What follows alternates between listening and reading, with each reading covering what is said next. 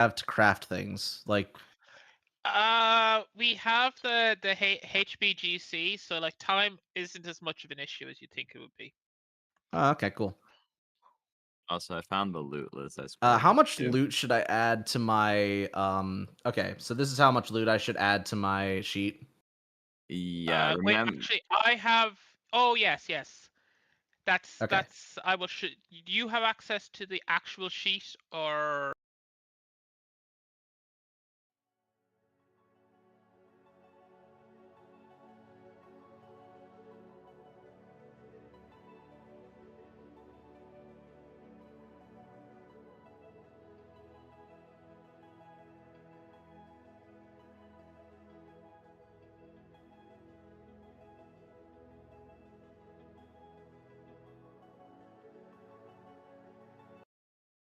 Not finishing that. Yeah. It's not even Then yeah.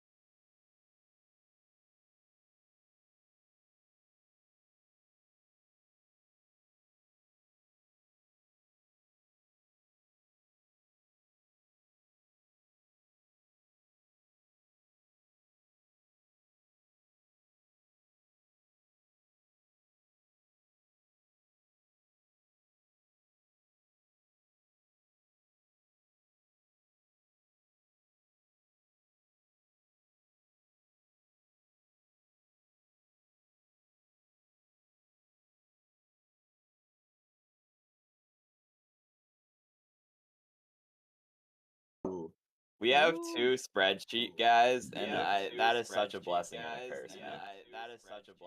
Ooh. Oh yeah. You see, I'm a spread. I'm worse slash better. I'm the spreadsheet guy who's been like, no, I've got to make the spreadsheet do all the work. Oh yeah, no, I just do it manually. My friends Ah. say that I'm a masochist. I just beat my head against the wall until my tasks are complete. All right. I believe that is correct. Okay, so is Neat. that in addition to the previous thing? Because I spent money Oh from no. that. This is updating. So look at the Yeah, difference between the so two things. Okay. yeah, subtract Wait, That's I will subtract the two just to give me a get the second. difference. I will. I will well, I update have how the much. math for what I spent in my sheet. I was just making sure that I was reading it correctly. We good? No, it's okay. I will give you the update of how much extra you getting. Okie dokie, sounds good. And then I've got to add my heart-seeking amulet to it, so that'll be 1.5 times 3k. So that's 4.5k.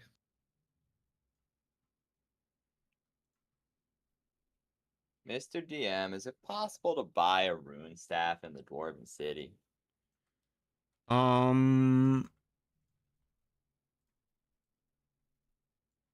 I don't think those What guys are very kind of magical. ruin staff? Like literally any of them. I'm not gonna be picky. If I get any wizard spells, I'm happy. Okay. They would probably have like some earth baloney, like The Earth. low tier transmutation one? Earth Question mark. baloney sounds not very good. There you go. I'll send you the one I'm thinking of. Thank you very much, There. Define. There you go. Oh, and finally, the adamantian staff. If we fix that up, what's inside it?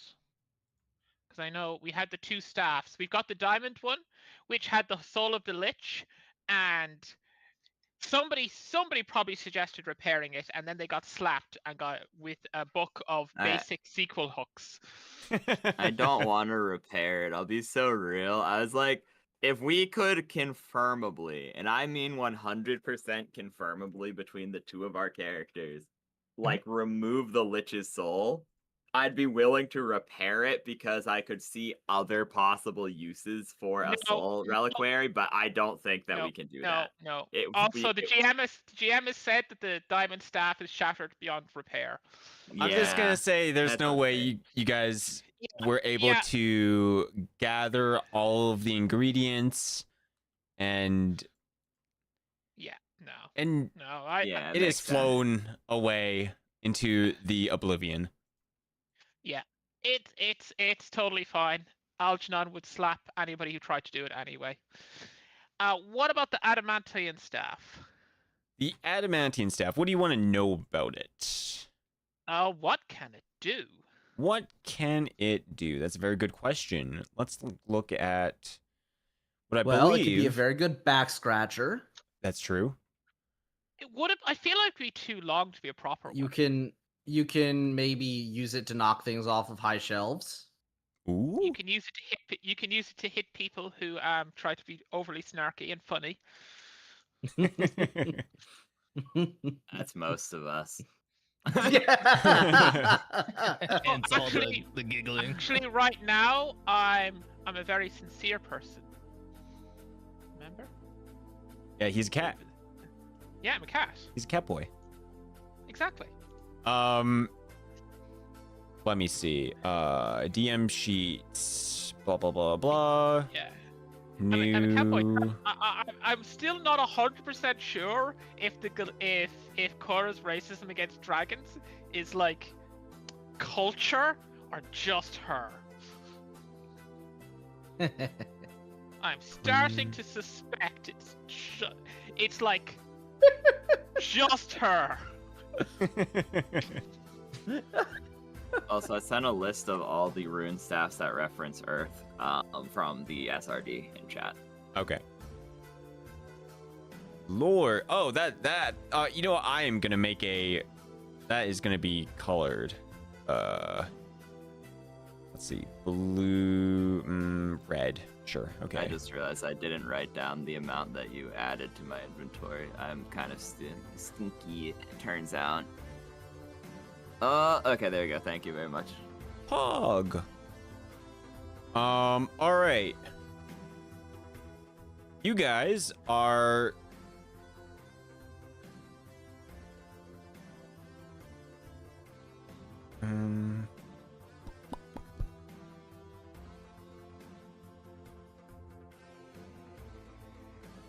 Hell yeah.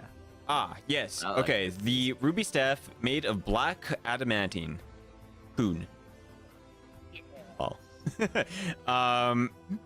It is each round. It is able to cast a buff that the caster knows. So most likely a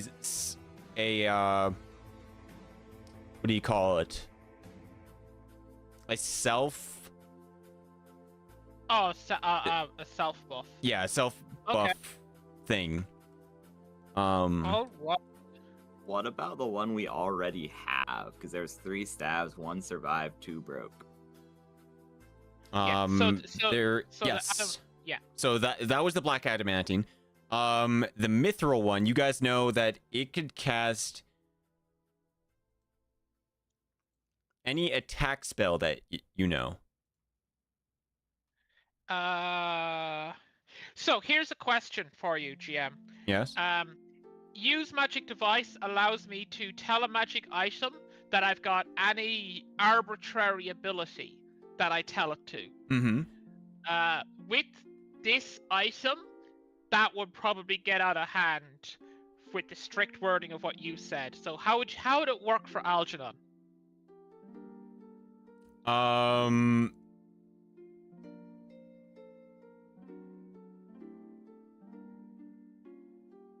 Give me an example. Say if you try. Okay, so I want to cast a, say, fireball. Mm-hmm. I will roll UMD to emulate having a class ability. Mm-hmm. And I'd say, hey, I've got spellcasting, I can cast fireball, and the staff would go, sure. And I would have to make a UMD roll, use magic device roll, and I think it's 20. The DC is like 20 plus the caster level I need to be. Mm-hmm. Okay. It gets out of hand. So it is emulate a class feature's DC 20, and then if I want to emulate a particular level of a class feature, which I would for, say, fireball, I would say DC 30, I'm a 10th level wizard casting a fireball. And the staff says, yep, checks out, Mr. Algernon, and throws at them. Yeah, you probably say, oh yeah, it checks out, and then it checks your spell slots, and it's like, huh, that's weird, you don't have any spells.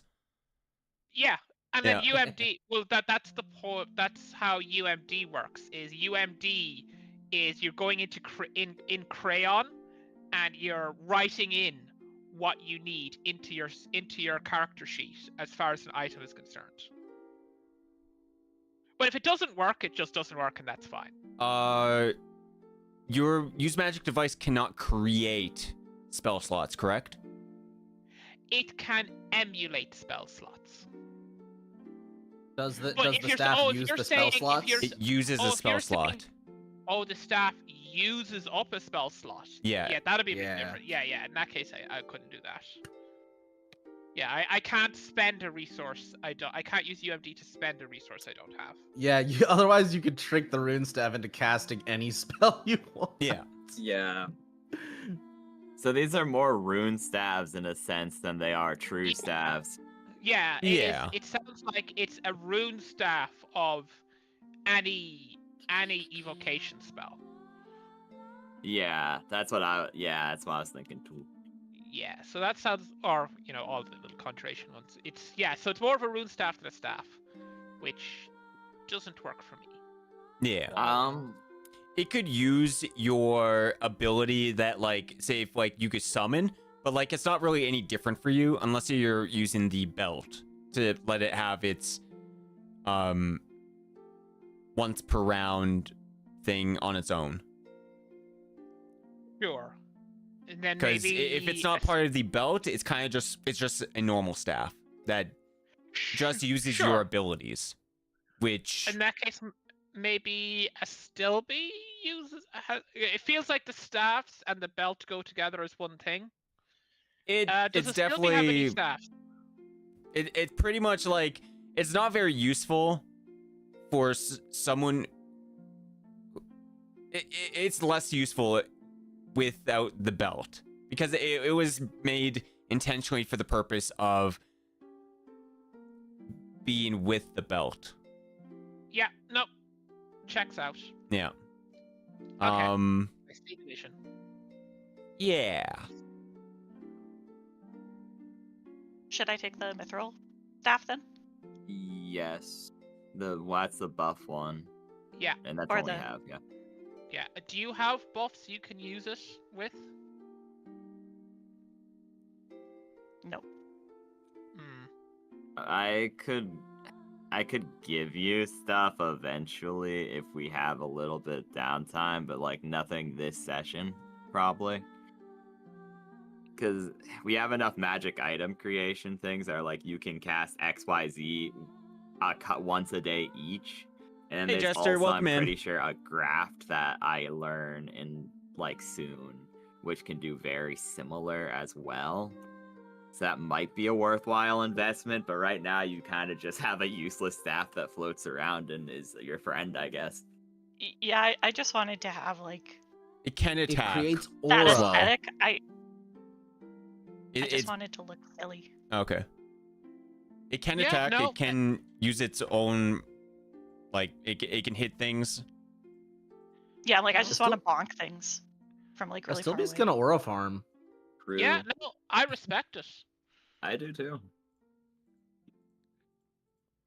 Can I assist in this actually by like God, if I use the HBGC, in theory we could craft a level 1 staff for like GM. Yo. Your resident horrific munchkin is gonna chime in and say no. This is where you rap him on the head and say bad. I just want to make one. I'm not making hundreds. I want to still be one spell. I know Okay. mage armor. Also, I don't think I have. What level are we? We are level 12. Yeah, I don't actually. 12. I just also straight up don't have craft staff. Oh, we don't. Oh, that's rip. Never mind. We're good. Yeah, let me just check. I don't think I get it. Yes. No, I don't No. get craft staff until 12. You mean the level that we're at right now? Yes, but I'm at level 12. The dwarf is not. 10. Oh. Yeah. What level's the dwarf? He's level 10. Yeah. Same Ah, with the 2 levels Atrokal. below you. Yeah. Yeah. You can use a feat to get him up 1 level, and you can do like full 10-minute explanations, and the GM shoots you to get one that's actually higher than you. Yeah. But then you're dead because the GM shot you. We could just buy a staff. Yeah, I wanted to buy one for me anyways, so he could just BS beginning of session, be like, oh, we're gonna go fight the Avalancher. We forgot we had this stuff to sell. One sec, guys, let me teleport us to Dwarbear. I just assume in the downtime we've done all of that. Because kind of, did we? I mean, we didn't do any Yeah. combat in the Goliath village. Yeah. Oh, we're definitely not selling all of this in the Goliath village. Well, no, but I mean, like, the point is we wouldn't have had it for any combat since we had our downtime. Yeah. Oh, yeah, that's it. We haven't had any combats yet. Yeah. The problem is that staffs are very expensive. They are. They are. They're very expensive. Yeah, I honestly might just say I'm skipping on mine, and then honestly, sorry, still be we two Oh, yeah. levels, and you get mage armor. I promise. I'm okay. I just want to have my little floating friend. I presume my rod of surprises can just like float behind me, right? Or do you gotta like attune it to the belt? It probably works for a rod, I would say. I know it says staffs, but it's kind of almost the same thing. Yeah, I'm like, well, they're both Long sticks. stick. Yeah. I'll just make the rod of surprises extend, and it's like, ooh. It starts Sad. getting fucky when the stick is pointed or sharp. Is a pointed stick not a stick? It is, but it defeats the purpose. Eh, I think it's cool. Staff is for bonking, not stabbing, not slashing. I don't know. Look at a still. You just pick up a Stilby and she looks really sad when you're told her spear can't be used, and when you tell her it can be used. He can be used. Little smiles. Do you want to make the Stilby sad? Yes. Oh. Aw. Harsh. Well, That's what you get. It's what you get for being chaotic neutral. While you guys are all talking about this, talking about the logistics of making use of this really niche belt that only the Lich was like really taking advantage of.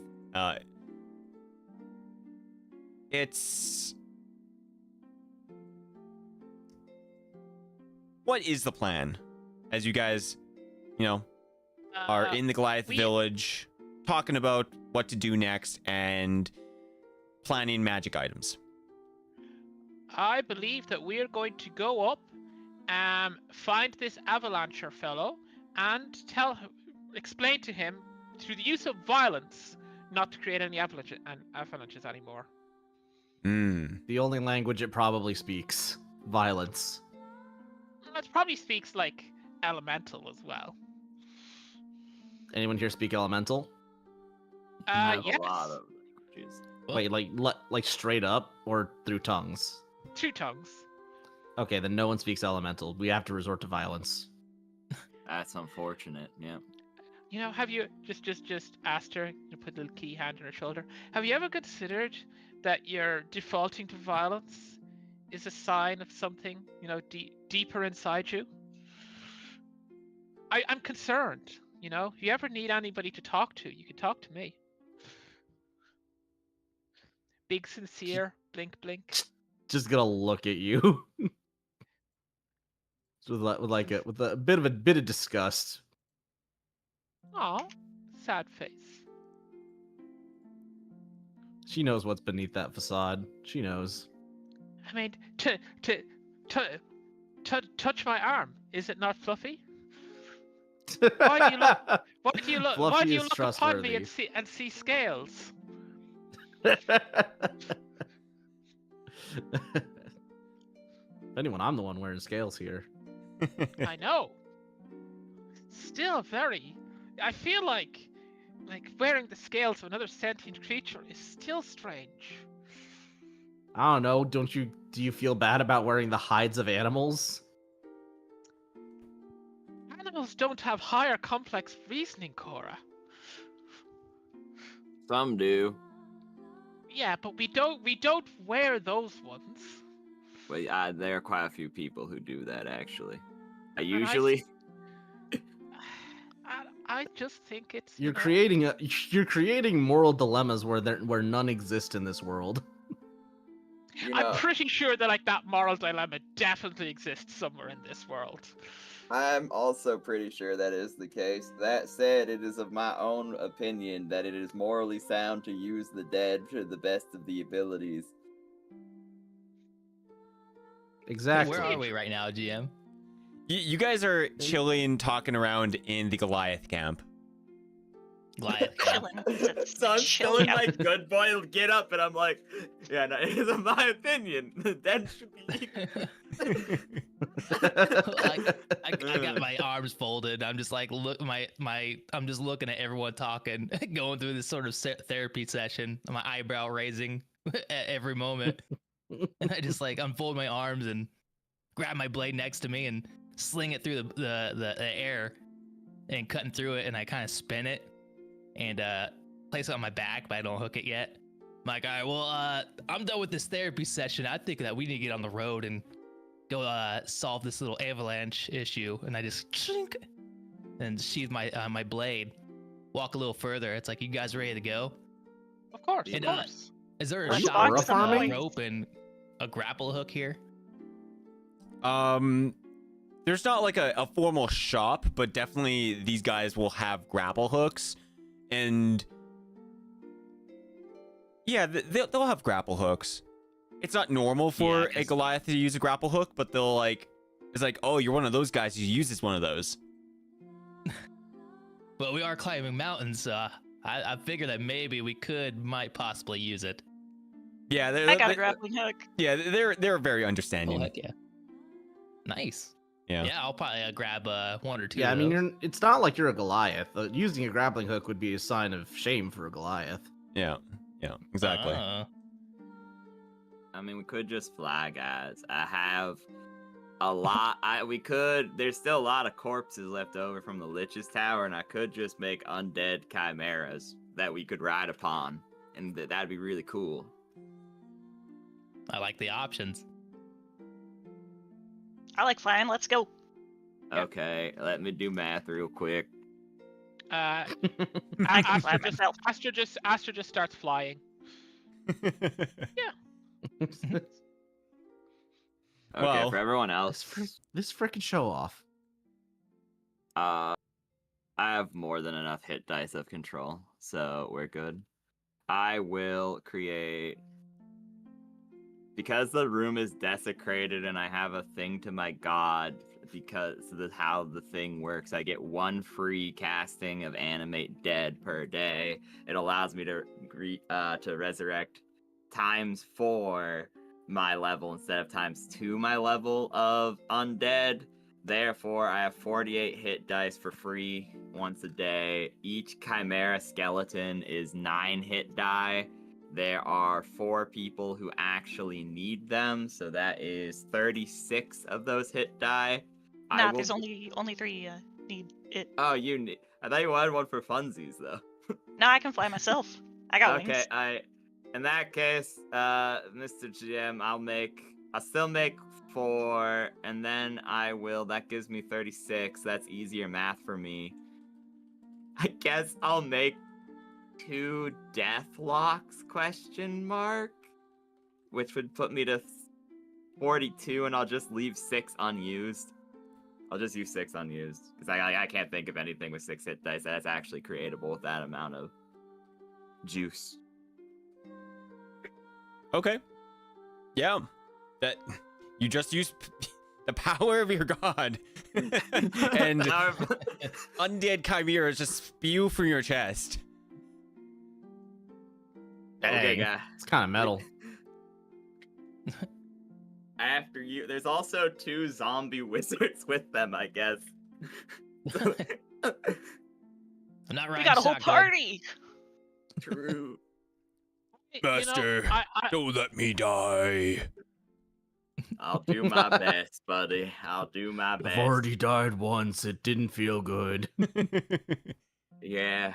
I don't want Chimera. to go through that again. So I go ahead and hop up on it. Do these things smell at all? No, they're skeletons, meaning they're picked clean of skin. Skeleton. Okay, cool. All right. I'm ready to roll.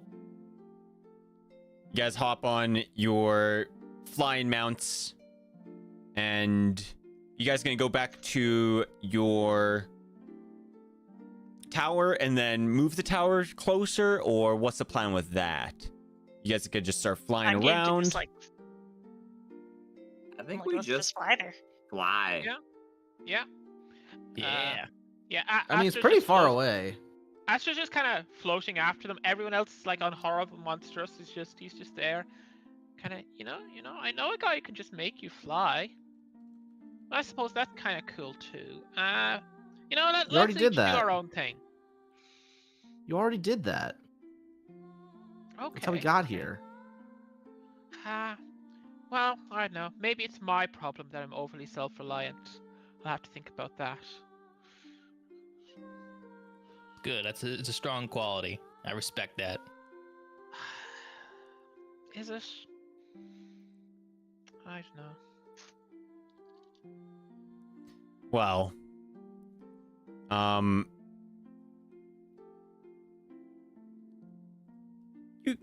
Corey is gonna be able to tell you guys where this avalancher is, and Yes'ms. it is.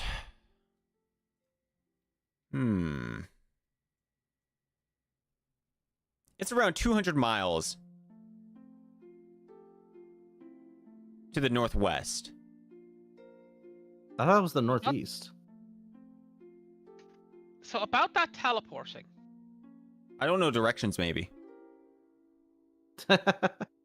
Yeah, I guess we're bringing the tower closer.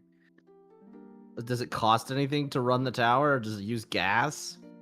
No, it doesn't. Don't worry. Yeah, don't worry about it. It's environmentally sustainable, and we don't know about. And at this time period, we wouldn't know any different. That's true. Don't worry, guys. It just uses this massive diesel engine that I bought. It just uses 12 V8s. I had to go hunt 5 dinosaurs over here. Just, and then all of the things that's just like, see, thing is, what they don't know is that all of that is just for the rumble feature as they teleport, and it goes back inside, and it's 3 AA batteries that actually run the tower. Pretty much, yeah. Well, dude, AA batteries, that's bad for the environment. the real question now is where to teleport to. On top of the guy, and then smush him. He went instantly. Send him into the sky by teleporting under him. I think we just go a little bit of the way. Mm-hmm. Yeah. And then we go out because we don't want the tower to be avalanched. That's true. That's volcanoes and avalanches are its 2 weaknesses actually in the warranty. I pull it out. Wait, you mean you didn't insure us for avalanches? I did it. Okay, I thought when I said, guys, if we go 40 feet next to a volcano, we all fucking die, and we have to willingly choose to do that, they would assume, oh yeah, maybe the lava flow or massive ash falls would possibly be damaging to the tower as well. Look, it was either get insured for avalanches or insured for blue dragons attacking us. In order to settle grudges that nobody else knows happened. And you know, like, I don't know. For some reason, I just felt like one of those should be done instead of the other. All right, so Whatever, where I'm to not- teleport I'm to? not micromanaging. Within like Let's 5 see. miles, question mark, maybe?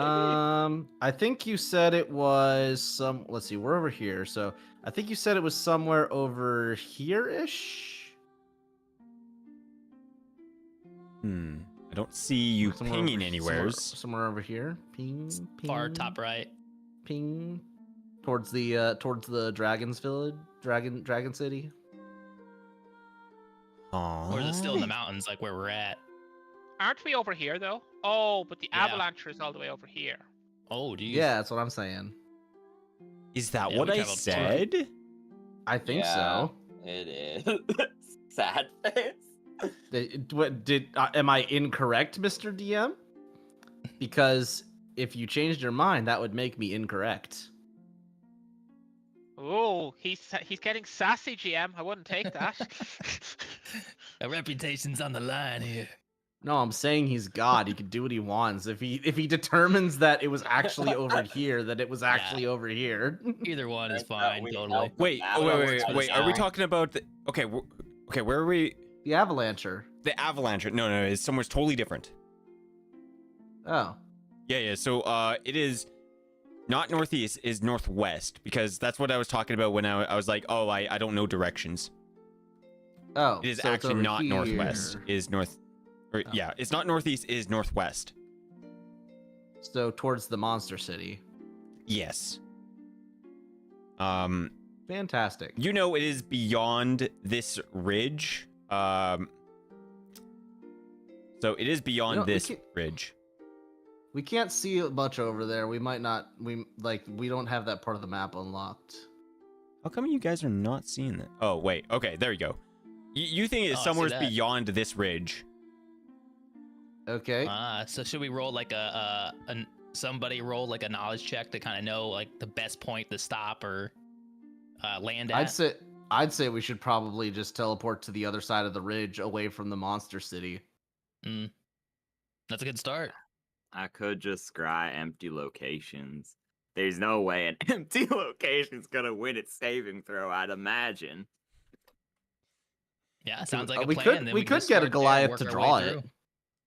Oh yeah, that would make scrying easier too. We could just say, draw this, scry, we find the perfect location that's far enough away from everything, and then we do it. That gives us a day time to prep anything anyone wants to do too, because I could rest, prepare like a bajillion scribes, and then we find the location, teleport, boom.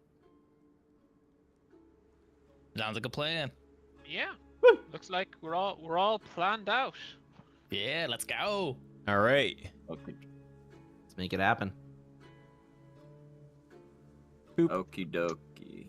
All right. So you guys spend a day, kind of.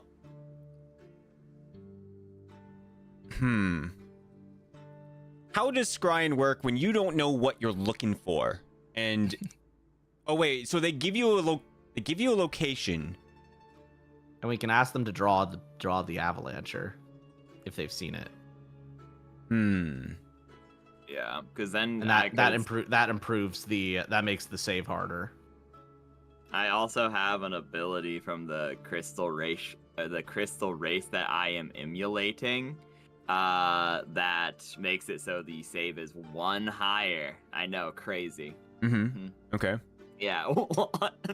Anything that that reminds boosts me, that I need DC, to- baby. I need to What? get a emulate race thing. So they start drawing a picture of this thing. And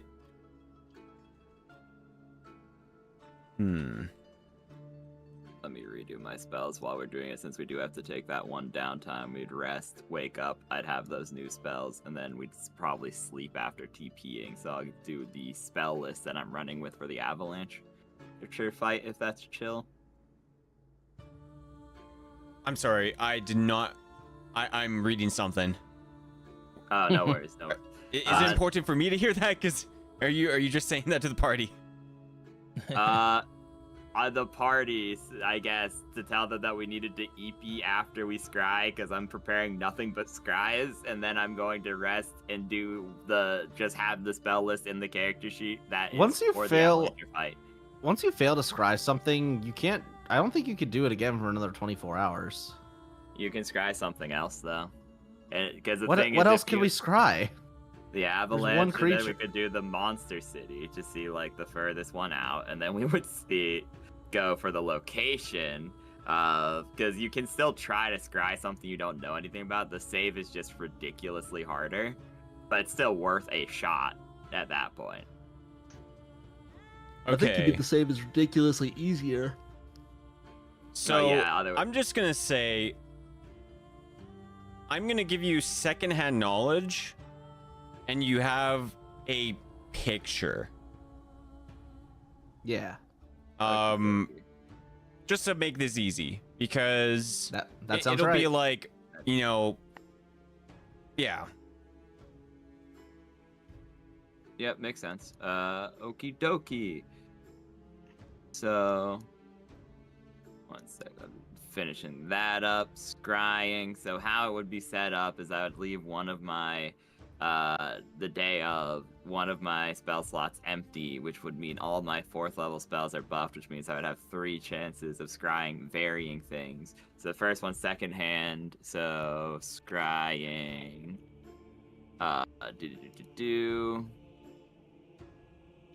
Okay. So second hand is it gets a +5 to its will save, and I have a picture, which means it gets a -2, meaning it has a +3 in general.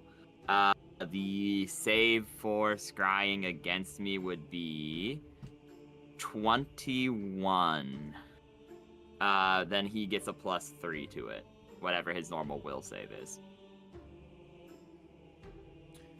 Okay. So effectively 18.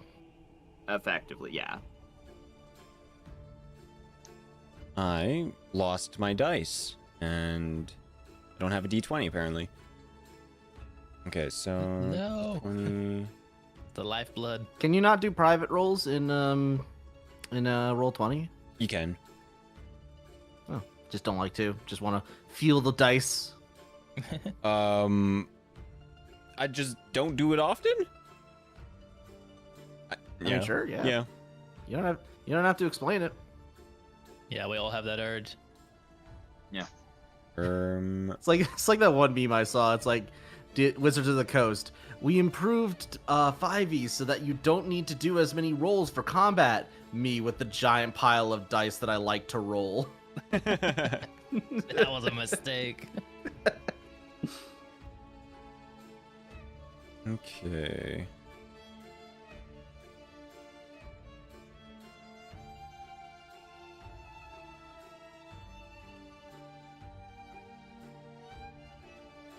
I like the music, by the way. It's pretty chill. Thank you. Yeah. It's from the tabletop audio stuff from just like Roll20. Nice, nice. Yeah. Nice. Um. I'm listening to some acapella right now. Ooh. You scry on this thing, or you scry. Wait. You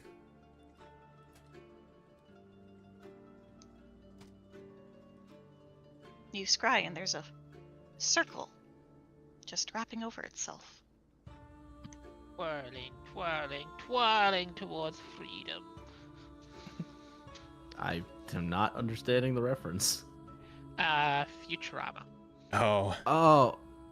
Oh, man, I don't remember that episode.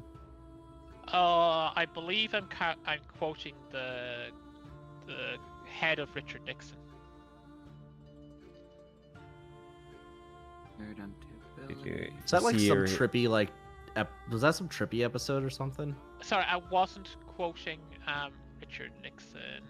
It wasn't the Futurama, but in my defense, it was The Simpsons. Oh, that explains why I don't know it. And that's Bill Clinton? George Bush? No, Blue Tie. It's got to be Bill Clinton.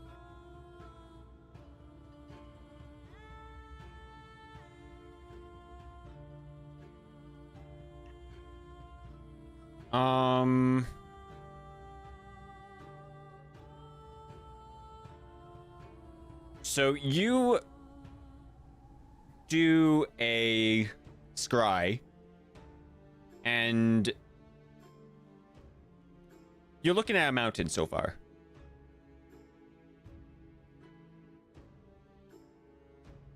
As is the avalanche are just like some religious symbol for the mountain itself, and avalanches cascading down it, because I'm scrying on the mountain, and there's just mountain. You know, it's actually a decent question. No, man, I was told that it was a creature that went and killed people. So By dropping rocks on them. you can make me a knowledge. Oh, you fucking bastard. That is a. That's a I very don't think I see that in different. my skill list. Yeah, that's the special. That's it's a special skill. Yeah. No, Very specific knowledge. no. Okay. Notes down. Knowledge marshals. Oh man. My time to shine. Make a Arcana check. Will do, DM. In 5e? Huh? Yeah. Knowledge Arcana. It's called Arcana. Okay, Knowledge Arcana. It's called Arcana in 5e. Oh yeah. Jester said, "I can't believe it's one of those urban myth critter turned real scenarios." Damn. Yo, true? So, Crazy, true? Aster,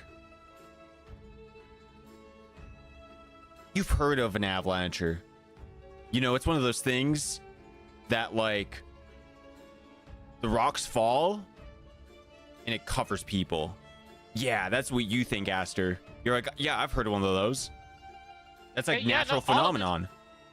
Yeah. No, that adds up, right? Yeah.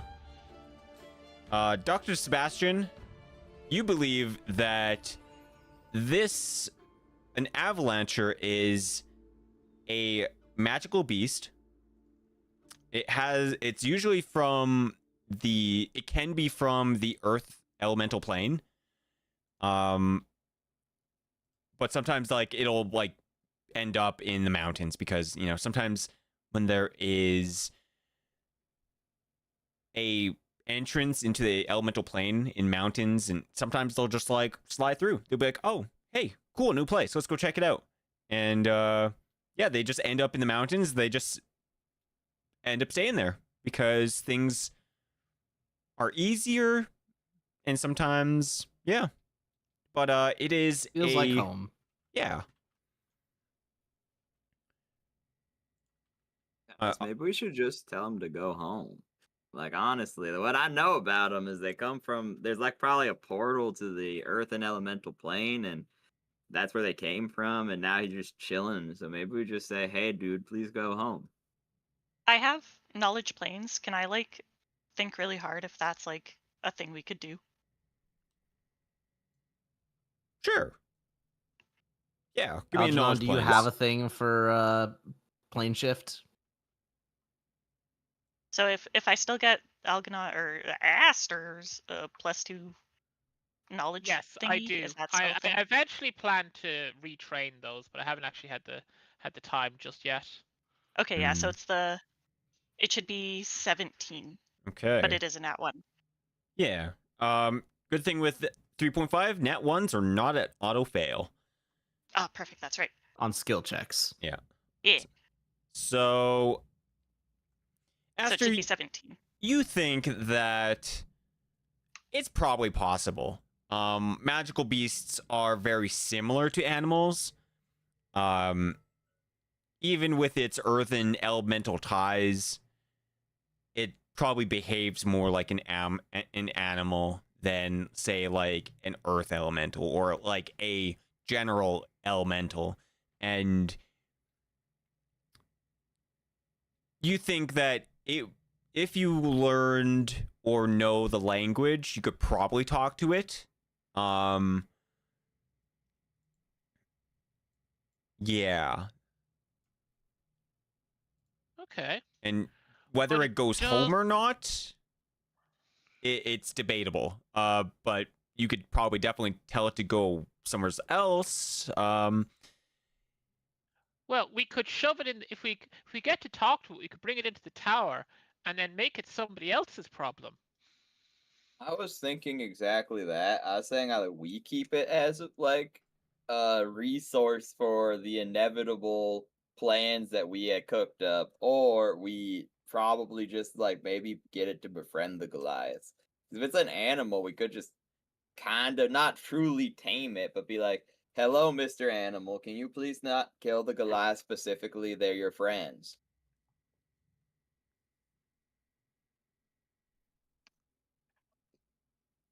Or it's just a wild animal and we kill it because it's a wild animal that's killed a lot of people. That true. Honestly, I'm down with either. I just want the path of least resistance. Um, Well, Aster, Yes. you believe, or fuck, not Aster, Astilby. I'm not used to the, the names, Yeah, man. yeah, don't worry. We're both flowers. Yeah. Astilby, you think that these creatures are more intelligent than the average animal? Yeah, I'll tell Not your everyone, average like, bear. yeah, smarter than your average bear, folks.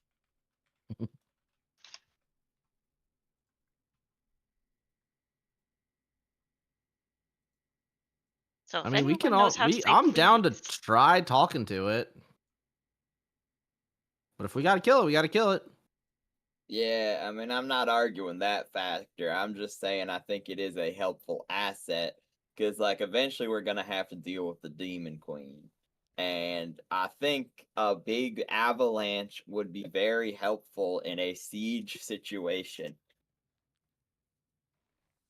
They are at the base of a Yes. mountain. That's kind of, yeah, that's like, I don't care about killing animals that kill people, natural order, that sort of thing. But in this particular instance, if we can benefit from the situation more, I think that's better. But like, if we can't, I'm not gonna be like, guys, it's immoral to kill the avalancher. It's gotta go if it's gotta go, man. I understand that. It's an invasive species. We're doing good. Mm-hmm. I mean, I've accepted that this creature is either a wild animal, in which case it needs to be dealt with, or it's a sentient being which has actively committed a large number of murders. What do you think, Samuel? Actually hearing all this stuff, my eyes start to harden a little bit, and I grip my sword. It's like, I think that we need to go stop this thing. If it's killing people, then we're taking it out. Period. Or I am. I'm just getting more fidgety and stuff like that to go meet this thing. You guys can Meat tell is that a funny word. Do what? Meat is a funny word considering your stance on this. Yeah, true. I just want to shake its hand. I just want to shake your hand. But yeah, I'm ready to go find this thing, teleport over to it, and let's search for it.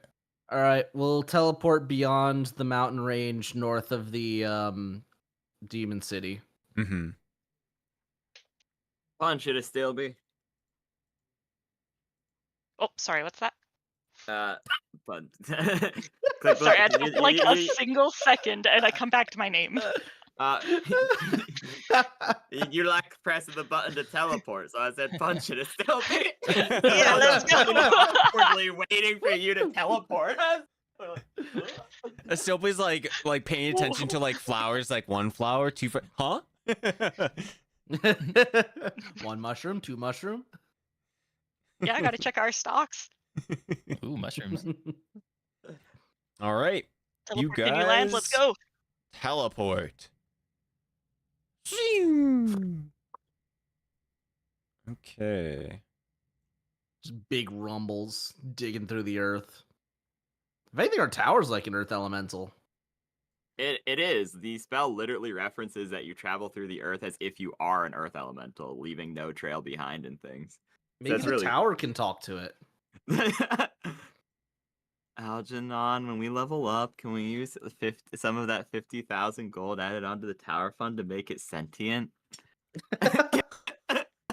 Can we make it a sentient magic item, Algernon? Algernon, can we have a pet tower? I want to talk know to what? it. I promise we'll I'll think take about care it. of it. Also, right now, Aster, the whole thing. Algernon's this dragon guy. He seems pretty cool, though. We're not in the village anymore. We're in the tower. I like the method acting though. So Aster, could you pass along a message and possibly will. enhance it for me to make it more I will. convincing? Of course, I will. Thank you, Aster. Much love. Yeah, makes little heart hands. Makes heart hands back. Okay. groan. Well, you guys Ugh. have arrived. Cora, you got competition in this love triangle. What? Stop shipping us. But the friends to lovers rivalry. It's not What- wait. happening. Why I does it read have some to of be, that. why does it have to be competition? I've love in my heart for all of my friends. Aha, so we've got a polyamory, polycule. Also, need I remind you that I am technically married? You're what? And- I think it's literally like one nod there for that. It sounds like news to everyone. We just went through a whole thing of me meeting up with my kids. I You got technically kids. didn't You never stop. said you had a husband. Yeah, Or why what? didn't you No. meet up with them? I didn't really care to. You're not helping your case here. Look, So you're just 'cause saying you're in we're a s- loveless marriage. Just because we're estranged doesn't mean we're not like in a sanctimonious relationship. The only thing I know about this is what I've read from the Dojin room. So I mean, you're not helping your case. well, speaking of that, they have. I was speaking with those recently, and they learned that the side of a mountain is called a step, and Yeah. well, they're having a lot of fun with the concept of stepsisters. My brain was going towards the direction of step on me.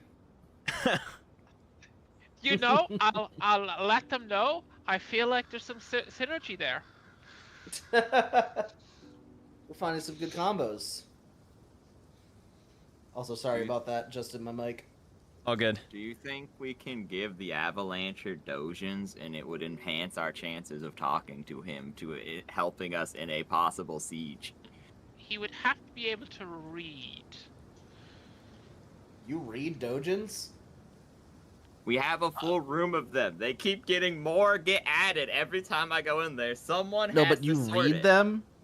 Someone has What? to sort it based off of the tags, and they don't say those on the cover, Cora. Also, of course you read them. What do you do to them? I mean, it's an excellent exploration of I look at the relationships pictures. and love. Oh, well, I suppose you could do that too. You're really missing out on the best parts, though.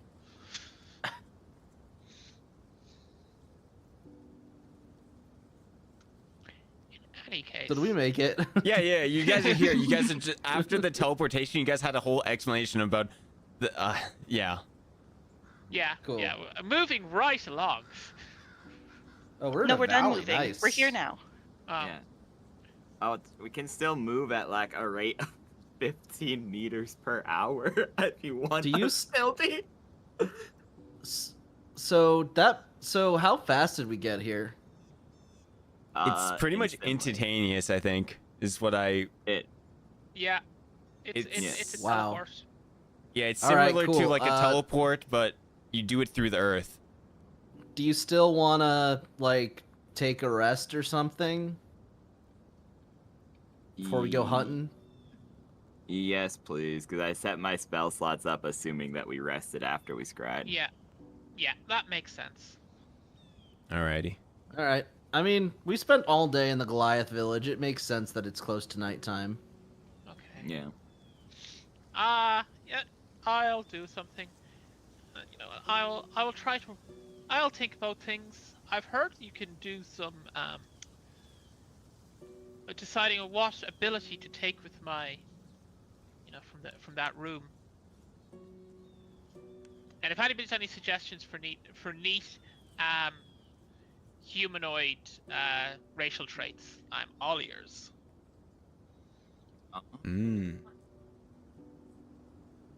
There's a lot of them. I thought you were going with spell scale, but also I don't know how helpful that is to you specifically.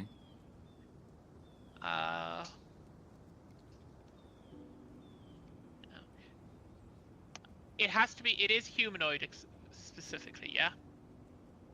GM. Oh, no, it could be any.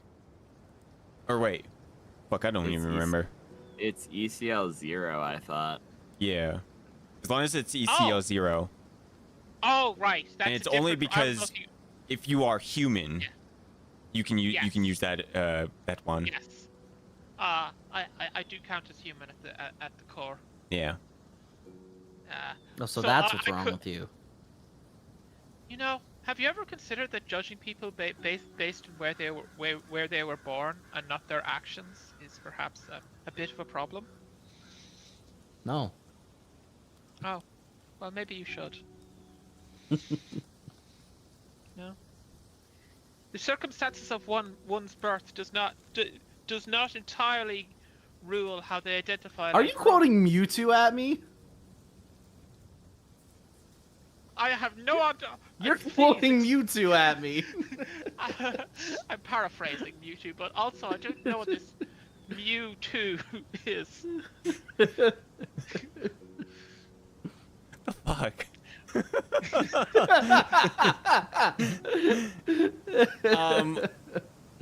Well, it's after like maybe more of like this talking.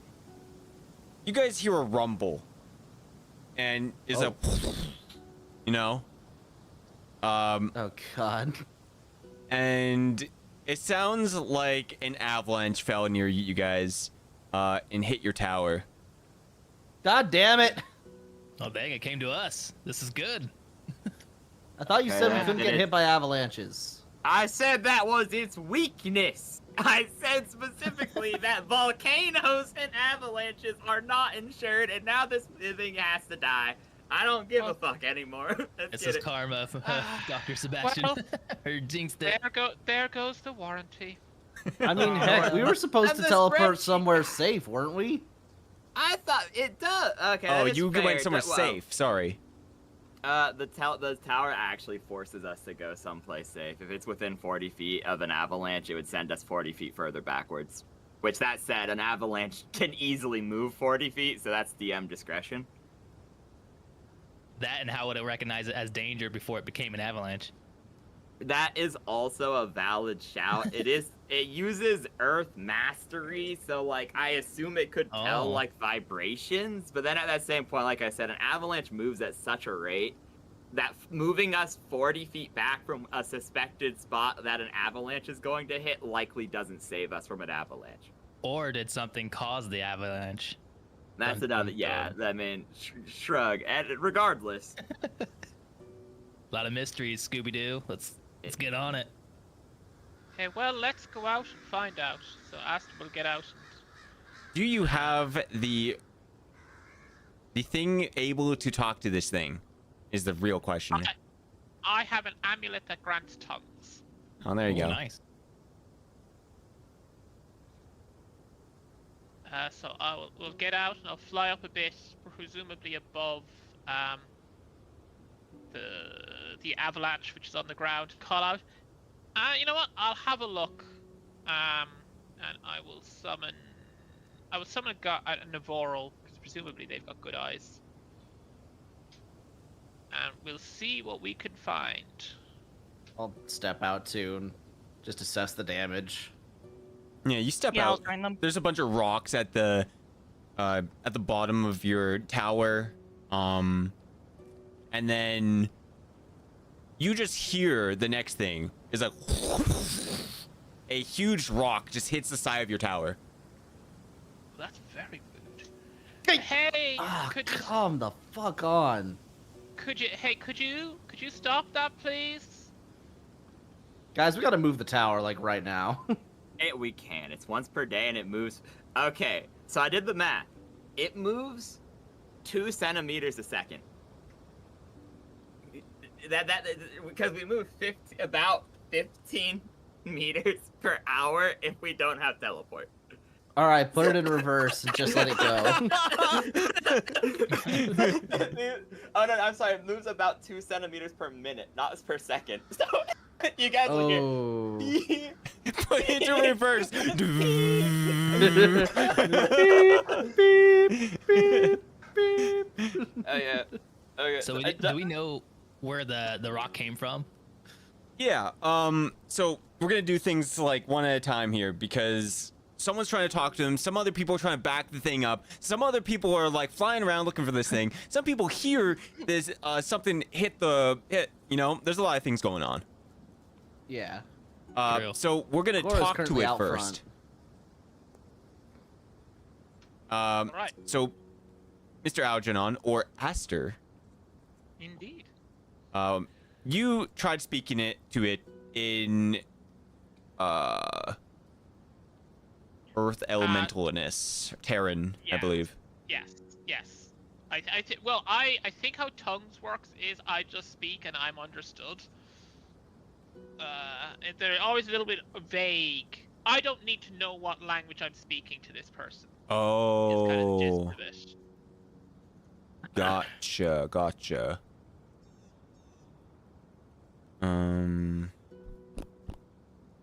Cool. Yeah, you just speak to it. Yeah. And it will speak back. Let's see.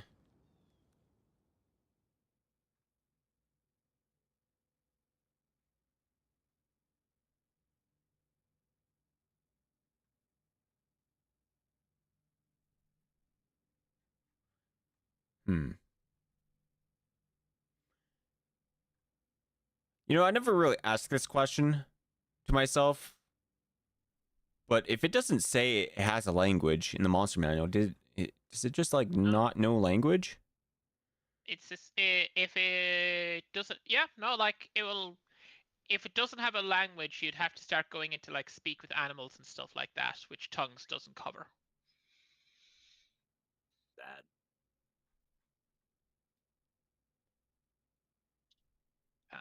I may Is there have like a something general else. rule for elementals? Oh, if it's an element, if it is explicitly has the elemental typing, then it will. Maybe. It is of earth type, not elemental type. Oh, in that case, yeah, no. In that case, it does not necessarily. Let's have a look. Yeah, because it is Yeah, a it doesn't. magical They do. beast. Yeah, no, it does not necessarily have a language.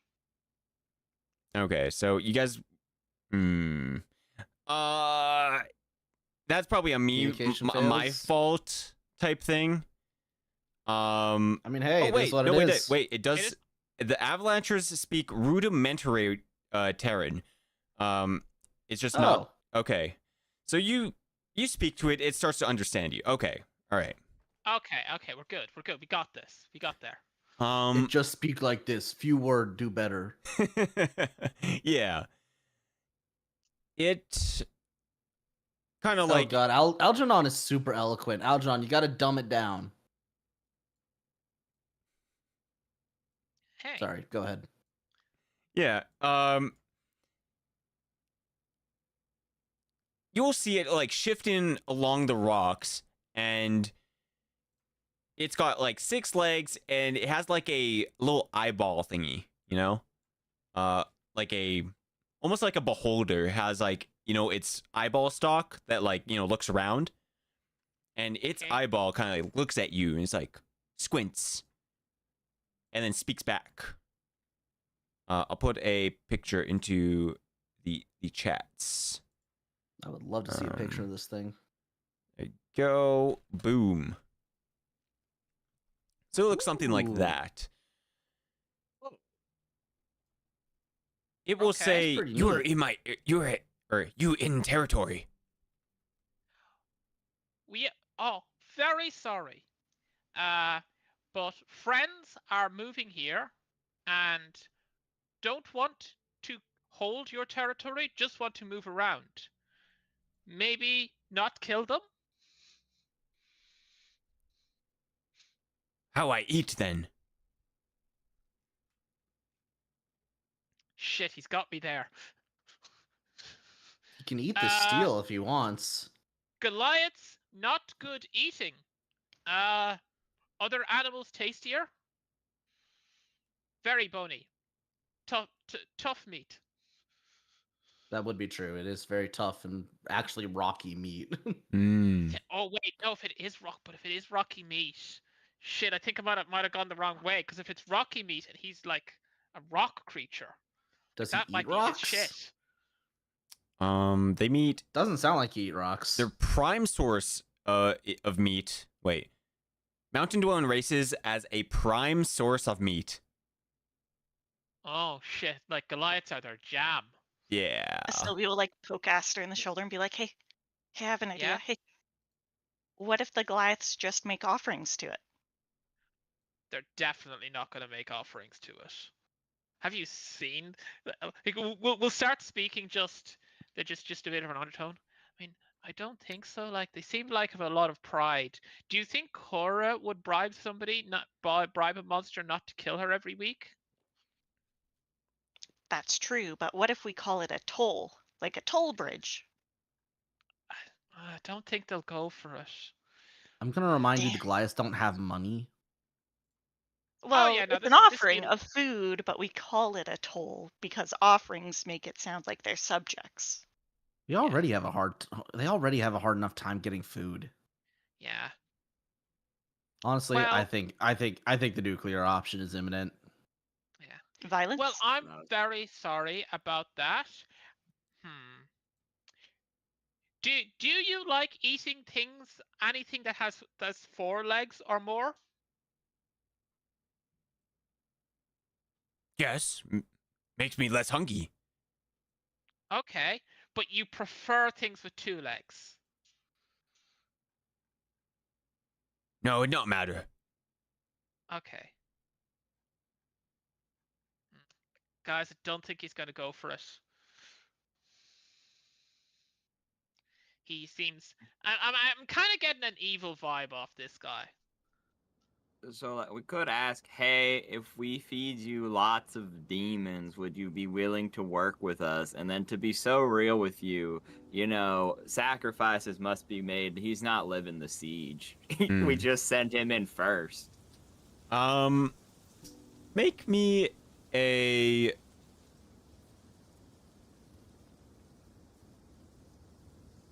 Ah, man, I was just looking at my knowledges. That's probably a planes check. Make me a planes check. Knowledge planes. Question mark?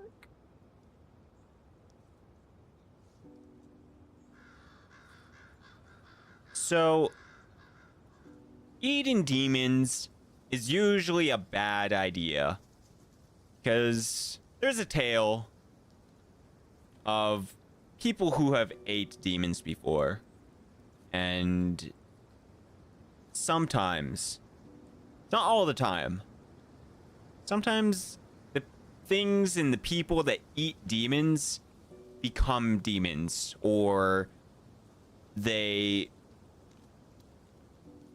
end up having features of demons, and their personality, the more they eat demons, the more their personality changes, and stuff like that. It's usually not good to always eat demons. Maybe if it was just one, it's not too bad, but there's always that chance. Yeah. But you do Who's talking know... about eating demons? What's that? Who was asking that question about eating demons? Oh, that was a suggestion being thrown out there by people who perhaps should know better. Aha. It's just, we don't care about its life. So, like, if we're not caring about its life, we could just say, hey, do you want to do this? And then do we really care if it turns into a demon, if it's already going to be an enemy to the demons? I just feel that, how to put this? An avalancher is very good for assaulting an entire demon city, but that would kill a lot of innocent people. And if Stilby wants to be the dark ruler of the lands afterwards, you still want that, right, Stilby? Yes. Yeah. Wait,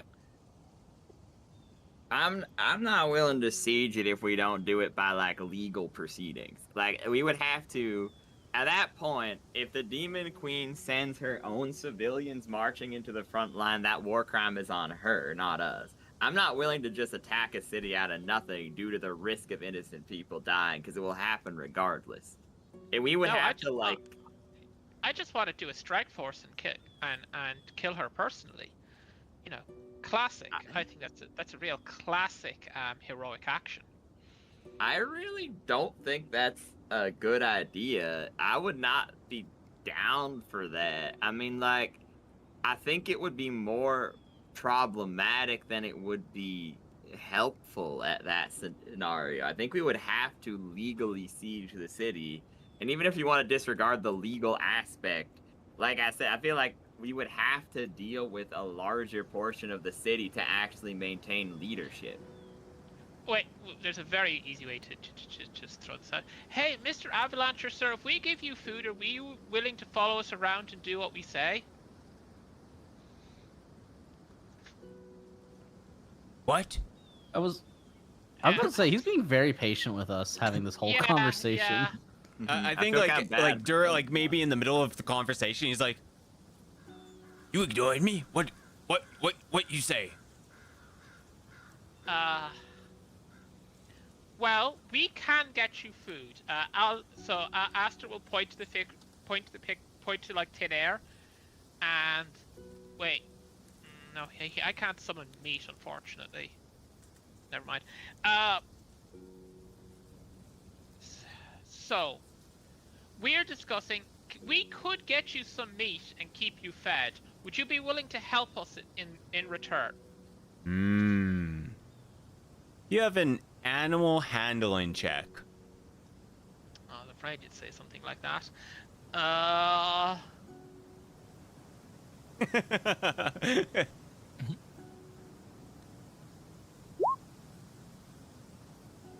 I actually think I'm not allowed to roll that because I think I have to have a point in it. But Oh yeah, it is trained only. okay, never mind Yeah. then. You try to, give it like, try to use animal handling, and like, you've heard of, it's that type of thing where it's like, oh, you do this way and this way, but you've never been trained in doing it. So even though it looks like you did well, but yeah, it's that type of thing. Yeah, no, I get it. It will, Guys, he's not. however, like, it will not attack you guys so far. He's like, I don't know, that's... You just feed me forever and keep me in cage. I not want to be in cage. Guys, he's seen through the ruse. I mean, I could take him for walks.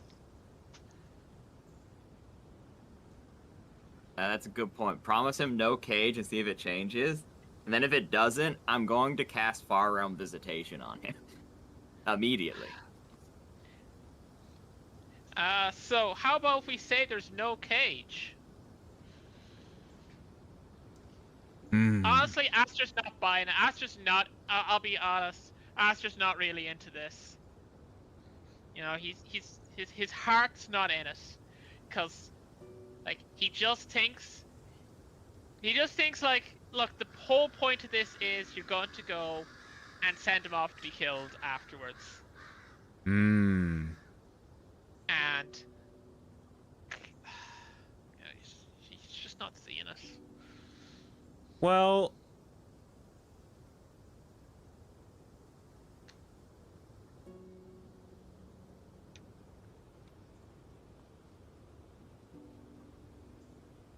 does anyone have handle animal as a class skill? Nope. No. Yeah. Unlucky. It is a class skill, but I just don't have a point in it. Yeah, or like, if I you, do. If you have a rank in it. Sorry. I have a rank. You have a rank? I have a rank in handle animal. Okay. He seems very wary so far. I know Algernon's diplomacy is very good, so that is able to make him more friendly. But Cora, if you would like to make me a handle animal check, we will see if you can tame this creature? Sure. How's a 15? A 15's not too bad. 15's, it's not terrible. Honestly, considering I do literally have one rank in it, that's pretty good. Yeah.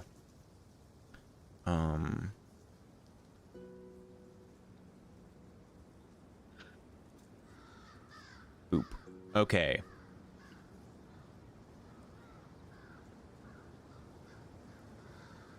Ooh.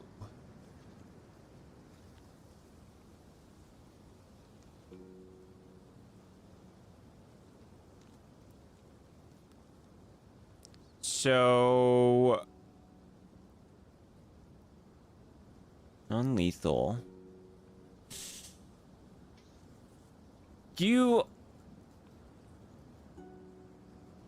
It's friendly.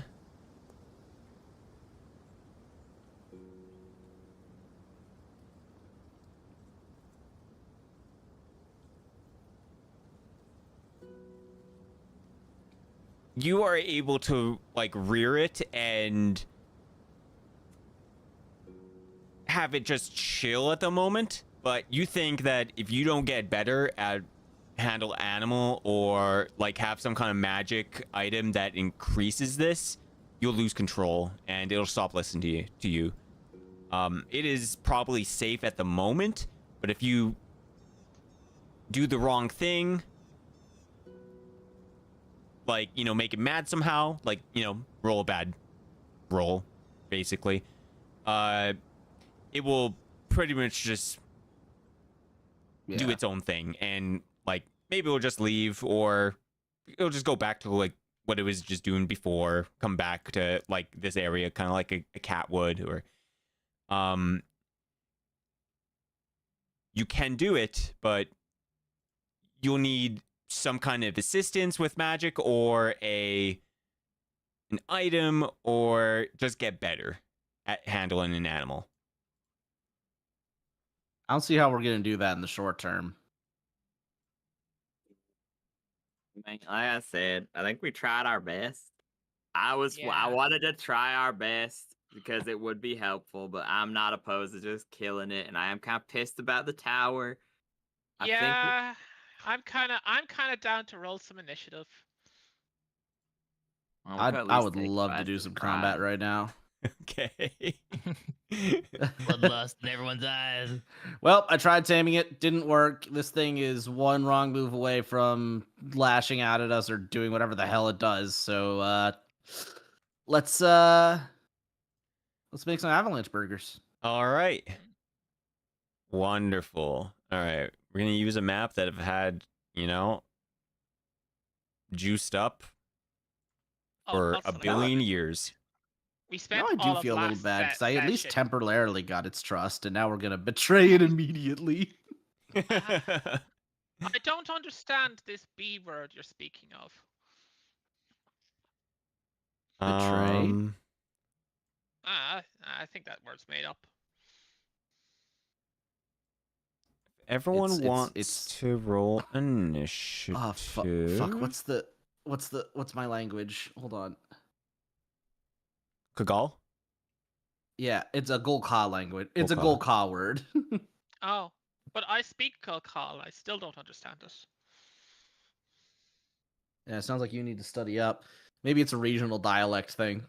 I speak your exact dialect. That's how tongues works. And yes, this word. Maybe, like you keep telling me, it's just you. Maybe. Maybe. Alrighty. Well, I know I didn't really explain, much about it, but it is a huge creature. And it's kind of cool. Yeah. Yeah. No, it is. It is pretty cool. I kind of. Also, we spent all last session being in touch with our feelings and discussing all our problems. So Yeah. This is true. It was a good time, and now I want to kick some ass. Exactly. Can't have all roleplay, can't have all combat. You gotta do a little bit of both. It What? says you attempted to use the roll command, looking for Oh yeah, value we of a gotta select our selected tokens. token. Yeah, I got Yeah. the same thing. Oh yeah, Can't no, select we my have to guy.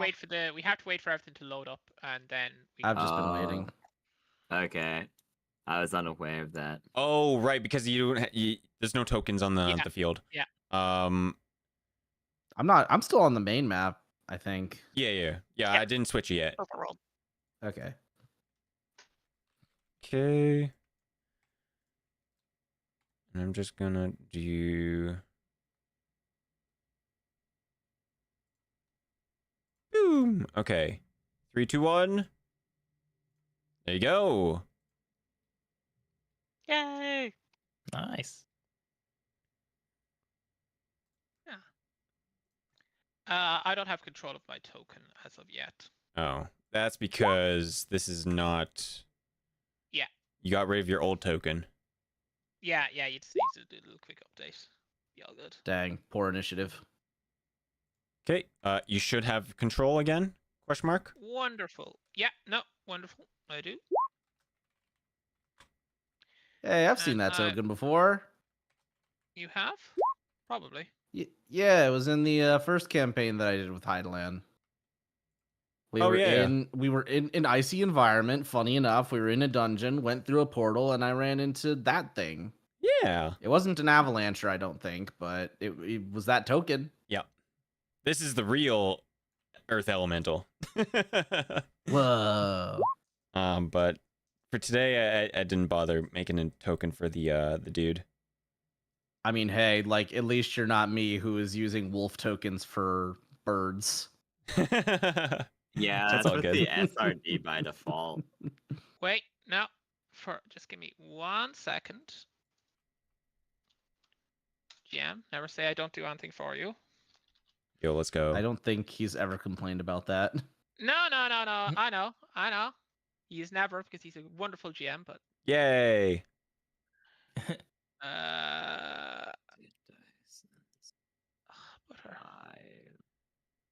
All right. We got the music. Everyone's rolled. There you go. Question mark. Everyone rolled, right? I rolled. At least. Looks like it. I rolled. I rolled. Okay, yeah, looks like it. A turn. Okay, yeah. Okay, let's do some rolling. Better get out my pretend dice over here. And D20. Pretty sure it has a 0, because it's big.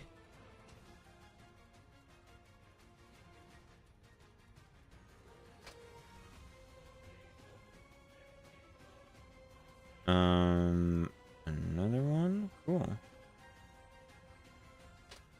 I also dropped a token in for you. Yeah. I do not see it. Did I put it somewhere silly? No, it's in Tales of FrostVirn. Huh? Oh, gotcha. I was looking on the map. Oh no, I'm not quite that slick. Okay. Cool. Yeah, I'm just preparing the token for my own summon. Boop, boop, boop. Doot, doot. Okay, upload, bong, boom, doom, dong. Alrighty. It is Aster's turn. Okay. Everyone is fidgeting, everyone's on edge, and people are just like trying to figure out when are we gonna fight this thing. Everyone's got bloodlust in their eyes.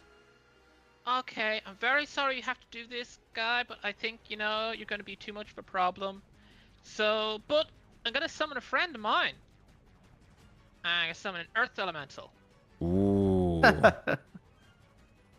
Elemental fight!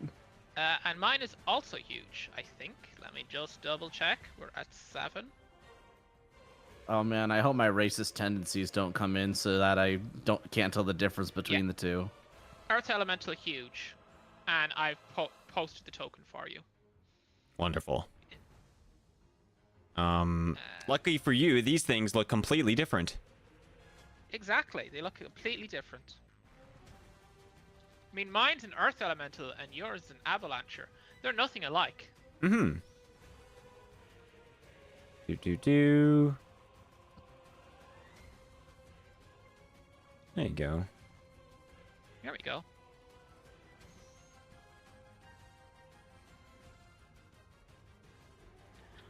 And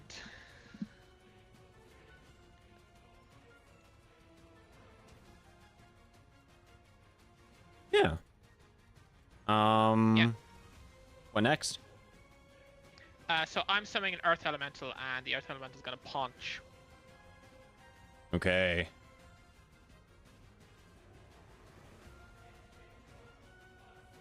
Boop. How big is it? Huge. It is I huge. got the upgrade. I got the upgrade. Damn. Okay. All right, so he's got 2 attacks, and because both sides are connecting to the ground, he gets +1 to attack and damage. Ooh. So punch 1, punch 2. Okay. Both will hit. All right. No, wait, not 20. They're good, but they're not that good. 19 and 26. Okay. And then Aster's gonna go up. That blue thing will be his height meter. The blue thing.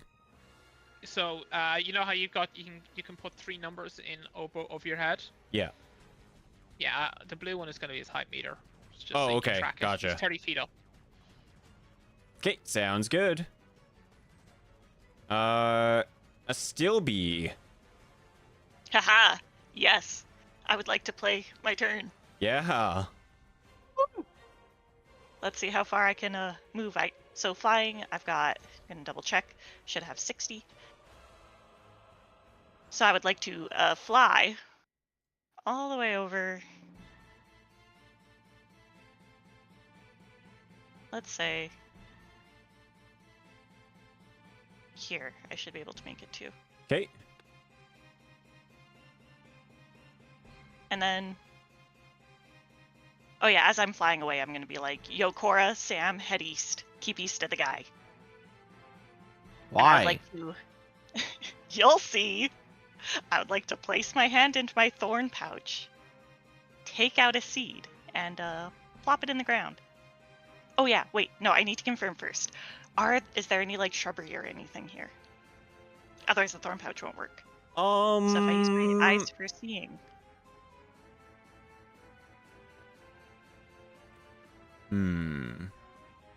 Like if it's completely snow, then I'll do something else.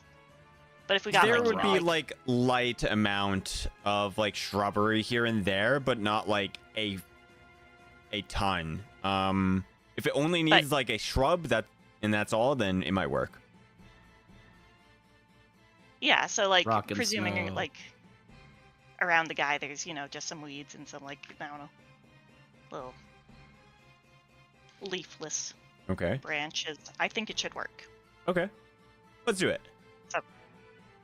Gonna pop my seed into the ground, and in one turn, Entangle will sprout out in a 40-foot radius from where I've planted it. Oh boy. My favorite. And then You said that's all I stay can do. east of it?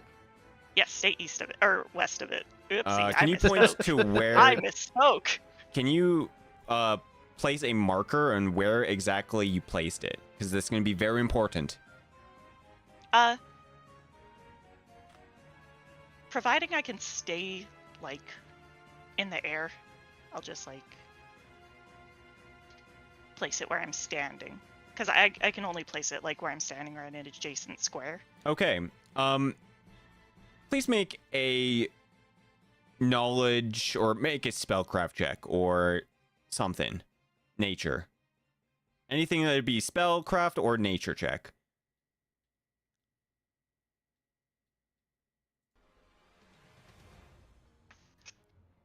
I do not have spellcraft or knowledge of nature. I only have survival.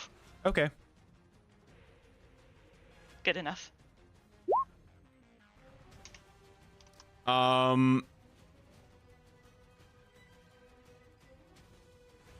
You've heard Entangle has a huge radius.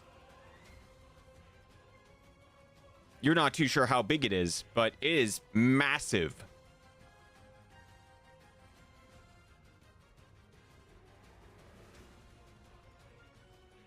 I am okay with this decision.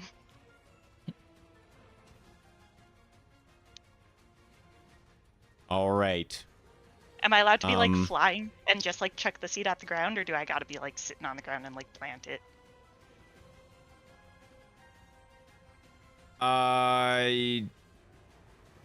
Because the thorn pouch just says like drop it in your own space or any adjacent square. It sounds like you just drop it. Okay, so I can stay flying, please. Yeah. Cool. All right. Well, you start dropping it, and you're gonna make everyone hate you. I'm dropping it. I would never hate a Stilby. Same, we're bros. Exactly. Dude. I want to be a little pissed. All right. Roots and everything start sprouting. Oh, it takes one turn to go. Okay. So Takes one it's turn. after one round, the thorn produces the desired effect, which is why I yelled at Cor and Sam.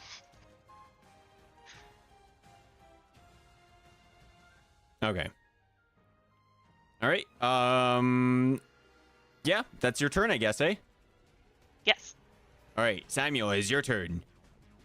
All right. I'm gonna let you It's gonna know be a little right bit of a now learning experience. that you've had enough time to watch it for 3 rounds. I'm just letting you know. Oh, true. True. That may have changed things. Let me see here. Yeah, I guess I'll go and move into move silently. Okay. And just get close to him for now. Yeah, sounds good. Hold on, let me find it. Okay. Bam. 38. Do it. Yeah, you think you're hidden. And I can move too, right? Yep. For when you are sneaking, unless you have a special ability, you move at half speed, which Oh, I mean, half speed. Okay. I mean you're pretty close. Yeah, right there. Oh, so you can just walk up that or climb or what? So this is a steep cliff. You will have to climb, Yeah. and climbing will require a climb check. Well, What is Samuel doing? Samuel is, I guess, climbing now.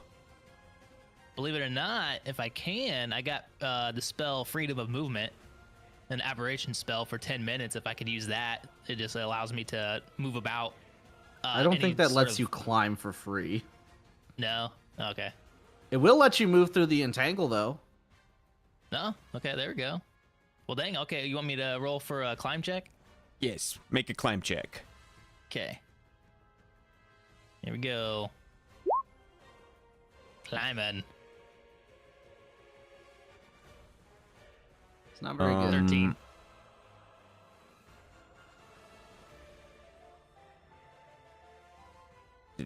Do.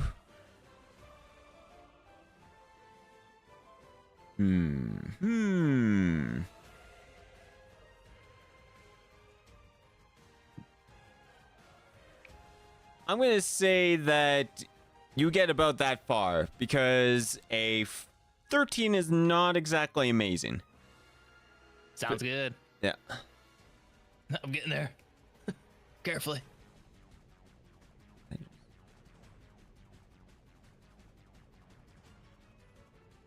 Actually, no, it'll be fine. Yeah. It's just steep.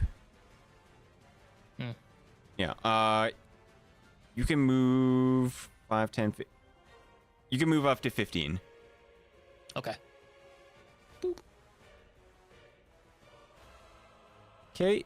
And then that's pretty much your whole turn. I believe. Sounds good. Unless if you did not do what you may call it, the cast the spell. Yeah, I'm not gonna do that. Okay. I'm good. You could do something else. So that is just your movement. You could attack it, or you could just chill. Yeah, if I attack it, that would make me noticeable. Probably, right? Yeah. Yeah, I'll hold off just for now. Okay. Are you hanging on a cliff right now? Yeah, true. Alrighty. You do also have your assassin ability.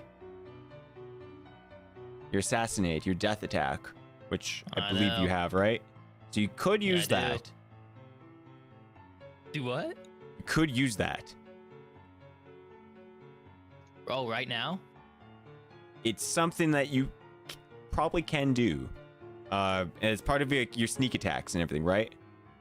Yeah. I mean, if I could pull it off right now, I'll do it. I'll do it. Yeah. So you would have to hit it and make an attack. Okay, now, is it possible if I could use my greater invisibility?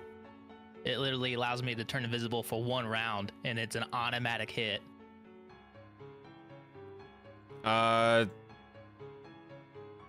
There are no automatic hits. Or whatever I read. It'd be flat-footed, but it's flat-footed anyway. Yeah, because according to you, you are hidden already, which makes you able to sneak attack. Okay, I'll go for it. I'll attack. All right. You can make me an attack roll. It is technically flanked, or it's flat-footed.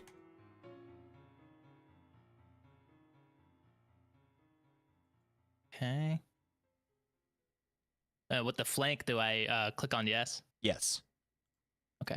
Flank, submit. Additional attack bonuses. I don't know if I do anything with that.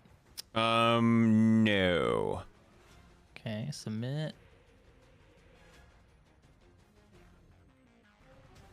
And then additional damage bonus. I don't do anything with that. No. That's what I got. All right. 26. A 26 is actually really good. That will definitely hit it. Yay. So, because you did a sneak attack and you analyzed this creature for 3 rounds or more, your sneak attack turns into a death attack, which after dealing an amount of damage, it will have to resist a fortitude save plus the assassin's class level and his int modifier. Intelligence, huh? Yeah. Yeah, class level plus assassin int, or the assassin's class level. So it is 11 plus your int. So that'd be 20. You have a +9 to int? It says, what, for the mod? Yeah, it's int modifier. Okay, 5. Sorry. Okay. Okay. So that would be a 16. So this guy has to be a 16. Oh man, roll bad.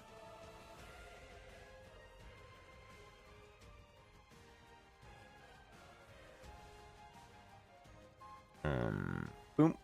Go for the heart, wherever that is. Ooh, okay. So, he resisted your death attack. Dang. Okay. If the saving throw fails against the paralyzation effect, the victim is helpless or blah, blah, blah. 26 rounds.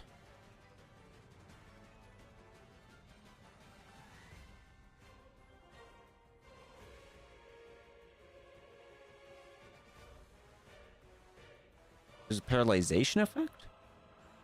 possibly wait. The sneak attack has additional effect of possibly either paralyzing or killing the target. Okay, so also you need to roll all of your sneak attack dice. Oh. Yeah, and that is also part of your sneak attack. Okay. So how many D6s is that? Let us look at your character. It should be in your class ability. 66. 66. Yeah. 66 times? No, 6 dice, 6 times. Oh, okay. I'll click on the 6 one, right? On the D6. Yeah. Okay. Yeah, there you go. All right, so you did a total of 18 plus 13, which is a 31. Hell yeah.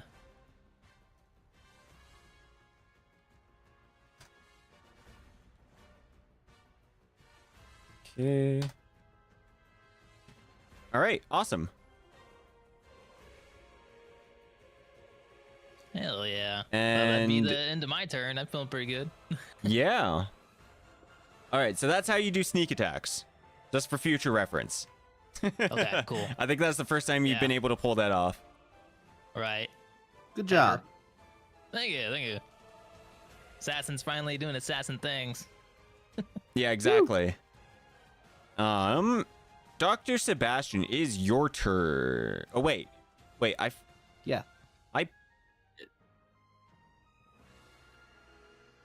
Wait. I made a mistake. Why is the... Is it... What? The Avalancher has an initiative of 12, right? Yeah. He should Why be is it going. at the bottom? What are you talking about? He's at the It's, bottom. of it's the beneath initiative me. for some reason. Oh, I didn't redo it. That's my bad.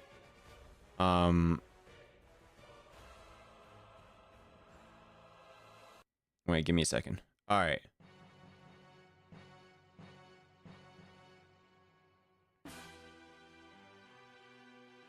I'm just gonna let you know this guy appears.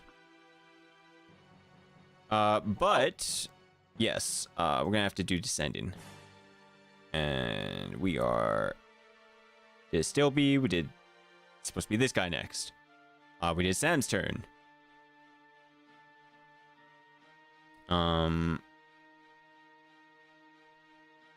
Okay, there we go. That makes more sense. Oh, God. We are going to use its special ability. Cause avalanche. No, another God, one. the Avalanchers. The Avalancher be avalanching.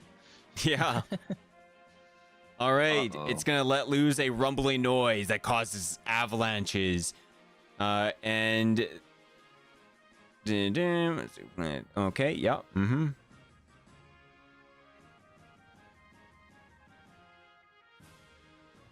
And it is just going to move towards you guys. And it just causes an avalanche. Brutal. You all within 30... Wait.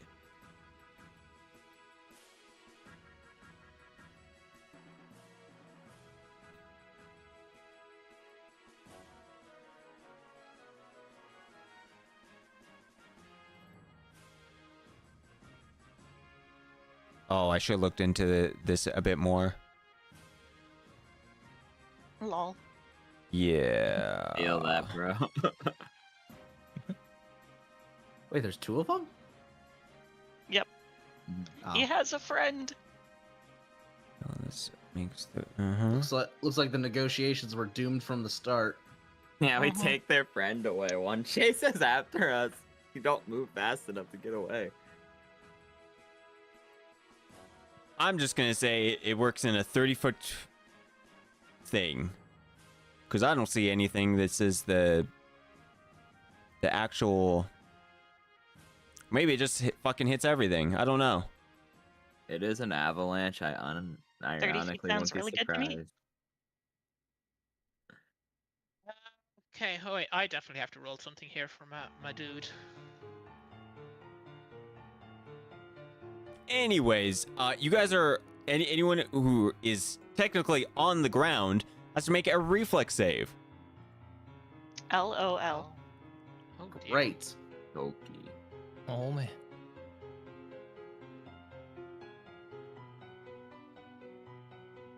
Oh boy. Where's there it is? This earth Come on. elemental is not. Mama going to needs be a able to go new back. pair of shoes. Backflipping. Yeah. Man. I You know feel what? Like the earth elemental's not going to be able to go Eh, back home. Uh No oh. shame. You know what? You know what? I'm gonna let it rock. 18. Okay. How high could this DC really be? No one knows. Definitely more than 5. Let's What? see. Like, Oh, you rolled more than 5? I rolled a 5. Well, the I earth thought cats elemental were is. supposed to be agile. Well, the cat is floating up in the air away from all of this. The earth elemental, on the other hand. yeah, Oh, you you're were little above. guy. Yeah, And by he's little, I mean. Aster's huge. about 30 feet above. Lol. Yeah. What's it called? Okay. So Samuel, you're hanging on. You snuck attack, and you just dodge.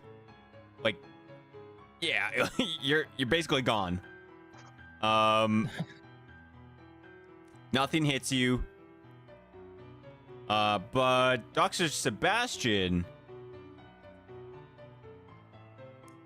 you, sir, are going to take half damage of a number called a Oh, it's only 2d6. damage. And you're going to take 4 damage. Oh, that's real sad. Okay. Oh, thank God. I Ouchie. thought it was gonna get swept away. Yeah. And yeah, everything seems fine for you. Cora, you also take only 4 damage. Cool. That's 3 of that's gonna be eaten by my Iron Ward Diamond. Awesome. The unlucky thing is for Cora is Oh, God damn it. you are unfortunately buried beneath all the rocks. Fuck. Well, this sucks. You'll just hear like constant cursing from underneath the rocks. Oh no. Just all the expletives. And then Keep going, Cora. We'll find you. this creature over here, he is going to do.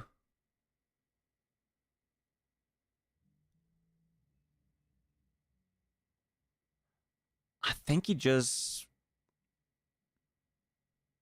burrows. He just like, hey, I got hurt, so I'm just gonna burrow into the ground, and he melts in. Oh, you coward. So he is -10 into the ground.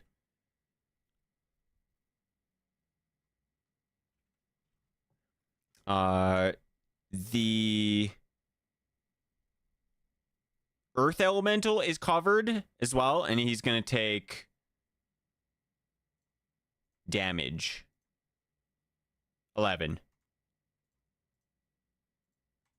Which probably doesn't really matter, but, you know, he's covered for now. Yeah. Okay, and then Dr. Sebastian, it's your turn, finally. Okie dokie. 2 questions. Yes? One. Also, one statement. I put it in the chat, but I'm not sure you read it. I fucked up. They can't be skeletons. Skeletons can't fly. Zombies can. They're actually zombie chimeras. I have the stat sheet as mounted correctly, but making that a reference for people at home. Anyways, second, how far away is the tower from these guys? I'm just gonna say it's like maybe like 80 feet. You guys like have to like Wonderful. walk up to these guys. Okay, wonderful. In that case, the top of the tower has cruciculations, which means that they can be fired off of, meaning the 2 deathlocks that naturally were in the tower from my undead leadership and the 2 deathlocks I summoned both can cast magic missile on the one which is out. So, the start of my turn will be 4 guys popping over the tower and firing 2 magic missiles each for a total of 8 magic missiles on, I forget how to ping on this. The one who's out, the one to the left. Okay. Yeah, this guy. Yep. This guy's digging.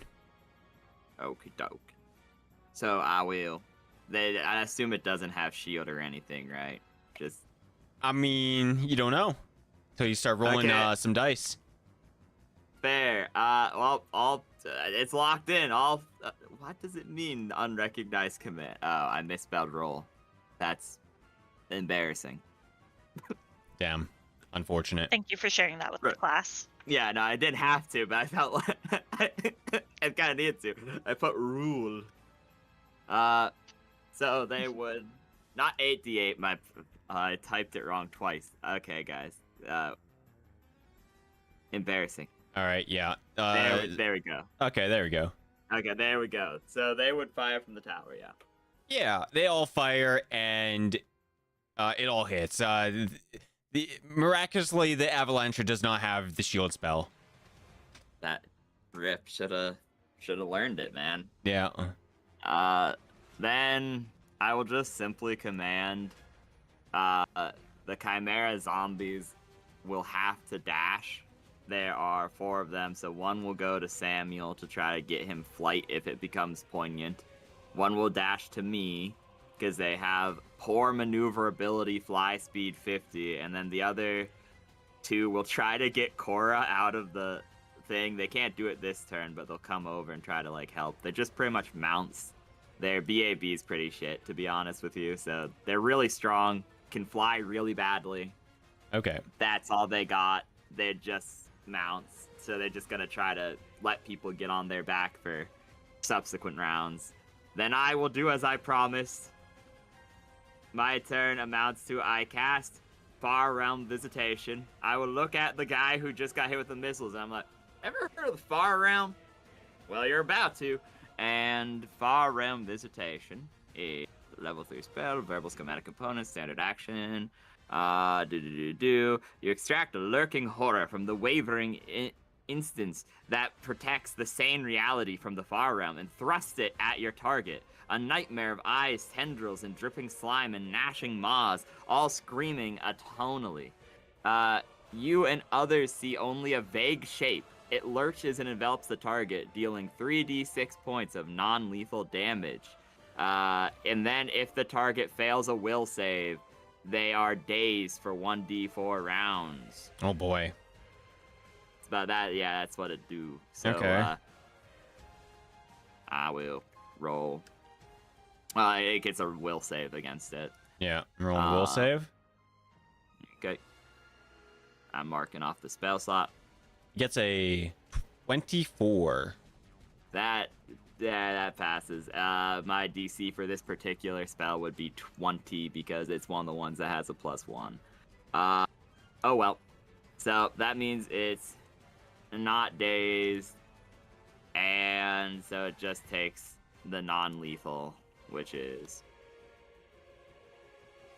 Okay. no pluses or anything. It just is. It takes 7 non-lethal damage as tentacles shoot it, I suppose. Okay. 7 non-lethal. Then that is my turn. Over. Okay. Corey, it's your turn. You are covered in rocks right now. Yep, sure am. How high up was? Wait, was this guy the one that burrowed? Yes. He's currently burrowed.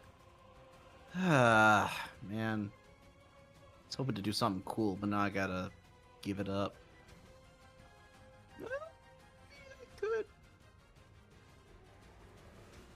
Whatever. I will use my daily use of Dimension Door to get out, Ooh, okay. and I will teleport to here, please. All right. Wow. Pew! You teleport. It's oogly an eye, like, you know, looks behind you, behind it, and like looks directly at you. I look very angry, but unfortunately that was my standard action, so I can't do anything. So yeah, my turn. Alrighty. Glad I waited for that.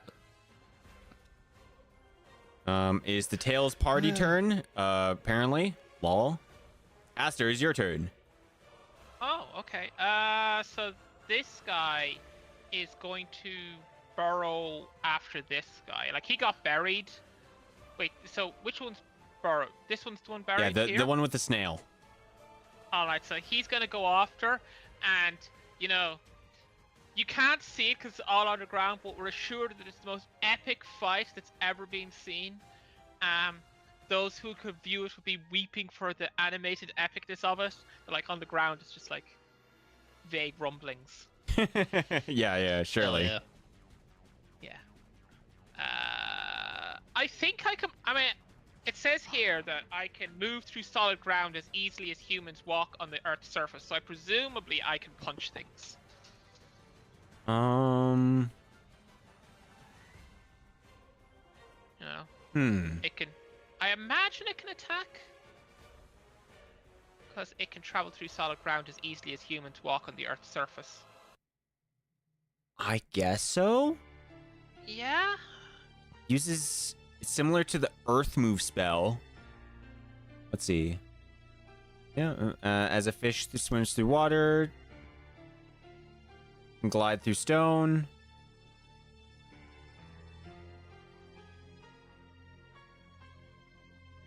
Just move. Yeah, I think it's just... It's probably considered a move action to just glide through. Yeah. Yeah, it's definitely a move action. I'm definitely not able to, like, just teleport around. Yeah. So I will get one punch. Roll 1d20 plus 20. Never Ooh. mind. Yeah, What? critically misses. It's bad. Yeah, it's still there. Still there, though. Still presumably able to get attack with opportunity. And for Aster's turn, he's going to point at this and say, Oh boy, you also do visions of madness from which the mortal mind can't cope? Me too. And I make a ranged touch attack. And I fire a bolt of madness at the one that's still on the top. Okay. Range touch. Okay, 28 28. is definitely a hit. Yeah, I'd imagine. So it has to make a will save of DC 25. Okay. 25? Yeah. Come on, 20s. No. It fails. Alright, let me just double check this one. I think it's 1d3. Okay. I just want to double check that though. Because I've been known to be very wrong about these things. Yeah, 1d3. So one round. You see, you have to really like understand the depth of madness to show them. Though this one, I think he kind of Madness! into it. No, it doesn't seem to stun him nearly as much. But okay, it's fine. He's dazed for a round, and that's my turn. Okay. Stilbe, it's your turn. The growth has seemingly expanded.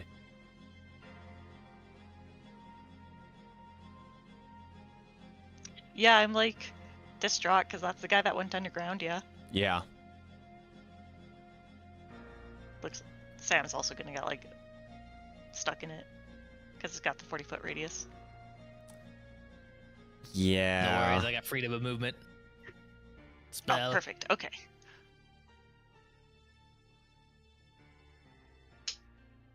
And then I'm just trying to think because I'm like, I only get my own sneak attack under like specific circumstances. So I'm like, I might just try casting like eye bite on the guy that's like above ground. I will say that my you have the high ground, thing. so that would most likely cause a sneak attack. I think. Hold on, I have notes on this. Over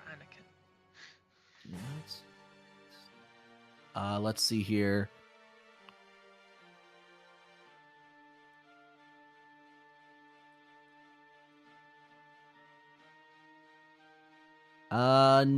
Doesn't look like it.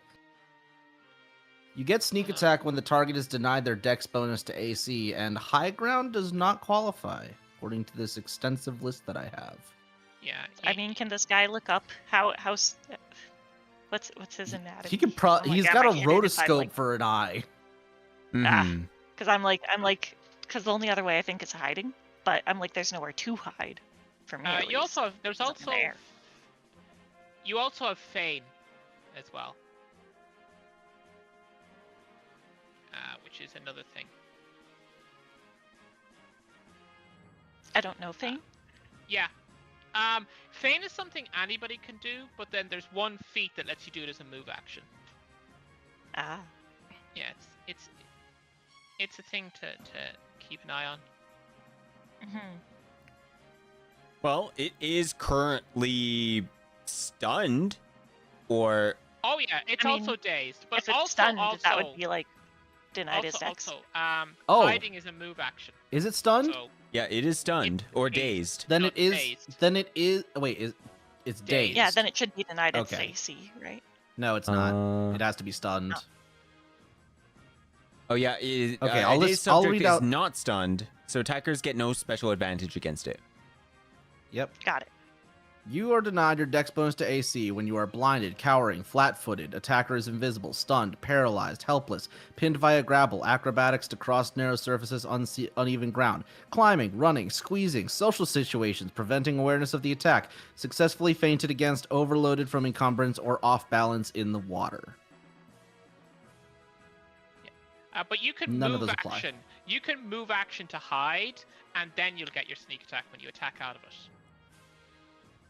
That's just something you can do right now. Yeah, well, I'm like, I mean, I do have like my quiver that gives my arrows like acid, so it's not like I'm completely useless.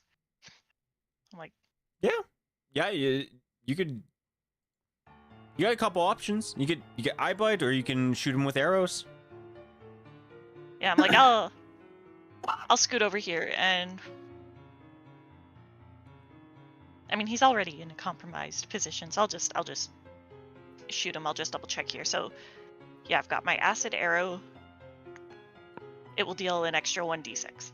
Okay. It's not much, but it's honest work. Yeah, then that's totally fine. Unless if it's not fine.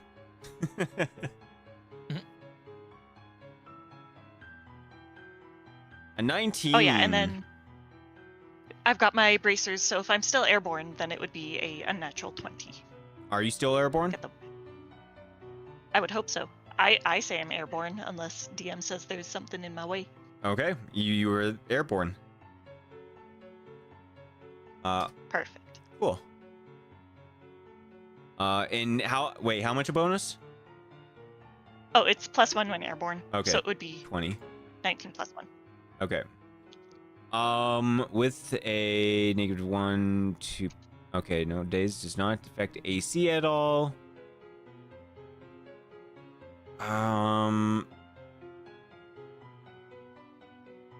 Yeah, he's not denied his dex bonus. It's not a flank.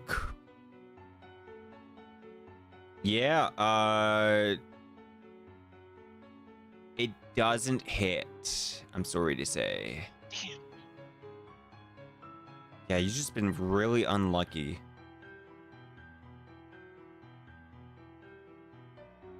Are you sure you don't have any other bonuses from your feats? Oh, are you within 30 feet? You have point blank shot, right?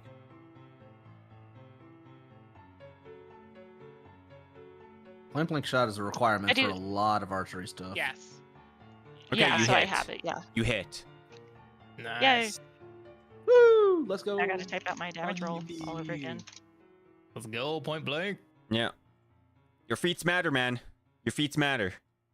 Oh no, it's easy to forget too. Yeah. For a whole 7. 7 damage. Sadness. Hey, every little bit It's counts. okay. Yeah. I was never meant to be a damage dealer. It's all good. Okay. It is dazed. It can't do anything. Or wait, it's unable to see well. Oh wait, no, that's. Oh wait, I was looking at dazzles, not fucking dazed. Unable to act dazed. normally. Has no penalty AC. Can take no actions. Okay, cool. Samuel, it is your turn. All right, I am dashing straight for this dude while using my swift action to coat my blade with blue weenus.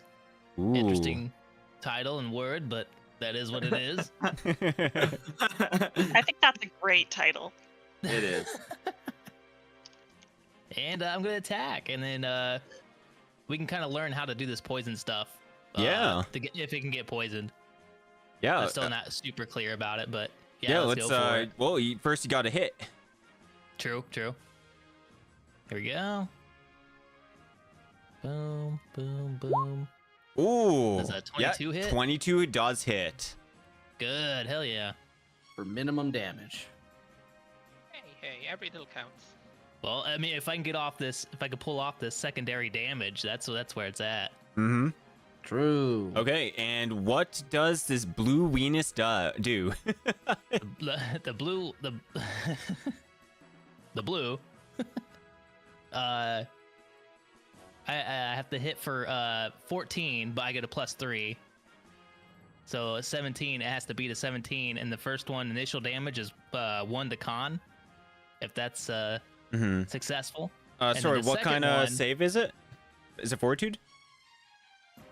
I'm pretty sure it's I'm guessing it's fortitude, right? Yeah, I'm pretty sure. It doesn't say on this chart, but yeah, we can go with that. And then the second one is if it fails, it's unconsciousness. Holy shit. It's scary stuff. Yeah. Oh, it's good. Okay.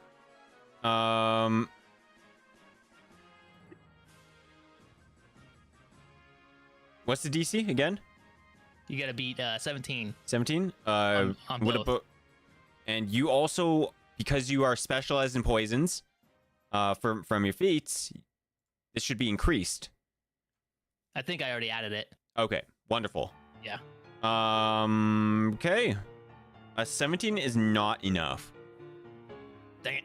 Yeah. And then what about the second one? Okay, the second one. What kind of save does that do? Same thing. Same thing? Yep. Okay, so it makes 2 saves? Yep. And is it the same DC? Same DC. Ooh, wait, it actually fails. Yeah, he's unconscious. Holy shit. Beautiful. So yeah, he just slumps down. My poison is working.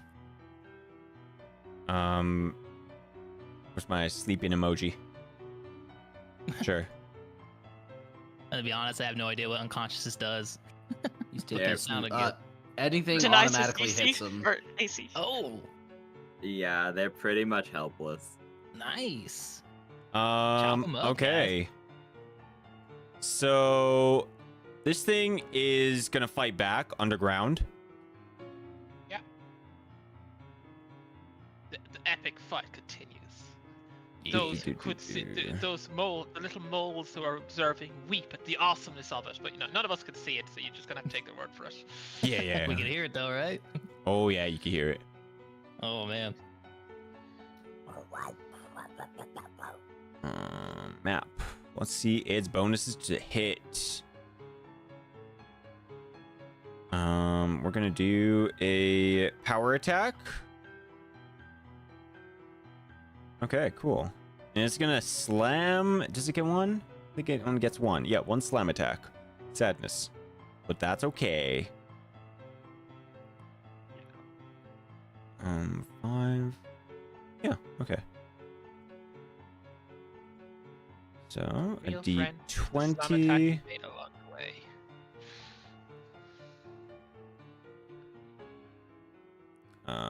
You guys can see this one. Boop. A 26. Does a 26 hit?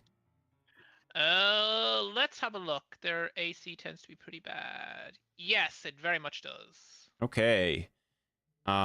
It is going to roll a 2d6. 2d6 plus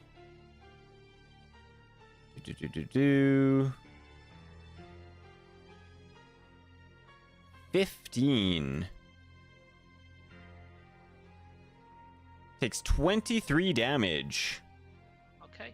GM, could you give me control over that token so I can track its HP? I'm already keeping track. Okay. Yeah.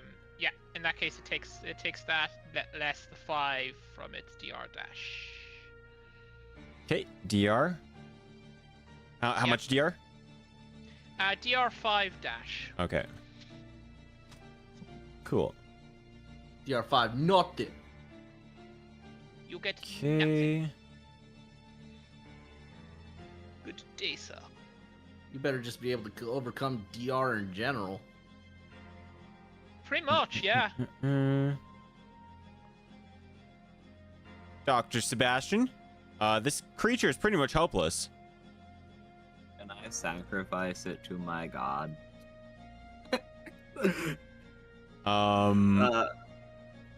Is this something we've talked Wait. about or something? Yes, the Deathmaster by default has an ability that if so technically it has to be dead. So Oh, unconscious. give me my turn. Okay. Rep Can it. I hold my action to the Chimera? The zombies are kind of useless now, so I just kind of order them to like sit. I don't know, like here or something. Why is it not pinging? Whatever, it doesn't matter. They just like leave, I guess. They're kind of not helpful here. The Deathlocks will hold their action for if the other one re-emerges to cast Magic Missile. That would be their last Magic Missile of the day. Okay. And I will walk on up. I'll mosey on over so that I am flanking with Korra. And I'll hold my action to attempt to sacrifice it when it is dead. Okay. It just gives me blood vials, which let me cast Still Spell, pretty much. Okay. If I sack blood, I get to cast the spell without somatic components, and it's never come up because I've never killed something. This creature does have more than 3 intelligence, right? It does. Then yes, I can sacrifice it. Okay. So I hold my that's it. Alrighty. Cool. Corey, it's your turn. Well, this isn't gonna be as satisfying without it being awake, but might as well. I am going to activate Greater Insightful Strike, Okay. which lets me use double the result of a concentration check as damage for a single attack. I assume since it is helpless, it just hits. Not necessarily. Really? Yeah. You just get huge bonuses, I believe. You get a +4 to Okay. hit. That's it? Damn. Wait, I think it's also denied its bonus to AC. Correct. Okay. I So then think I you're- don't think there's a way I can miss. So no, as a full round action, and if you're beside it, you can coup de grace. That's what you're thinking of. Oh. Yeah, you auto hit and score a critical hit. Nah, I'm gonna do it the fun way. Yeah, go for it. I'm gonna roll to hit with this single Hell yeah. attack. With the flank. Okay. 25 to hit. A 25 is definitely a hit. Cool. Now I would roll a concentration check, but because I am psionically focused, I can expend that psionic focus to take a 15 on that roll. Okay. So that is 31 plus 15 times 2. So 46 times 2, that is 92 damage. Holy shit. Man, annihilate it. It dead. Jeez. Boom. So do I sacrifice it? So it felt really unceremonious. Like It really does. Well, hopefully there's anything left of it. Well, Cora just this like crazy, anime slash on it, and it just like is like cut in half. I would have hoped it would have experienced that while it was conscious, but whatever. Yeah, it has a lot of HP. Kind of smirking. Satisfied. I'm just gonna make sure it does have enough HP to survive, because I don't think it does.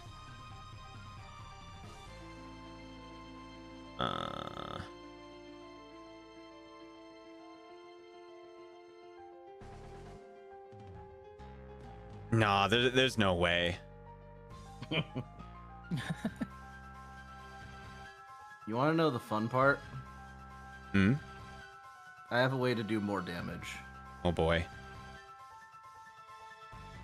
If this thing ever comes out of the ground, I'm using it.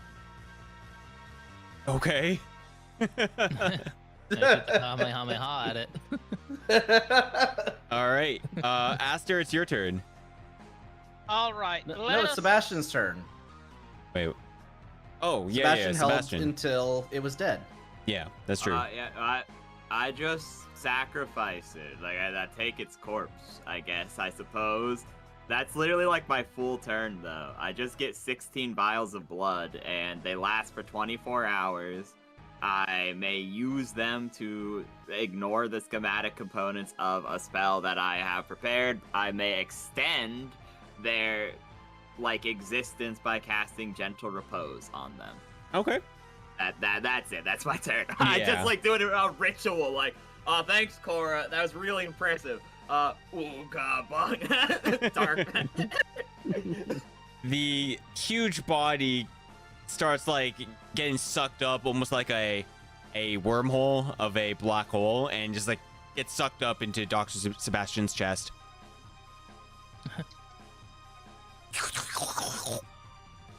I swear I just keep upgrading to weirder and weirder company. I don't think I'll ever get used to that. Oh, Me neither. wait. So if I'm there's a weird. I think there's a weird lore thing of one of my vestiges is referencing the same guy that the class that gives you that ability is referencing. Yeah. So I was like, so I don't exactly know who we're talking about right now. It's just asked me like, huh. I've seen that kind of energy before, that kind of vibe. It's probably nothing. It's probably nothing. Anyway. Yeah, Technically- look. Go ahead. Lore-wise, it is the Lord of the Void, Castro, who gives me this class, but it is very based, like, it is raw, written based off of Orcus, yeah, so your Yeah, vestige would... So one of my vestiges is essentially a little bit of Orcus that kind of fell off during one of his many schemes. Mm-hmm. Kind of a little bit of shed divinity that just because of vestige nonsense ended up as a vestige. So I'm not sure. I'm sure there's some deep lore there that's very interesting. But in the meantime, Earth Elemental Chan is going to grapple this other fellow and pull him to the start. So let's do some grapple checks. Okay. Opposed grapple check. I get a 46. Cool. You probably have a pretty decent grapple check as well, though. I did not calculate the increase in grapple. It'd be Let's plus see. 4 for each size category. Okay.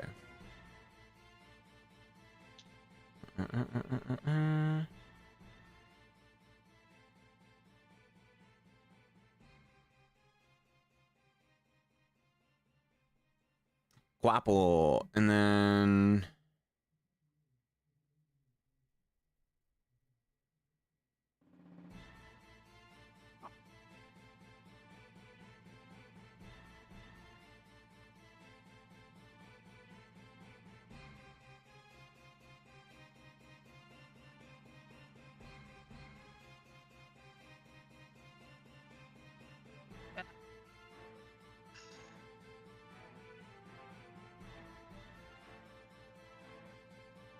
I think I'm just doing calculations here. Yeah, so roughly it'll be hit dice plus strength mod plus your size modifier. Yeah.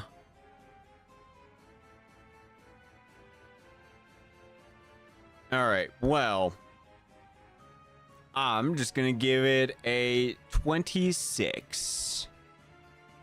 You can give it. I know. I think it'll probably be higher than that because this earth element, it should be better at. It should be at least comparable to the earth elemental. Yeah, in medium, it's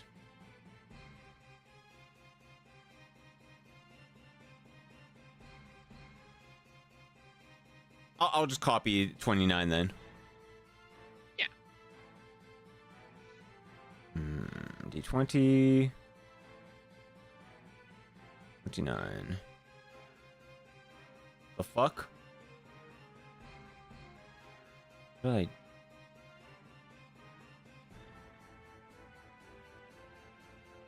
I... Oh, that's so stupid.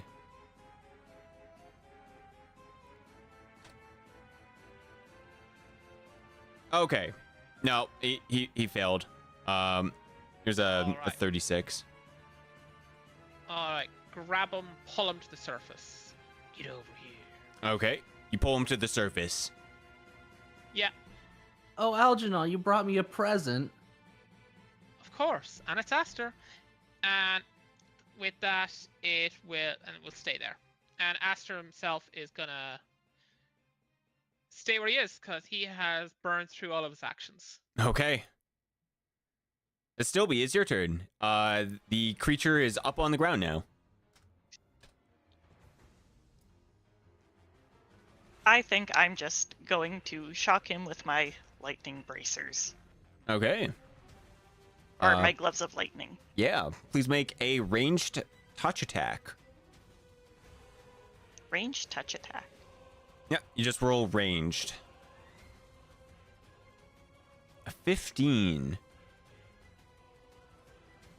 Do I get the bonus of the bracers of aerial combat? That gives me +1 competency bonus on attack rolls if I'm airborne. Yeah, that should be fine. But you So, will hit. 16. Perfect. Alrighty, just gonna double check. So that's going to be 1d8 plus 5 points of electricity damage. Okay.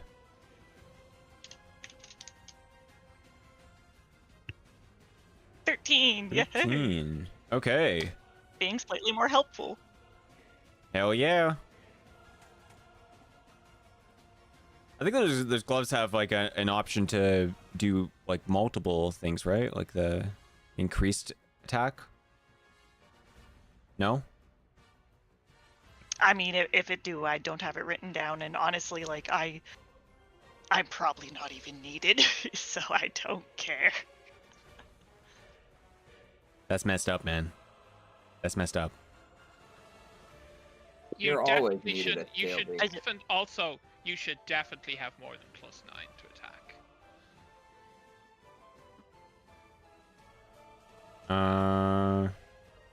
I don't It's know what been the a right week. I answer just is, like but pressing 9 buttons. seems wrong.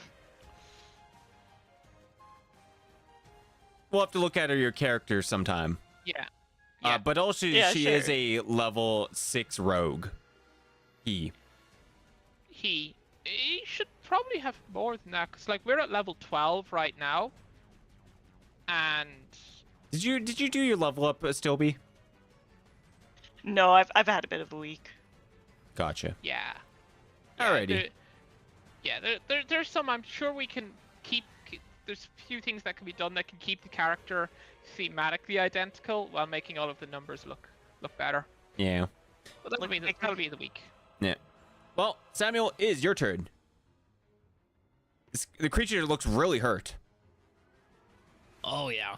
I'm going to dash at it as I'm coating my blade with large scorpion venom. Just like boom, just smashing my vial on a little clothy area and sliding it across it and coating the blade with venom. And then I run towards it and plunge my sword into it. Ooh, okay. Make me an attack roll. Let's do it. Weapons. Pew. Boom, boom, boom. A 24 24 hit? is a hit. Nice. It is grappled, so this is also a sneak attack. Oh my gosh. Okay. Yeah. Yep. All right, I'm gonna throw one of those. Pew. Okay. You do huge amount of damage, and now, what is the DC for your poison? It's a DC 18, so +3. Okay. So 20, it has to beat a 21, and they're basically the same thing. It's if it's successful, it's 1d6 on strength, and the second one's the same thing. Okay. Are you seriously gonna put this one to sleep too? No, I'm just gonna really drain it of all of its strength. Okay. It seems to resist Whatever the that does. poison. Oh, never mind. I guess you're not doing anything. Dang it. But you cut through the skin of this creature and through the rocky surface of it, and it is dead. Hell yeah. Man. I look Next over time. at Quora, and I'm kind of smiling as I sheath my blade. You gotta be quicker than that. In a cocky tone. Yeah, would have had the opportunity if I wasn't buried under fucking rubble.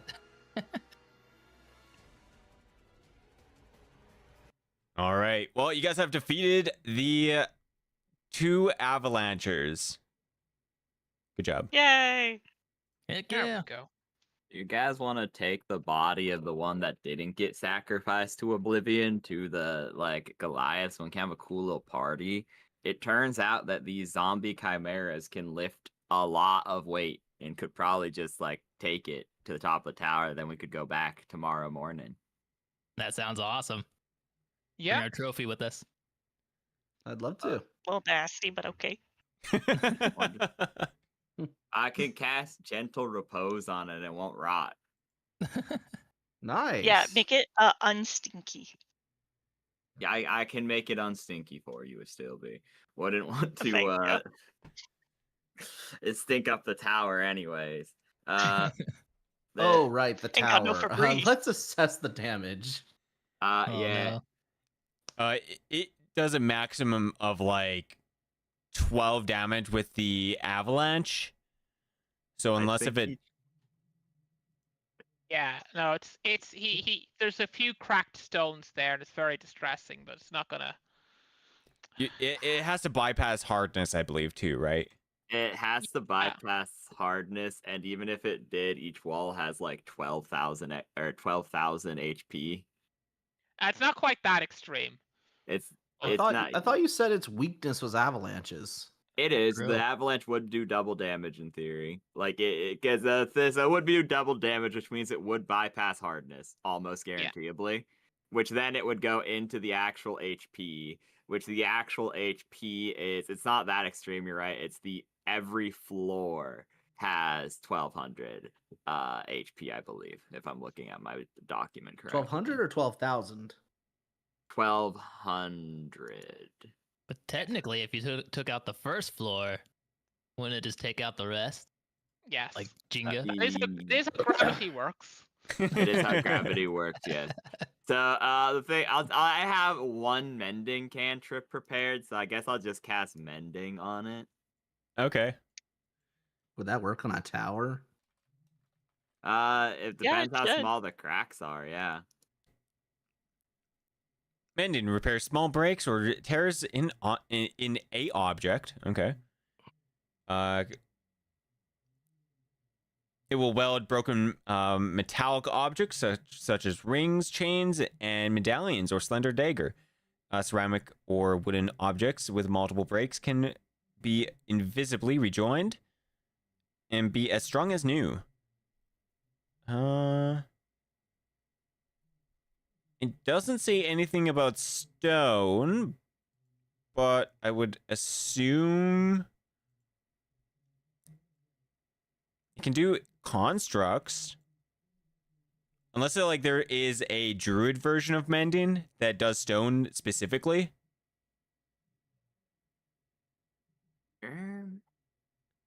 mean, it wouldn't heal HP regardless, to be honest. It'd be more of a, like, visual thing, I suppose. So I have, guys. Okay, so there's a friend of mine I can call to help. Okay. I'm going to use Summon Monster 2 to summon a Clockwork Mender. And it has Repairing Touch that can deal 1d8 points of damage to a construct or object once per day. So it's very slow, but I can get that thing to repair it. Cool. Yeah. Yep. There you go. Okay. It's again, if anybody's got a, this won't ever help us if somebody has a plan for when we're actually taking serious strain damage. Yeah, but basically this will solve if we've only taken 20 or 30 damage. We can fix it this way. All right. You guys do your best to repair the damages. It really isn't that much. There's like one part where, it threw a rock and it did like 30 damage or something. Yeah. Yeah. Yeah. Also, I did check. It is 1,200 per wall. There are 4 walls, meaning to destroy a floor, it would be 480. The outer toughness is 16, which because 30 is way more than 16, it would have bypassed, yeah. Because it would have been doubled most likely. So yeah, Yeah. Yeah, like Yeah. it would have eventually cracked, but yeah, it would have. It's not majorly severe. I mean, yeah. So long as things don't have like the equivalent of siege or whatever, we're probably fine. Plus, next level we do get to upgrade the tower. I do have plans and things pre-math for that I'll show the party when it becomes more poignant, obviously. Yeah. Sounds good. Other than that, will we kind of we can chill here.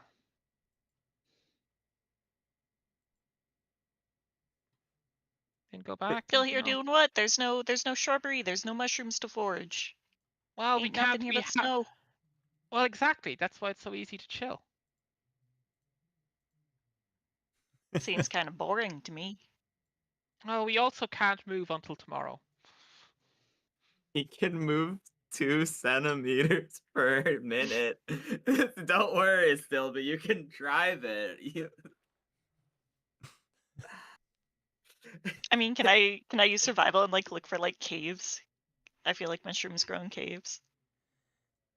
Find us some dinner. Yeah, you can look for caves, and Get us some snacks. you jump into the tower, and you're waiting, and you're like, oh yeah, it's moving, and an hour later it moves a meter. You said a couple meters. It's 15 meters per hour. Yeah. And you like look outside the window. You're like, oh, we're all, we're 15 feet down.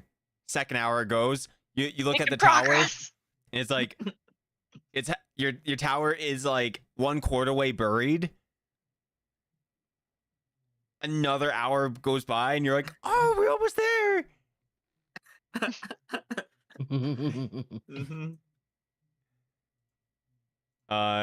Yeah. So that's basically what happens while you're quote unquote looking for a cave. Yeah. until you guys have to go to sleep, and then I'm guessing you guys renew the ability. Yeah, it's once per day, usually gone. Yeah, once per day. Cool. God, we could restrict that, lift that restriction at some point, but it's so expensive. It's not worth it. I did the math for it, and like, and the things we could buy and making it twice a day isn't worth it because like, Yeah, this is yeah, yeah, expensive. it is. It is like it's used half our money, and then every other upgrade, and there was a lot because like you see, the walls are really strong. Unless you're against siege attackers, we have traps that were paid for completely by the landlord. We have a good defense network, the HBGC. It's rough. Yeah. Rough. One thing that you guys are gonna notice after just like just chilling and paying attention to the land, you'll notice that there's that glowing magical stuff that's like floating in the air again that you guys haven't seen for a really long time. It's been like a month or two. Oh, I is almost that forgot the- about this stuff. we're- Oh.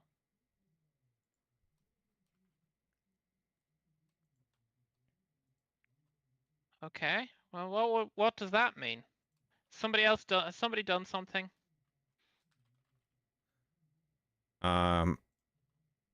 Well, Cora, you would know what this means.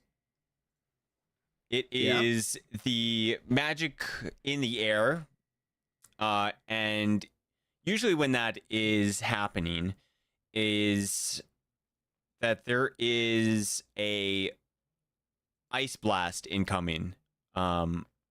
Within like Yeah. maybe a week or two, or maybe 3. And it's really, no one knows exactly when it'll happen, but like whenever you see that the magic is in the air, usually means it's going to happen pretty soon. Oh yeah, this is annoying. So basically, we need to be ready to take cover at any moment. We have a tower. The tower can withstand magic. Yeah, But but what if staying we're away inside- from the tower? If we're away from the tower, then that's really sad. I guess I don't Rest in peace. Rest in peace, man. I don't know. We just stay in the tower for the next week, and we don't go out too much. I think that's probably the smartest thing anyways. There's a couple of small things we wanted to do of like some minor shopping and some like very minute improvements to the tower and things of that nature. So we could just say, screw it, we wait out the blast. We turn in this to the Goliath. We rest up, turn the corpse and go, yippee, it's a party. By the way, a giant icy beam of doom is gonna hit soon. So Oh, they know. Okay, cool. Well then, yeah, we're fine. We send this to the They Goliath. live here. They deal with this. I think, yeah, we're fine. We just stay in here for a week, party with the Goliaths. I mean, they will be prepared. We'll be prepared. It just sets us back 1 week, and honestly, I think a couple of us need to like talk and figure a couple of things out anyways. A little bit of shopping, some basic stuff. Yeah. Vagabond says, mending works on all objects. Oh, Oh, interesting. I thought it only worked on small objects. it does, but I think they are right that it works on anything. It just, like I said, it's primarily superficial, and it is only small damage. Like, you can't fix a magical rod. Even if I cast mending on the diamond staff 10,000 times, it wouldn't do anything. It would just but for the tower's purpose, my thought was like, oh well, you don't like too much of the IRL me. I'm like, if a pipe has a crack or something and we teleport, oh no. So that's more like superficially we should And remove the and arguably the entire tower is a magical object. Yeah. Yeah, Like- that is also very. Yeah, it's more of just one of those. Try it, see what happens. That's fair. So you guys have dealt with the avalanchers. You guys go back to the Goliath tribe. That would be next day. That'd be, you guys are on the 7th now. Yep. And we'll just move you guys. Meow. Okay. Do you still keep your tower nearby, or do you keep it like far away from the tribe? I think they know it's us now. We could park pretty close by, and then we'd be like, "Hey, look at our cool tower. We brought you this." Because also the chimeras can fly, but they fly very poorly. And the closer we are to them, the easier it is to get the corpse there in one piece. We can probably go pretty close this time. They know it's ours. Okay. All right. So you guys park pretty close. The tower rises out of the ground. And yeah. You guys can bring over the huge monstrosity, and everyone cheers you guys on. It's like, oh, good job. I knew you guys had it in ya. Huh. I feel like this enthusiasm wasn't there when we were here last. True. I'm surprised none of them are reacting to the fact that I'm no longer in my good boy getup and emerged with 4 chimera zombies carrying the corpse.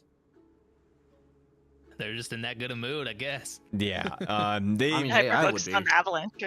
yeah, they kind of forget about all of the bad things that, it could be, and are just excited. We proved ourselves, earned our respect, so to speak. Mm-hmm. Nice.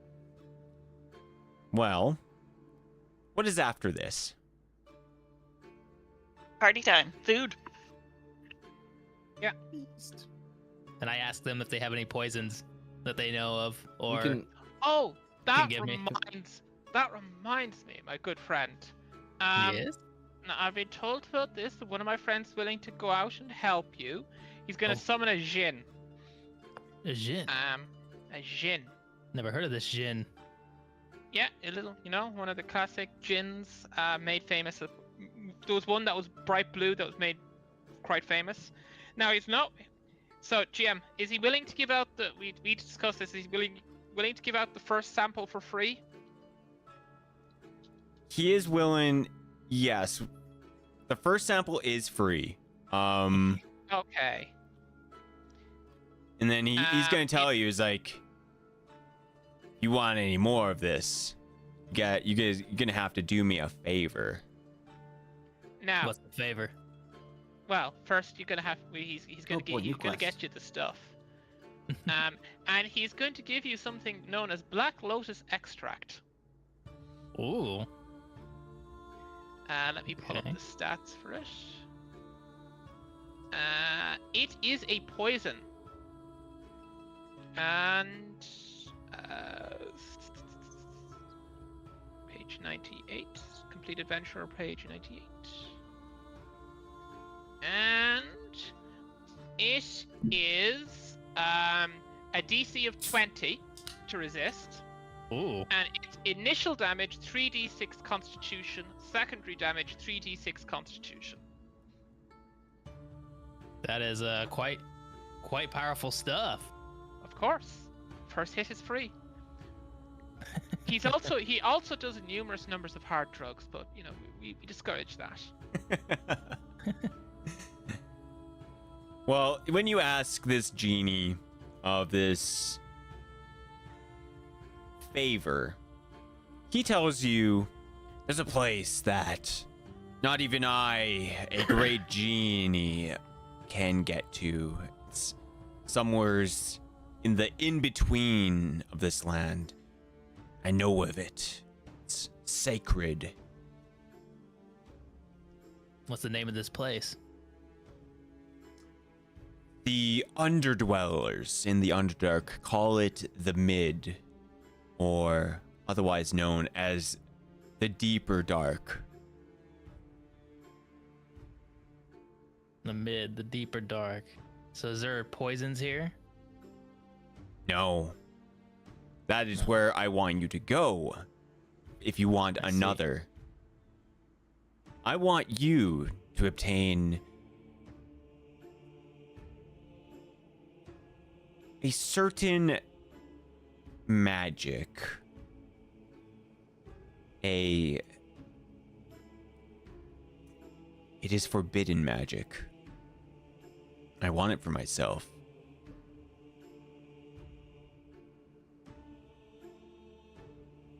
Does this sound interesting to you? Obviously, this is a very dangerous mission, very time-consuming mission. You might not be able to complete the things that you want to do here. You might get lost. You might not even find your way back.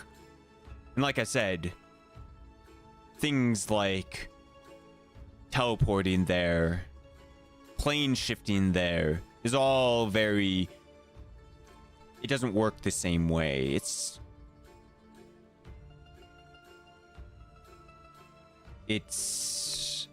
special.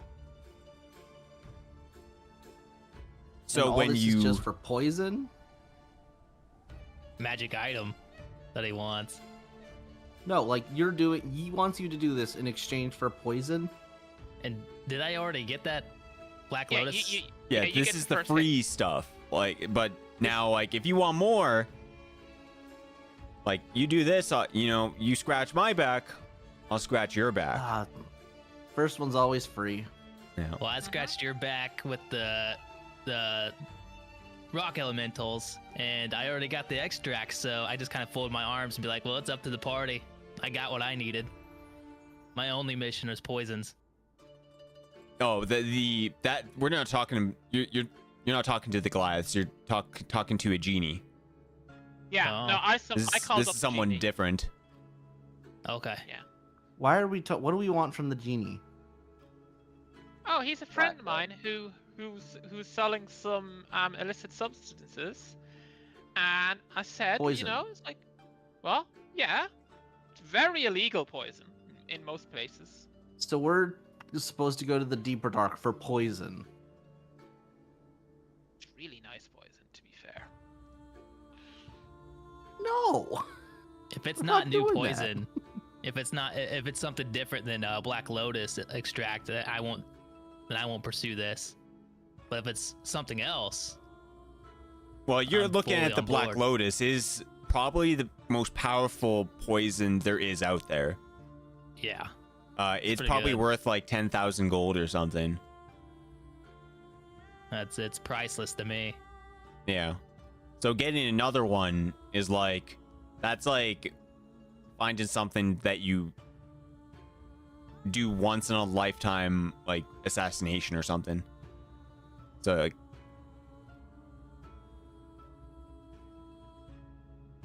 yeah. But he just the genie will shrug, is like, that's just something I have for you. Feel, you don't have to do it or not. I can always find another adventurer to do it. Ah, come on, buddy. No need to give them that sell. We're all friends here. Look, if you don't want to do it, you don't want to do it. It's fine.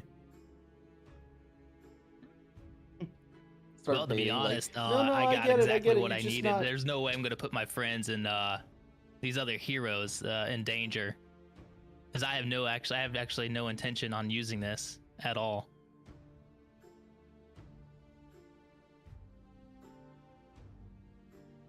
So I have to decline.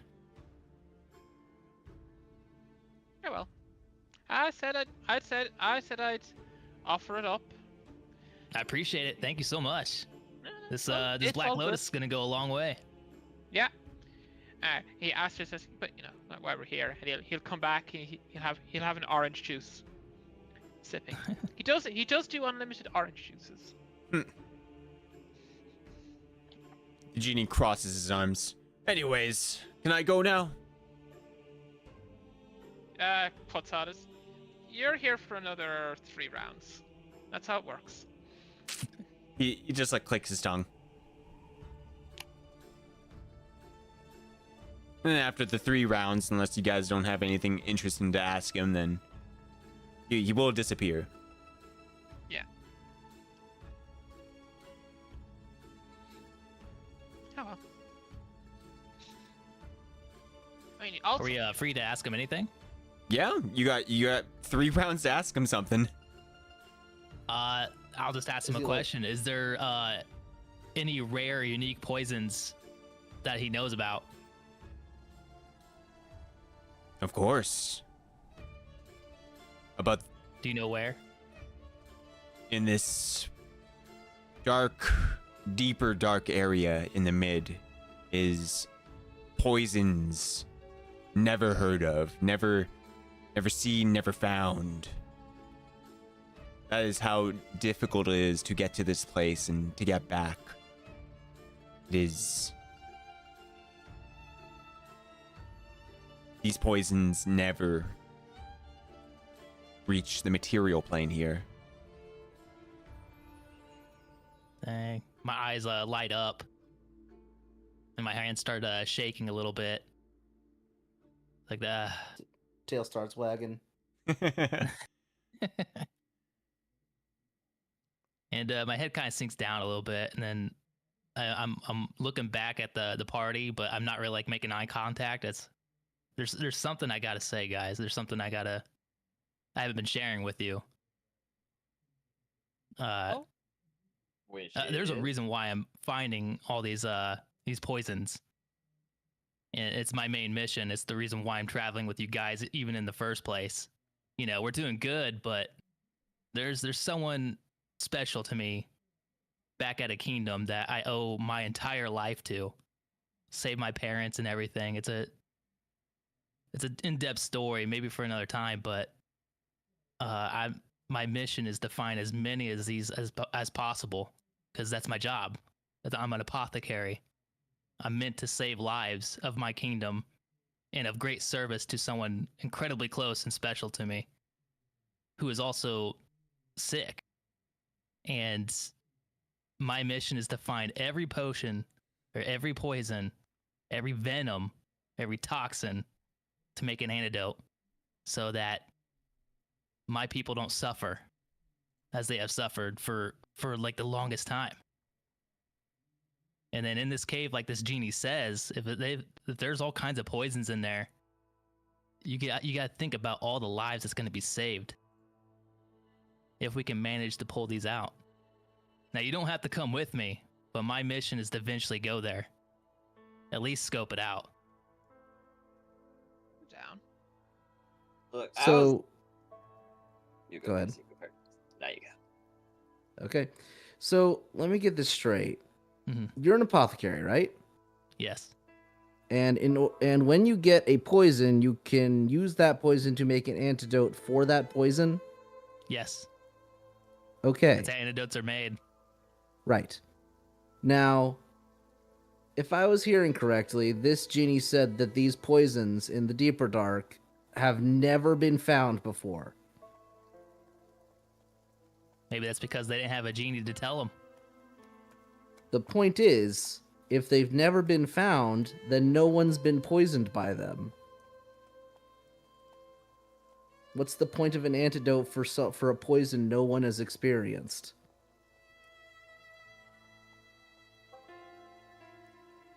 Well, I guess you could say that the person that's close to me, it's kind of a mystery on what the illness is. I failed as an apothecary, and I don't know if whatever it is that ails this person,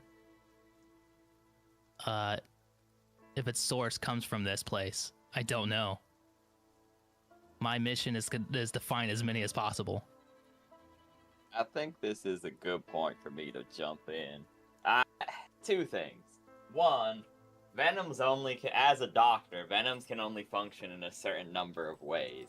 It's why some snakes are immune to their own venom and some aren't. Because some work off of antibodies. If you have the correct antibodies, you can fight off a number of venoms that work in a similar way. Therefore, some snakes are capable of producing an antibody that makes them immune, or they're otherwise immune because their biology doesn't work in a way that their venom causes a disruption to. Whereas others, there are many rumors of snakes biting themselves and them dying of their own toxin. That's aside the point, however. There is some point to getting numerous venoms, even if it's not the one afflicting the person, because you could maybe make an antidote universally. My suggestion that I've wanted to bring up to begin with, I'll be real, beyond a nice catching up and some emotional turmoil, visiting the Goliaths is somewhat, I don't know how to say, not 100% necessary to the group. But I don't think it's a waste. But I also think this was a check off for something Cora wanted to do. I think as we stand right now, we're cooked. Our goose is cooked if we attempt to siege the Demon City. And as I said previously, I am not willing to just assassinate or to commit regicide and then be like, hey, Stilby's the new Lord of the Kingdom, lol, because it's not gonna work. That's not how committing regicide works. If I'm doing it, I need to do Aster puts up a hand. Pretty sure in the Demon City that's totally how it works. And what do we do if hypothetically we can't occupy the city? We kill her, we say, hey, Astilbe is your new, slightly less dark lord, the Lord of Flowers, or something like that. And then the city rebels against us, and we have 6 people and a couple of people who are like, yep, you killed the Demon Queen, we're loyal to you, versus, I don't know, thousands. Also, we talk about innocent people, they can rebel too. But if that happens, we can just leave, and we're sort of back where we started, and we haven't really lost anything. You know? I disagree, because right now only one of our floors are warded against scrying, and where only one room is warded against teleportation. Demons are known for being powerful. They could easily chase us day after day, and I don't think 15 meters per hour is gonna cut it. Plus, it's something Astilbe wants to do of being this Dark Lord. Or this slightly less Dark Lord, whatever. We'll workshop it later, Astilbe. But it's something we all agree needs done. Right, but you see, it's not the Demon City that has the death warrant out on me. It's her personally. So you understand my priorities. I get that your priority is to kill her, but Stilby's priority is to rule. Well, what do you Also, suggest we gotta do stop then? the other party. That too. We already did. We killed the Lich. They can't get all 5 now. That I still don't know about that, but my suggestion is simple. Each one of us, we set our goal to the Demon City inevitably. However, it is the hardest thing that we as a party have to do. Therefore, we set it to last in the docket list. Visiting the Goliath was probably the easiest thing we as a party had to do. We have a Cora quest marked off. We don't need to do it anymore. We did something for her. We could just each have one quest. The party can't say no to it within reason. If it's something crazy that gets us all killed, obviously we can. But like going to the deeper dark. Yes, exactly. Well, but I think we could handle that. But my point is, we say one thing we want to do. The rest of us, Algernon, me, Samuel. Aster puts up his head again. So, you weren't there at the time But also, like, the primary political force in the Deeper Dark also wants to kill us. What? So that's a different place. Oh, that's a different Deeper Darkness. Sorry, so I get them mixed up. Algernon, you went to a place called the Abyss.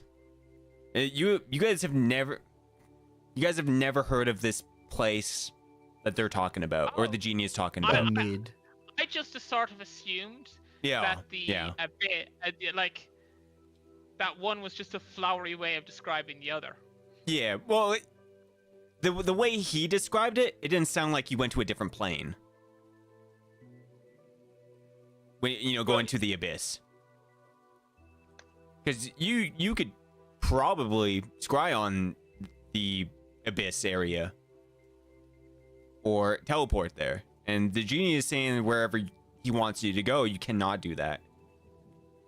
Okay. Also can't plane shift, apparently.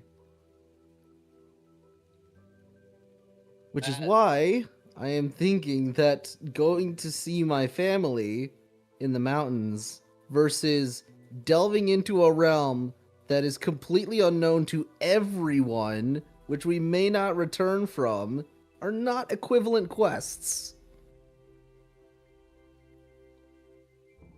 Yeah, I mean, we could just go in and out. I mean, sure, teleportation works weirdly, he said, but it's also, I think there is a level of nuance to this, because we're also under the recommendation that I'm saying is we're counting literally taking over the Demon City as a Stilby's quest. He wants the blood, he wants the kingdom, we all agree the Demon Queen needs dead, but that's the little add-on caveat. The caveat is we actually have to take... I feel like it's not a small detail. You know, when an actual royalty like the last time, like, members of the royal family wanted me dead, I had to leave the continent. I'm running out of continents. Ooh, we could go to Alira. You could make enemies of the Kingdom of Mana. I don't even. I feel like having a demon queen wanting to kill you is not a slight on my character. I mean, I agree. I don't think it is. But I'm also saying that there are many things each one of us wants to do that the others don't necessarily want to help with, but we would need the full group to accomplish. I agree that... I walk up to Dr. Sebastian, almost right up to your face. It's almost like I'm about ready to punch you. That's the vibe Kiss you're ya. getting. But I smile and I kind of like bump my knuckles on your chest. And it's like, I like the way you think. You're telling us that we need to get strong, correct? I'm saying yes, we need to get stronger. If we assume we're doing what we want to do right now, we're dead. See, and I turn around, I walk towards the group, and I'm like, well, I helped you guys with the lich, and you guys don't owe me for that. We made the world a better place, and I got some poisons out of it. But tell you what, I'll help you with your quests, even if it's all before mine, if you help me with mine. Because in the end, it's not completely useless as well, because there's magic-infused poisons. And I heard about the Book of Vile Darkness, the Book of the Exalted, and these poisons can actually damage demons. They're normally immune, but there are substances possibly in this place that could defeat them. So it's not completely a waste of time. My we concern could is not use it the against waste the of time. demons, It's the surviving part. That's life. We're surviving every single day. That avalanche, looked pretty dangerous, but we got through it together. Again, I feel like we're vastly underestimating the difference between danger levels. Well, let's get stronger then. Also feel like you're underestimating the value of prep time, because realistically... My concern isn't being able to do damage or tank damage. It's that the last time we went to the Underdark, we nearly got lost down there and never came back. Oh, you've been there before. The Underdark, yeah. What was it like? Dark. Under. It sucked. And under. I can't see in the dark. We shall bring torches. Torches probably ain't cutting it, but mage lights, other things might.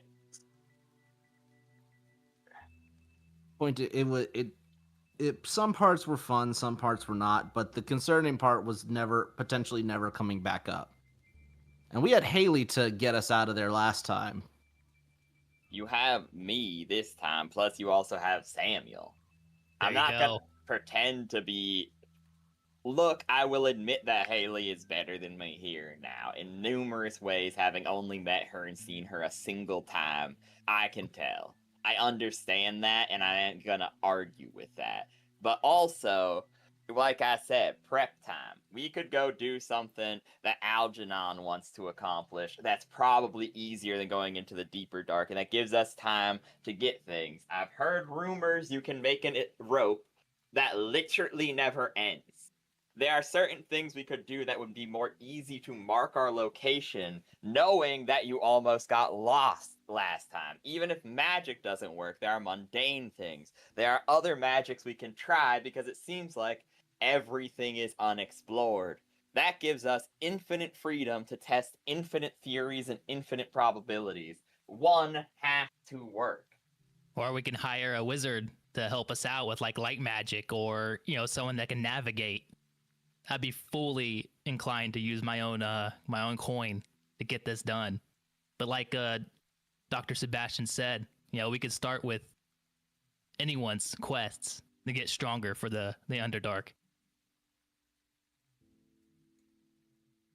What say you, Cora? If we can find a magic way to always track our position and find a way out, then I'm in. What about you, Algion? Are you with us? I don't mind. Yeah, I'm just gonna hang around with you guys. It's fine. I'm glad to hear it. We need you. Yeah. Stilby? Sure, why not? Let's see what we can find. I was gonna convince you either way. We definitely need you. And Dr. Sebastian, I'm sure you're on board. I've followed you this much despite all the pain you've caused me. And all the smells I had to endure. I don't regret anything.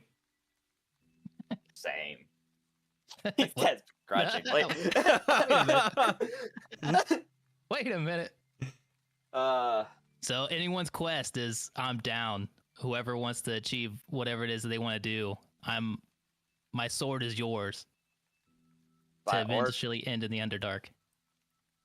by order of operations, there's a small amount of argument to be done here.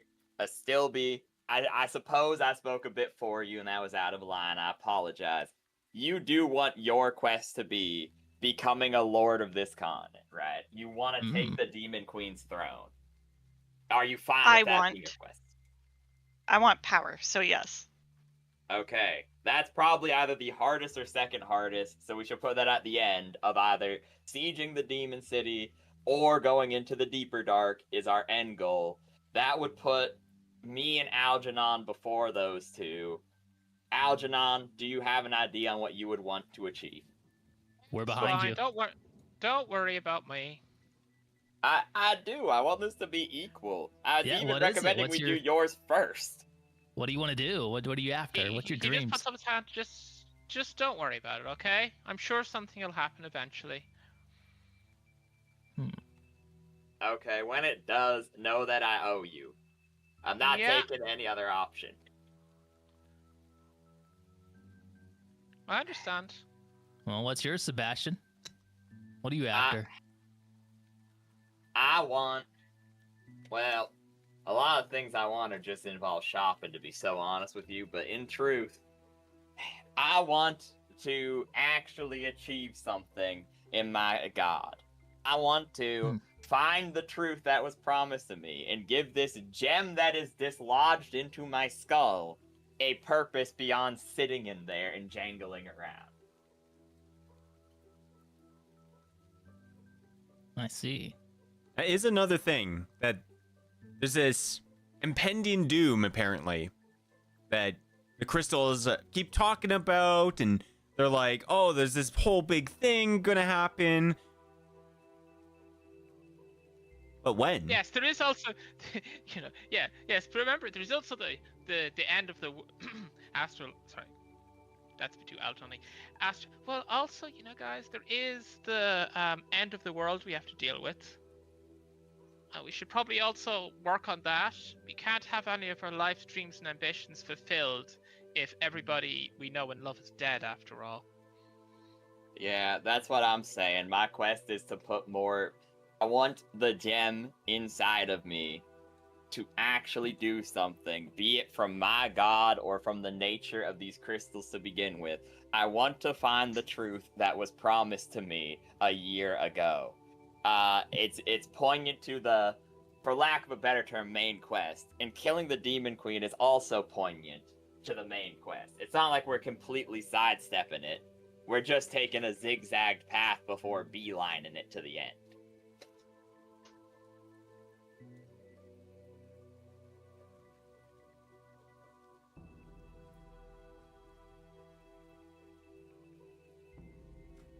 The Well?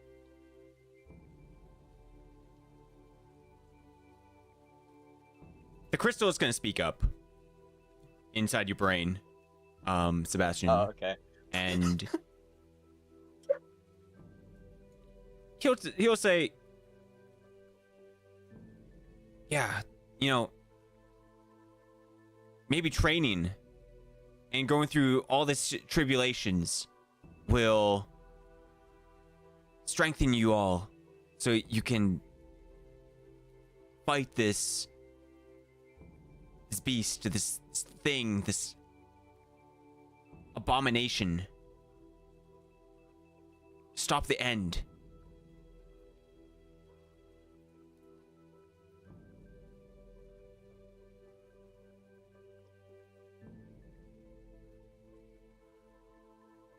That's the plan right about now, yeah.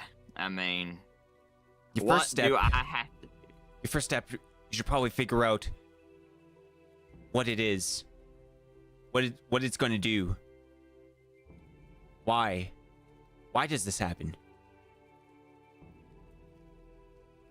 Where will it appear? When? How? What is it? What do you need? Are we strong enough? Are is the abilities that we're giving you going to be enough?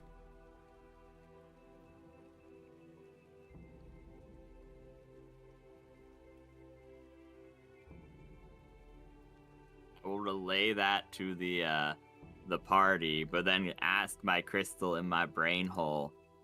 Those are the questions I keep asking, too. Most specifically, why? And what do I have to do? Well, we do have one more wish with the genie. Maybe you can make it, Sebastian. Just choose the right one. The right question. That'll be the quest for us to get stronger. I think it's not a wish. I think it's just he's here for. I think it's been more than 6 seconds, unfortunately. I think Couch needs to bring him. I think there's a small miscommunication. He was not here for a number of questions. He was here for a number of rounds. You be quiet. Oh yeah, no. You be quiet. It's guys, you misunderstood. I can just summon genies, and they're able to do a lot of things for me. But a couple of things that they do, they'll want stuff in return. Now I could force them, maybe, but then they would become an entire whole thing, and I'd break some deals. And I don't like to break deals. They'd be upset with me. So, if you Quite want to get rude. into special stuff, exactly. Like, yeah, and occasionally one of the guys who can actually grant wishes goes by, but I hardly ever meet those. And, they'd probably... I don't think I'd get many wishes out of them for free either. What's normally the price that you would pay? Well, the standard rate is 25,000 gold pieces or equivalent in favors or magical items. Or your soul. That's the other one. I wouldn't do that. Souls are actually, you can get much more than 25,000 gold in the open market for souls. Yeah, souls are off the menu. But also it just takes a lot of time because I have to keep calling them up, and most of them aren't able to grant wishes. So I wouldn't bother. I see. Bad drop rate. Bad drop rate. Yeah, it's a 1 in 100 chance. Understood. Actually, wait a second, GM. Yeah. I should. Yeah, we'll just see whether or not that last one was a noble Jin, and he's just holding out on us. Yeah, That sure. would be so funny. That's the one noble Jin he left now. Yeah. God, what happened to my? Because usually when I'm getting into this, I think closed on me.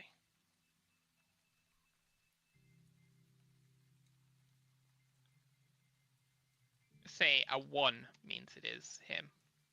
Oh my god. If it was just backwards, that would have been so close. Yeah, no. That's This one crazy. was not a very noble Jin. That was probably why it was so rude.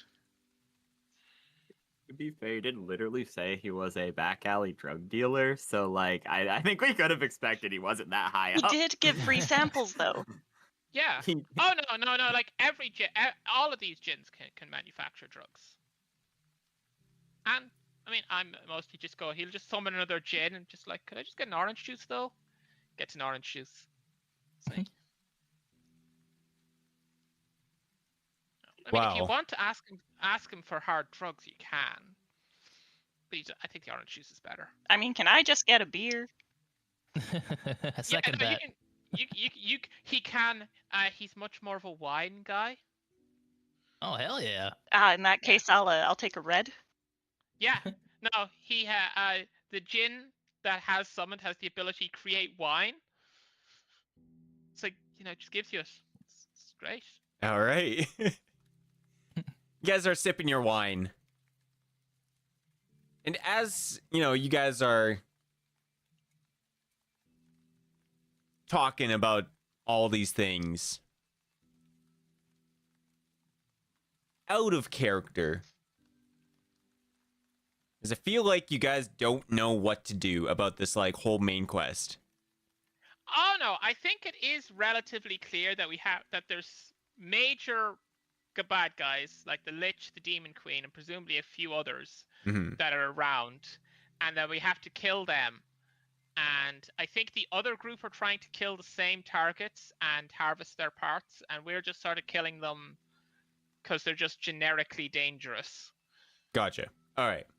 And then in the I think just right at the end of the session, we kind of got a little bit sidetracked about about all the different side quests. Yeah. All right. I'm just making sure because I don't want you guys to feel like, oh, I'm not giving you enough, or No. Yeah, it's Aster's right now is just happy to be here. Okay. same. Honestly, like I said, above game, I am very pleased. In game, like I said, Sebastian's just like mid crash out arc, so he's gonna be role played, not fully in character, and wants to get shit done. Yeah, it's super fun. Is that out of character, so in character, Aster, Aljon, whatever, perfectly happy to have no personal quests. Out of character, essentially his personal quest will sort of come up diegetically, presumably at some point where the GM thinks it's appropriate. Yeah. I think that's how we're going. It'll come up at some point when the GM feels like they want to do it, and it's a good point for it. Alrighty. Yeah.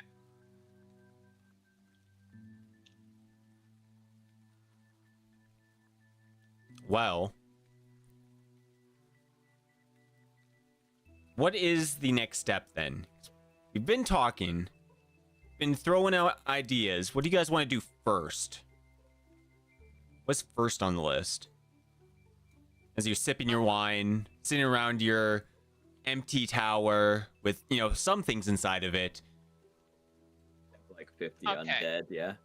So the options are we go and we murderize the demon queen, cause like I think besieging is quite off the table, and even at any point I'm pretty skeptical of the notion of doing an entire siege arc. I feel like if nothing else, the D&D rules sort of roll over and cry.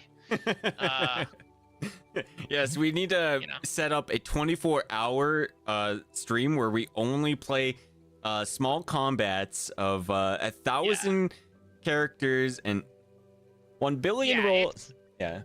Yeah, no, D&D ironically is not a war game.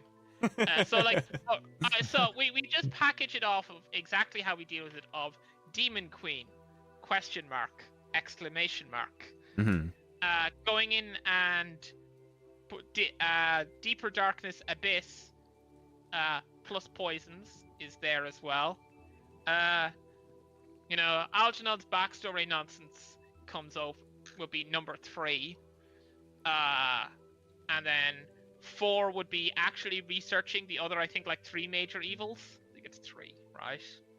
It would be more I'd want to do. Probably if you chose it, I would start a session by being like, religion check. I prayed to my god all angrily, and I'm like, what am I supposed to do? I was promised the truth, and I'm just bumbling around. I've learned more mysteries, blah, blah, blah, blah, blah.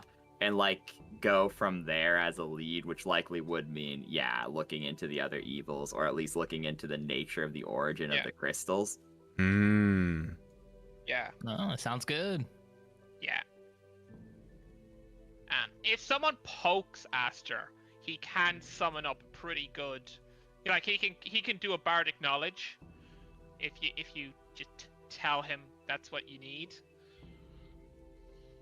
Yeah, so we know where to start. But he doesn't particularly care enough right now. Hmm. The player cares, but like the character is a lot more laissez. Yeah, that's fair.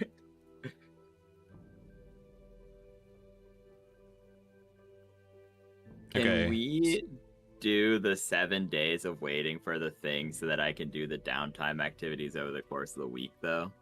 Oh, yeah. Yeah. Yeah. So add a character. Yeah, go ahead.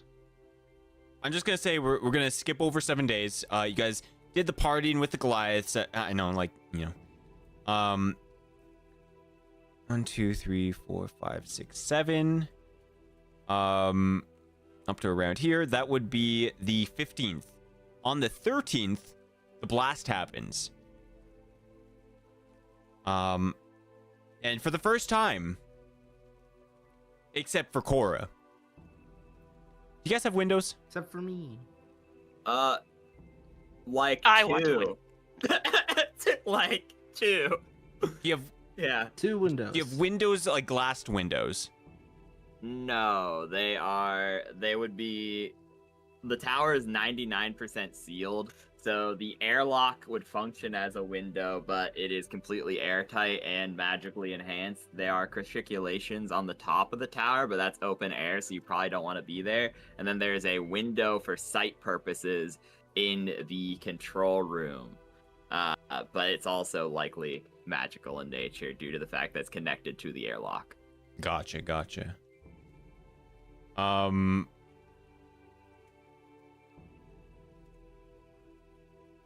Yeah.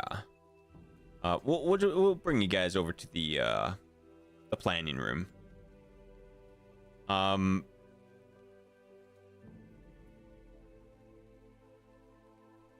Yeah, so on the 13th, or on day 13, or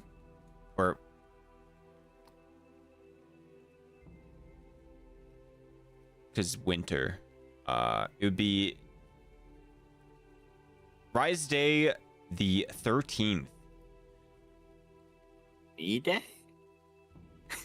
Rise. Yeah, that's my...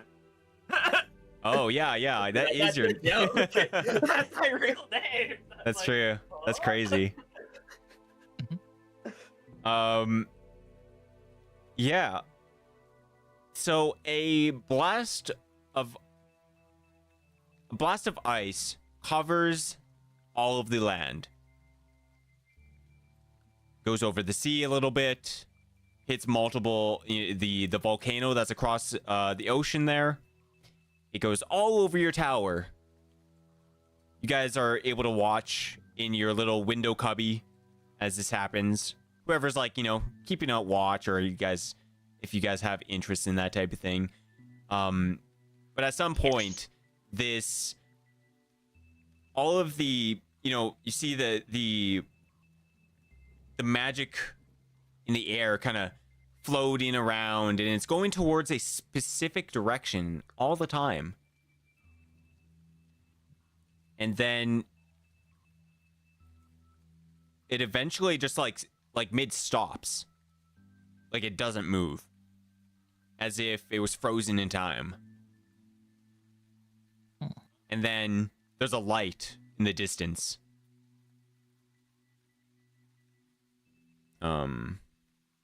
Which would come from the east. A big grand light that, shines. And then you hear a rumble. And then you hear wind. And slowly, you can see, like, you're looking, and you see you see the mountains. And then they completely disappear. And then you're looking at those trees. They disappear.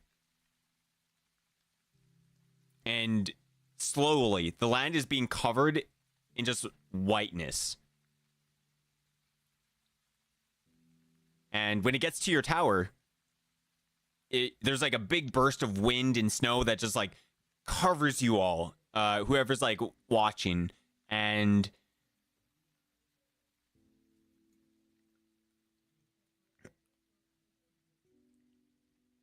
we don't have to do any of like the crazy rolls, but basically it is there's going to be like ice and everything. It gets attached to your body. It's slowing you down. It's really cold. It's hurting you. And then it just like it's gone. Other than like the fact like after like maybe 3 rounds of just that happening, it's almost as if it was never snowing, and there's no magic in the air. You brush off the ice, and maybe 1 or 2 of you got stuck. And Sebastian, when you're looking at some of your undead, if they were outside, they were like completely frozen. They can't even move. But since they don't need to breathe, they're kind of just sitting there. Or Jerome. Yeah. And it'll take time to like break them out and get all the ice off of them. And after what, 2, you guys have been here for 3 months almost. That's the first time you've seen this, other than Cora knowing that this is kind of just like what happens. She's gonna brush off the ice casually. First time? What the hell was Yeah, that like- all about? Yeah, that just happens. I like to imagine if Stilby was just sitting with his hot cocoa in front of the window and got the most of the brunt of it. Still, he's just like sitting in a chair. He's like, oh. Sure is chilly. Yeah, sure is. It's that time of the month again. So this happens monthly? Does it happen monthly? It's... that it's not like it's this amount of time. It just happens whenever that magic in the air appears. Usually Right. it takes maybe 3 to 4 weeks for that to happen, and then another week for the blast to come. She was mostly making a menstruation joke, but Yeah. I wasn't the I only one trying thinking. to. Yeah, no, I start pushing it up and be like, this is something that happens every month. Yeah.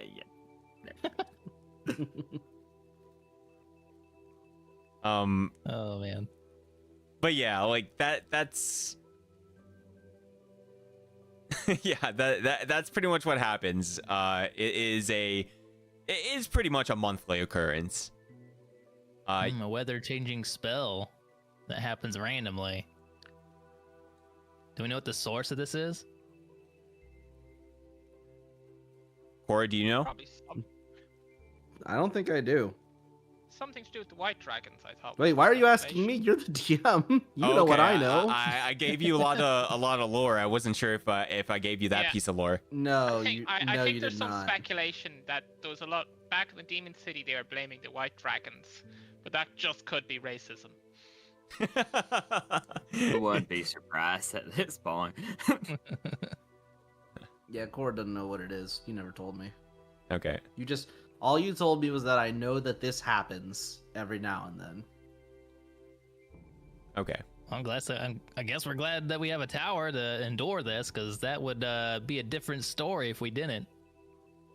Yeah, and it's only come up now because every time that it's ever happened before, you guys were either in the Underdark or just doing something.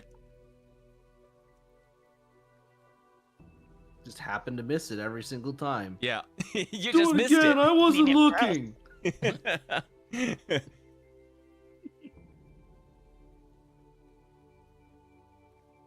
Yeah. Yeah, I suppose we could look into the other evil things that we need to deal with, and maybe polish one of those off as the next plan. Sounds like a plan. Anything that's gonna get us stronger, I'm down for. Yes. Yeah. Yeah. Thing is, which one are we gonna tackle? So I have Demon Queen written down. I have the Deeper Darkness, or the Deeper Dark written down. I have Algernon's backstory written down. I have Crystal's origin / Sebastian's stuff. Mm-hmm. And then look into evils. Yes. Those are pretty much the 5 things on the docket, yeah.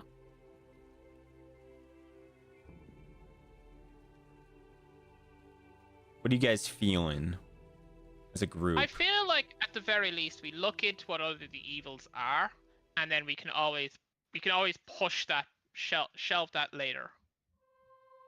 Yeah. I mean, we that's got just a list Are- from the dwarves. Oh, I mean, yeah. I have that list pulled up. I think that Cora's talking about. There was Yeah. like the You 9 want to talk guys. about that, Astobi? Do you have that pulled up? Okay, my notes are not very good. Yeah, no Still, problem. just gonna pull out like this raggedy notebook full of like bookmarks. There's Alizar, the wretched lich. I think he's dead. I think he used to live here, and then we killed him and we took his tower, and now we're here. And then we have Terratooth.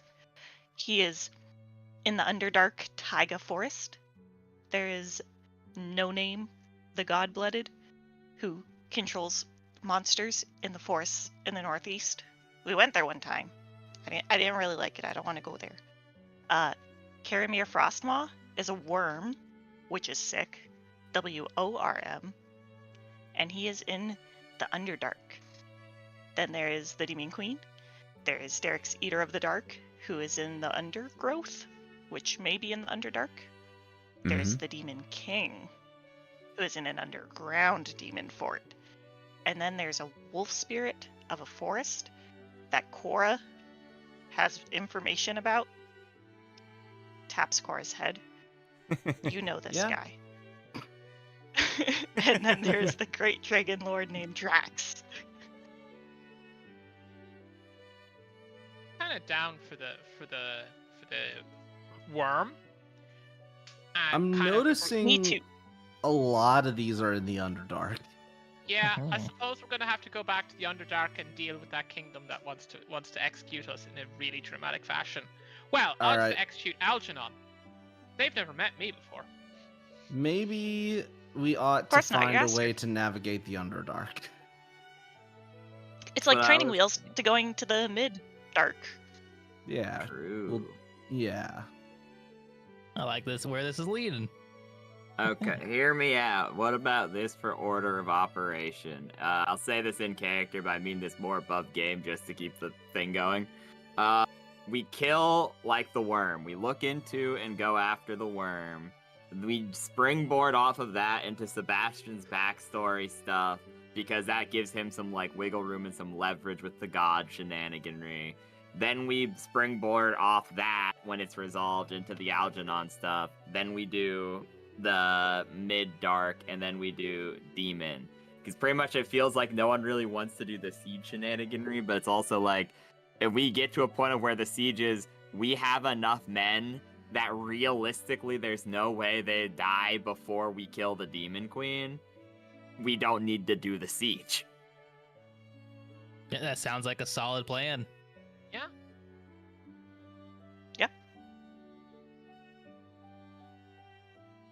I think it preps us well too.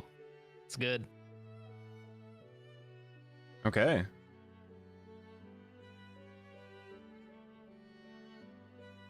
All right. All right. So we got Worm and work on a way to explore the Underdark reliably. Yes. Yes. All right. I will take a look. There's a decent chance at this stage I've got someone who can probably help at least a little bit. Nice. If not, Worst I comes do to- have ideas. Yeah. Worst comes to worst, we have a lot of money. We can just get something that does find the path. Well, I But might I don't not. I kind of don't want to do find the path because,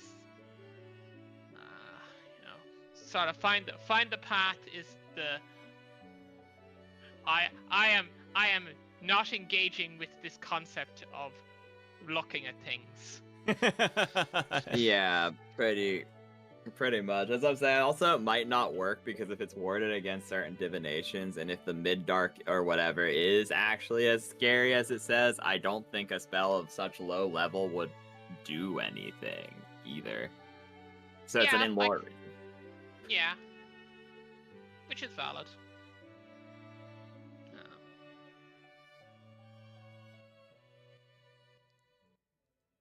All right. Does Yeah. anyone have anything else to add? So I suppose the last thing is, do you want to just real quick have a look at a Stilby and just kind of maybe approve a thing, couple of things. Like one thing I was seeing is she should be level 12 at this stage Mm-hmm. because LA plus 2 level adjustment gets 2 gets removed at level 6 and at level 9. And since then, we've had a couple of situations where it's just like moved to the next level. Yeah. So I'm pretty sure she should be level 12 at this stage. Actually, yeah, that Um, does sound correct. He should be Yeah, level it still 12 be at this boy. stage. Indeed. And Come on, Algernon. How many times are you gonna make? Sorry, Aster. Come on, Yeah, Aster. yeah, How yeah. long? No, how no, many no, times no. are you gonna make this You- mistake? Coras and glass houses shouldn't throw stones. To be Hey, fair, I've been messing it up for the past few days. You have been messing up. You've been misgendering a Stilby since we met them. That is true, but it has been all I'm pretty sure it's been all mostly above game, and I will attempt to be better. But yes, if you then for also helping things out, you can use flaws and get a couple more feats in there. And more feats will always help with character concepts. Flaws can only be taken at level 1. Yeah, but yeah, I mean, if we're trying to get the character doing more things, is that something that you would want? I'm Saturday. I'm just here for the comic relief. Yeah. No, this is I'm not me I'm not throwing that out. bright. Yeah, There this is are me throwing out options. there are also funny feats that don't do a lot in combat but let like silly shit happen. And so like also realistically, it's not 100% SRD approved, but there is technically a way to essentially get a flaw at later levels. It costs like 9,860 gold to do though, but if you did really want to go down that route, you could technically get 2 feats at this level via that methodology. There's a lot of there's a lot of what I'd call shenanigans that can be done. That we can do more of this, and that way, maybe being able to do the vibes, and keeping all of those, and just having numbers be bigger. So I think Okay. what happened, Astilbe's template is paid off. Is that they're just catching up to XP now, which Oh yeah, like I had the XP modifier. yeah, I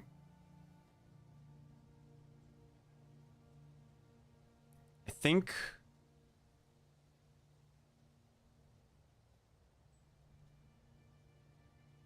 Did I give you XP and I what's everyone's XP at right now? Oh yeah. Ooh. Yeah. Like, Ooh. I think is what you meant to say. Yeah. So put it like this. I'm at 74,000 XP. Same. So,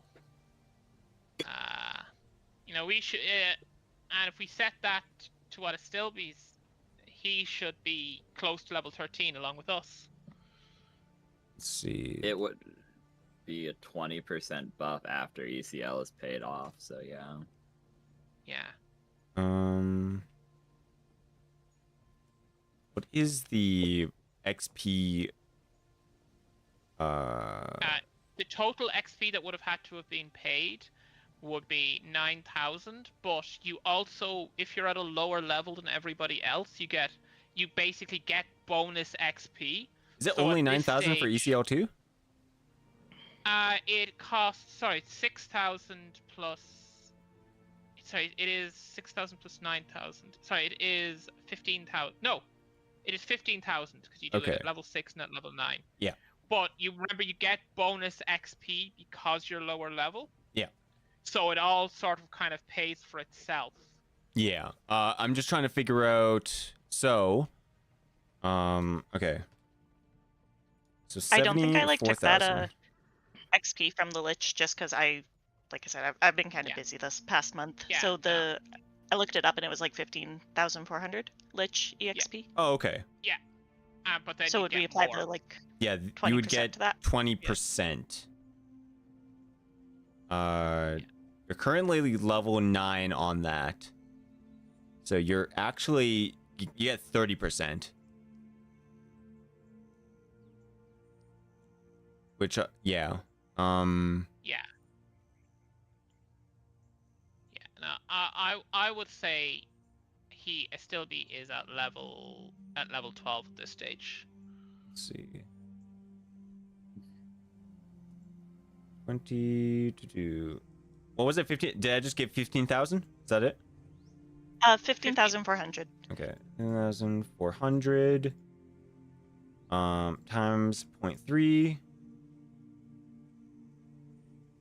Okay, so 19,620 plus 42 734 equal 62,000. We'll put you at. And I think even then, definitely should be higher than that. Because I'm at 74,000, and Astilby has been getting bonus XP for a while. Yeah, they definitely should have been. Yeah. Still we should have been.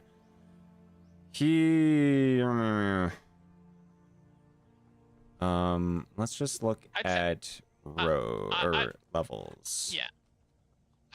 Level 12 quick is question. 66,000. Are we gonna do anything else this session? I know. I think that's pretty much all. I think we're just like hanging Okay, out, talking now. Yeah, because like I said earlier, I'm busy, so I Oh, that's right. if I can dip. Later, hardcore. Yeah, I think we're good. See ya. Yeah. All right, cool. See ya. Have a See good you night, guys. hardcore. See ya. See ya. Bye-bye. Text if you want me to do math See you, on man. anything. Oh, bye. He's already gone. That's Yeah. quick. All right. Yeah.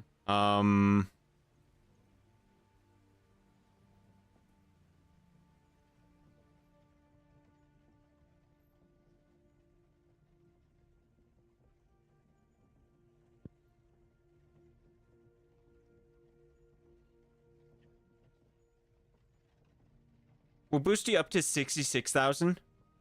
So you're level 12. Okay. You got 3 levels to catch up on. So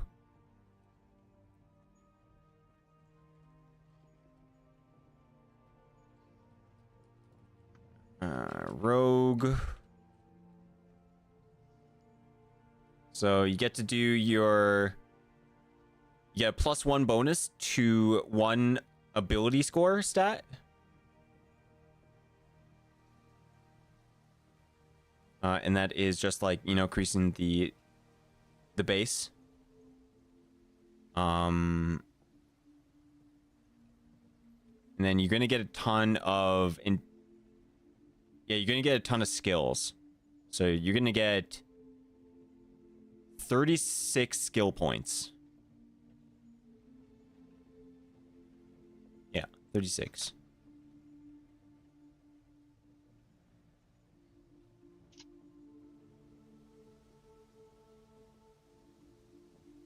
Cool. I gotta jot this down. Yeah. And then I will change some of your base fortitude saves and all that jazz for you. 484. Thanks. Okay. I will leave you to it. If you wish for any stuff to throw in, just put the request in, and the resident nerds will clamor around it, searching for things. Cool, yeah. Mm-hmm. Other than that, I'm gonna go to sleep. Alrighty, See ya. dude. Okay, Have a later good to night. find. Thank you for playing, Okay. bud. See ya. No Yeah, problem. see ya. I'm gonna stick around just in case, because I want to make sure things are chill with the downtime things, or at least give a detailed explanation. It doesn't have to be on stream or whatever, but I'll stick around to help if you guys need help, and then do my thing at the very end. Yeah. Yeah, well, I mean, if you don't need me for anything, man, I'll probably be heading out myself. Yeah. Yeah, we're pretty much done.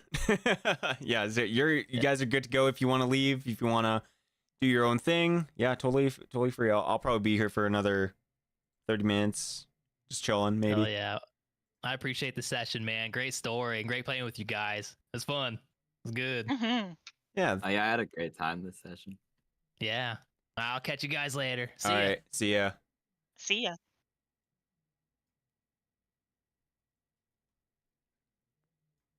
All right, Mr. Sebastian, Mr. Stilby. It's only us three. The dudes. Because of you, I'm gonna be talking like a Western cowboy. I'm so glad to hear that. I'm sure my wife will be very happy. I can't wait to be a cowboy slime pretty soon. Oh yeah, it's gonna be fun. Yes, yippee indeed. Yeah.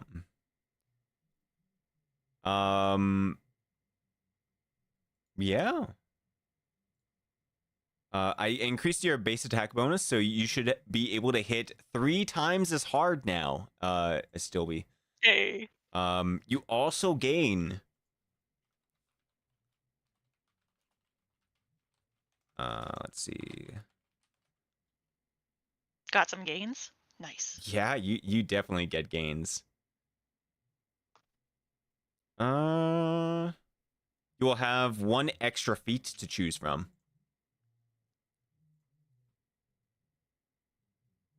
Okay, doot. I'll just put number 5. You get to choose. Yeah. Also, I think I Sorry, my forgot. character sheet's like a mess. No, that's all good. I think that crossbow Like half my sniper thing information's in my. Oh yeah. gives you like it gives you something. It gives you your dex bonus on damage rolls, which I think we added. Let's see. Let's look at your crossbow.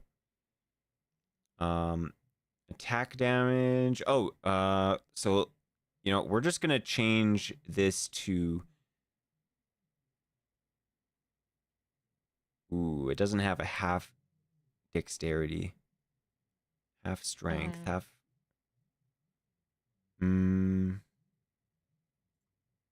Okay, we'll just make a note for when you do your attack rolls. Half dex plus damage. So it'd be like something like that.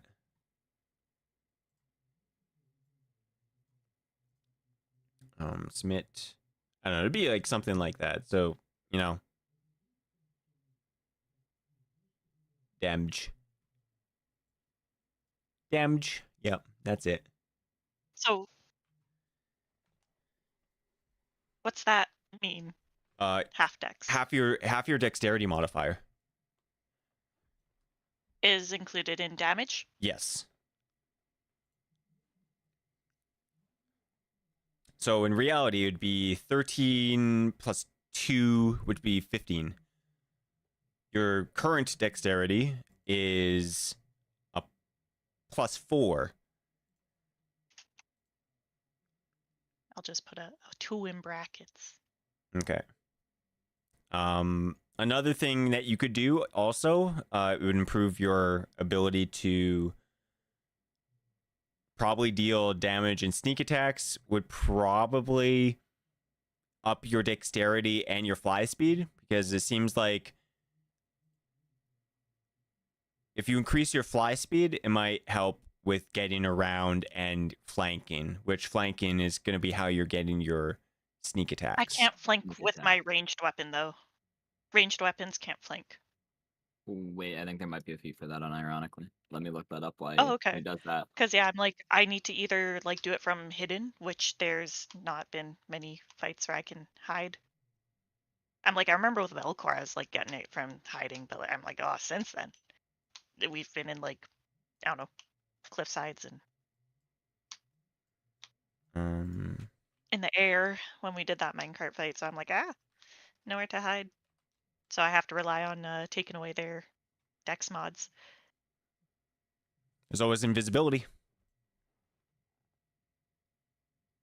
There is a one that lets you do it. It requires 2 feats though. Which It one? is combat expertise, and then the feat is this one called Gang Up Combat, which is you are considered to be flanking an opponent if at least 2 of your allies are threatening that opponent, regardless of your actual positioning. Which means that you are able to do it with a ranged weapon if 2 of your friends are flanking already. So I need to get combat expertise, and then I get, what was it called? Gang Up Combat, I put it into the chat for you. Cool. So if I do the like flaw thing, I can get both those feats? Yeah. Yes, you could. It does cost. Because technically, it's a Heidelin, obviously. I will say, rules as written, you can take a flaw at later levels. There is a stupid spell combo that lets you do it. You essentially willingly take a permanent downside to get an evil feat. And then after you do that, you remove the evil feat by atoning, and it will trade the flaw for one feat you qualify for. It costs like 9,600 gold to do that. Or Heidelin could be nice and be like, you can have a flaw. And that's up to him, not me. I'm just a nerd. Yeah. I mean, we did just get loot. Again, like I'm not a min-maxer. I'm not smart enough for that. So I will not be taking advantage, I guess. And I don't mind paying. Because I don't know how to take advantage. Yeah, no. Yeah. I don't mind if you take a flaw. Just make it like something that makes sense for a Sylvie. Yeah, so what are the flaws? Where are the flaws? There's a big list. Yeah. 1 second. There's the Forgotten Realms help flawless, which is, you know, pretty decent. A more complete one is the Eberron Unlimited one, which it's technically some guy's homebrew, but he cited where each of the flaws come from, and he included Dragon Magazine and web flaws. Oh, okay.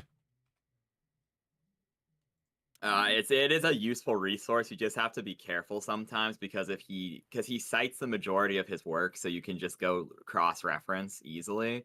However, sometimes he will say, "I've homebrewed this rule," and you just have to look it at the top. But the flaw list is all the ones he allows, and they're all cited from where they are, which means it's a more complete list, generally speaking.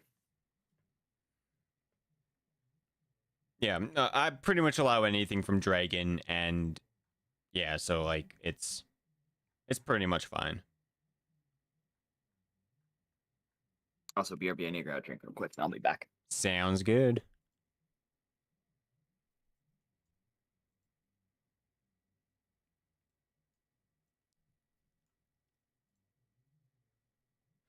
Thanks, Reaver. I hope you have a good one, man. Also, how's it going, Jester? How it be? Vagabonds, hello, hello.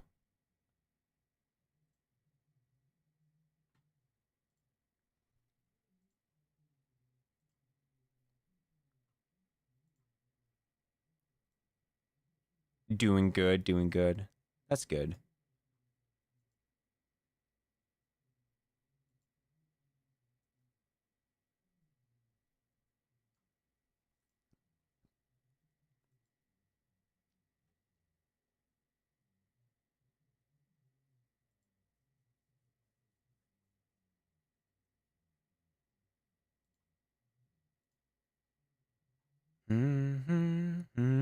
There's a flaw called obese. Obese, yeah. Yeah, there's a lot of silly flaws.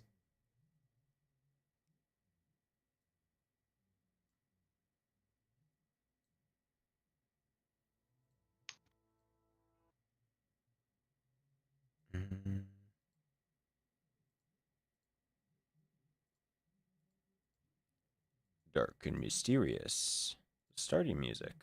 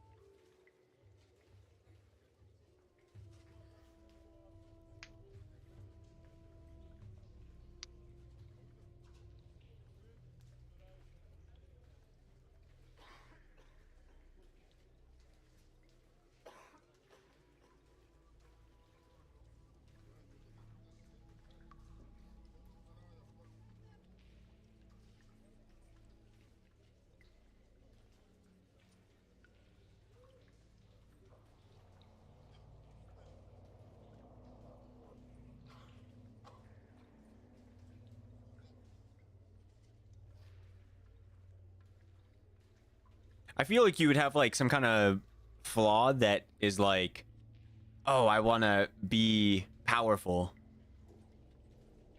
Well, I like short attention span, -2 on skill checks that Oh, you yeah. retry. I feel like that because I like to bounce around. Short attention span.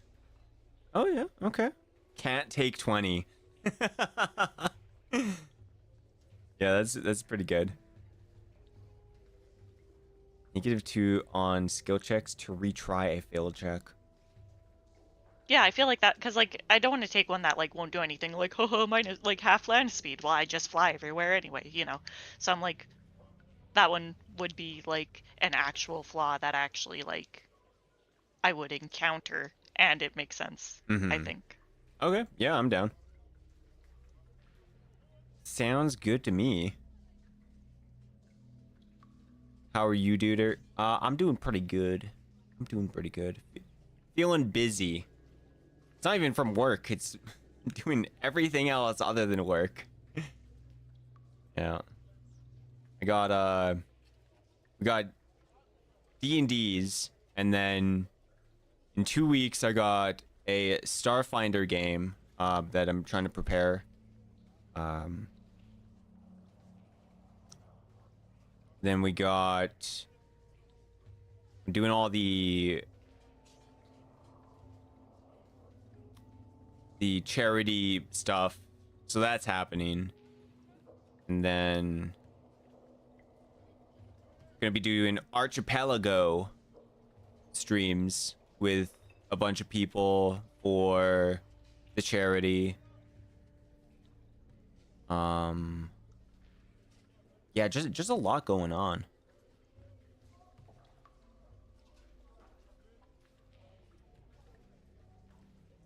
Yeah, it should be pretty cool.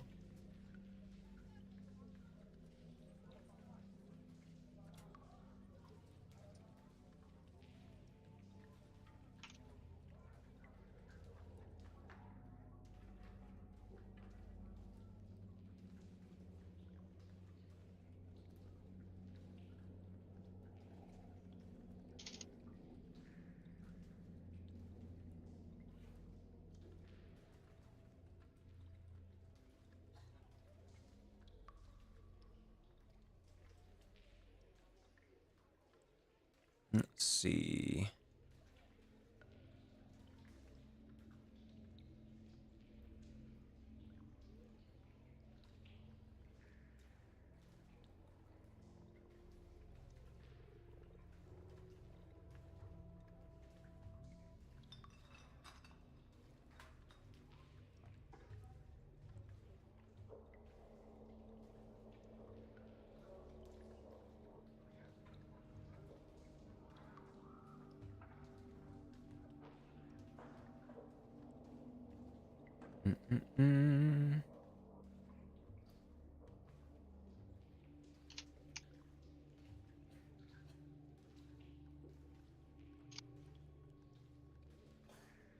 Was that -4 Constitution due to the Fey ancestry? Yes. It's like I think I get -2 from being an elf and then -2 for Fey ancestry. Oh, Because yeah, I'm like Fey ancestry is only -2, so I'm like, another -2s from somewhere. gotcha. You should just like change that to your base. If that's what it is from. Okay.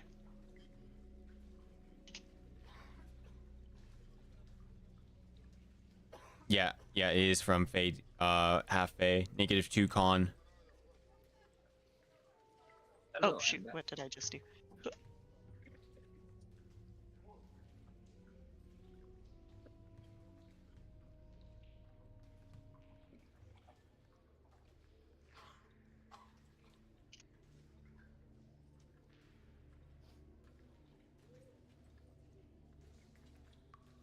Yeah.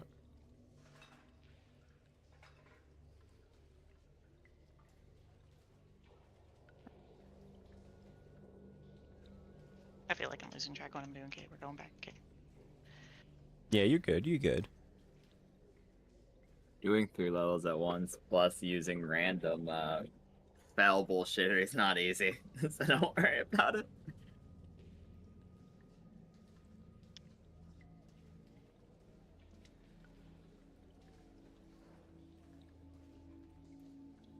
What's going on with you, Mr. Sebastian? What? Because you were talking about you wanted to talk about some stuff too, since we're just like hanging out here.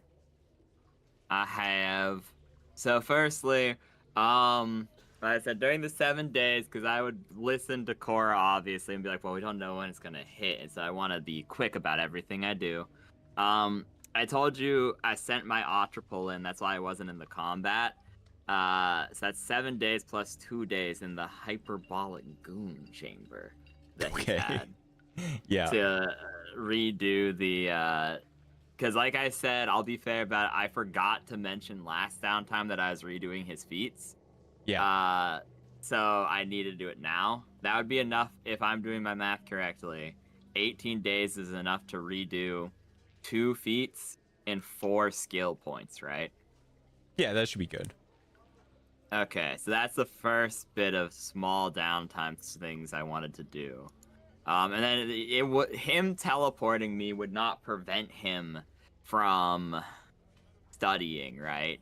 Like if I said, teleport me here, pretty please, he does it, and then I say, pick me up in 2 hours, and he comes and picks me up, goes right back, and then he studies for the majority of the time. He just went and got me and stuff. He chaperoned, or he didn't chaperone me. He just chauffeured me. Mm-hmm. He would still have the full amount of time to study, right? Yeah, I think as long as it's not like he's not getting hurt or like getting into like combat, it should be good. Yeah, it'd just be I go into the HBGC, say, here's the location I need, give him the information he needs. He casts the spell, which let me check how long it takes to cast. I'll be fair about this as possible.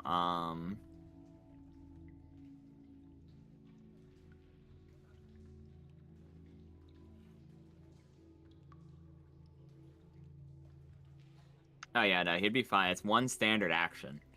So he would be losing 4 rounds per day teleporting me places. Okay.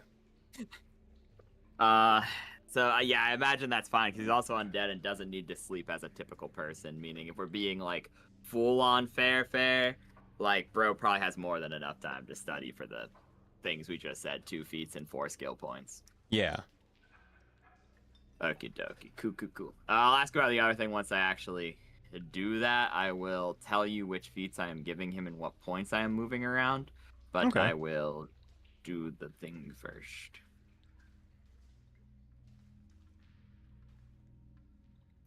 Oh wait, I've just realized I had a thing when I hit level 10 where I can just take a feat or a special ability. So I could have just taken that feat, but I think the short attention span thing is funny, so I'm gonna keep that.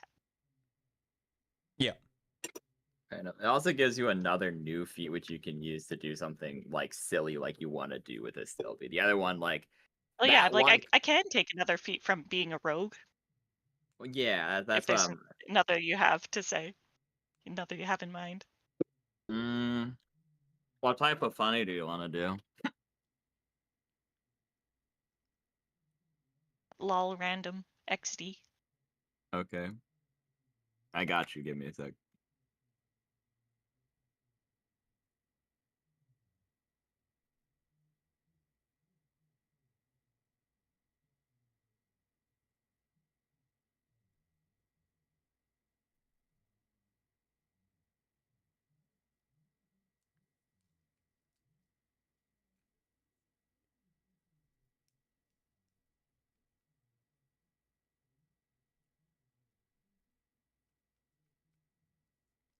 I shall be right back. Okay, no worries. For sure.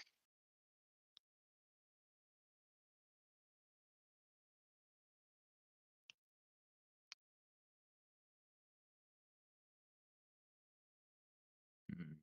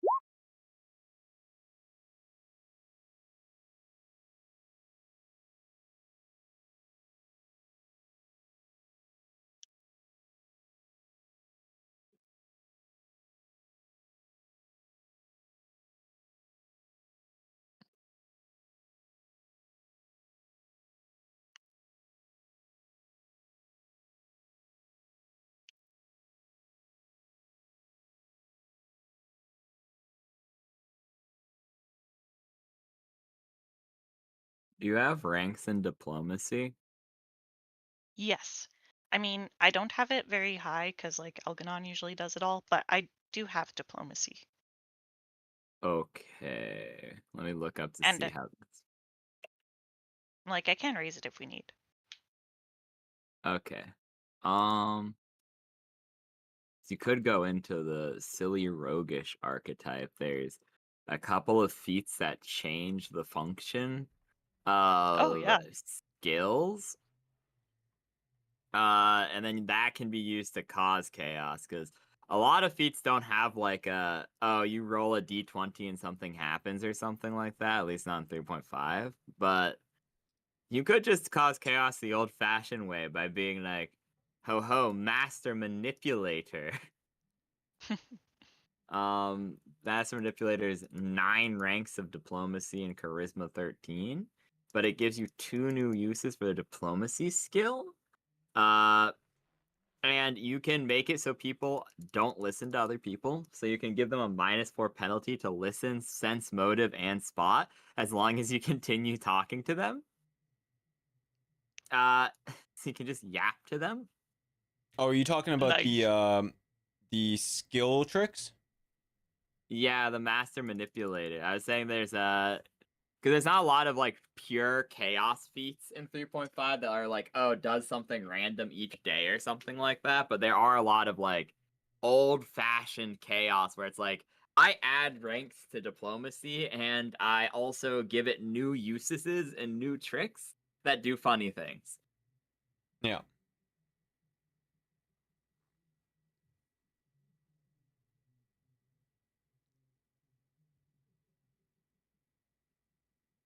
The other one is Trap of Words, where if someone fails to bluff check you, you immediately force them to tell you a secret.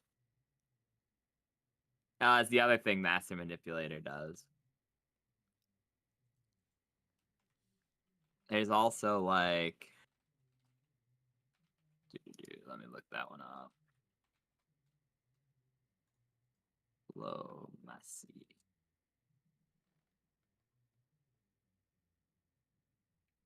Nah, never mind. You can't do that while you're not a halfling, sadly. There's a funnier one, but it's halfling exclusive. Oof. Yeah.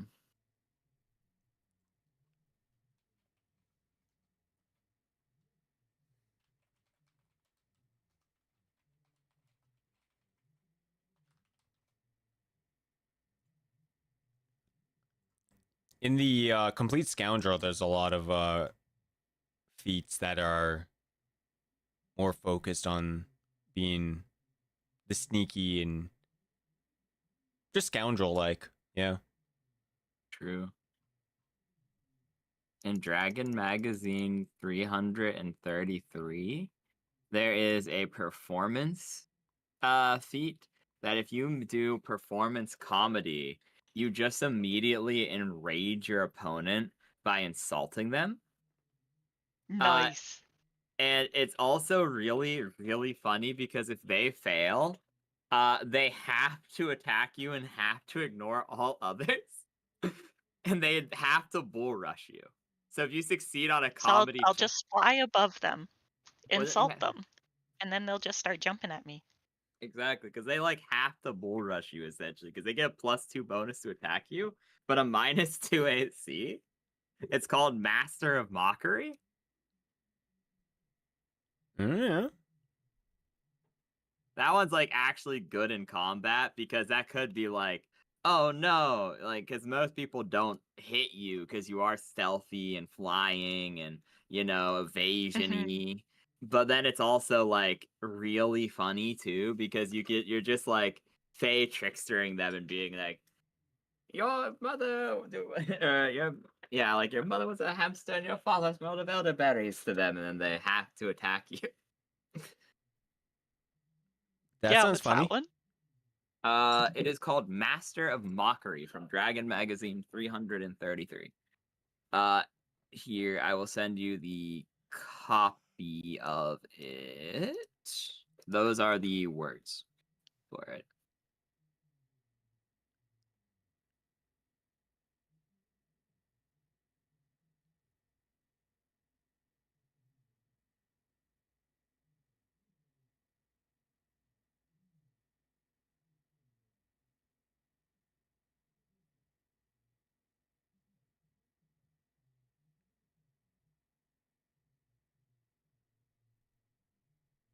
You do need 8 ranks in performance comedy, but also you just got 36 skill points, and Yeah. I'm pretty sure Rogue gets that as a class skill, so that's like a negligible issue.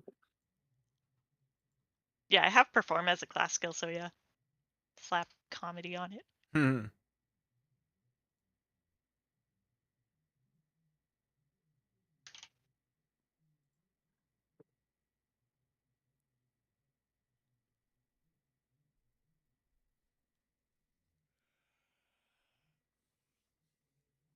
And the other thing I was asking is that so when he teleports me, I did want to do a little bit of shopping, and I wanted to just make sure everything I was getting is okay. Mm-hmm.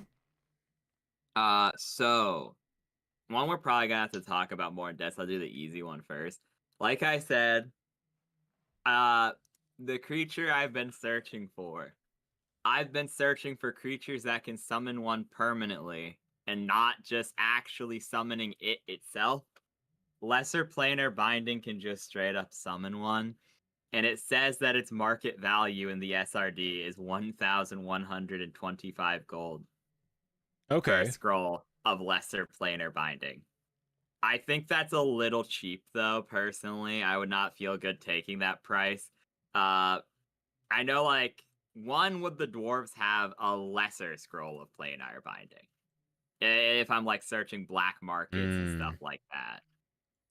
They could probably get you for like double the price for something like that. They'll be like, oh yeah, we would have to go like outside of the city and check like the Underdark, see if like they have anything, or maybe there's like Thieves Guild who maybe has something. Like it'd be harder to get. That was about what I was going to offer, actually. I was going to say I wouldn't want to buy one for market price because, like, it is kind of sort of a rare spell. Because technically you can get it at 4th level, but that's, like, a class-specific thing.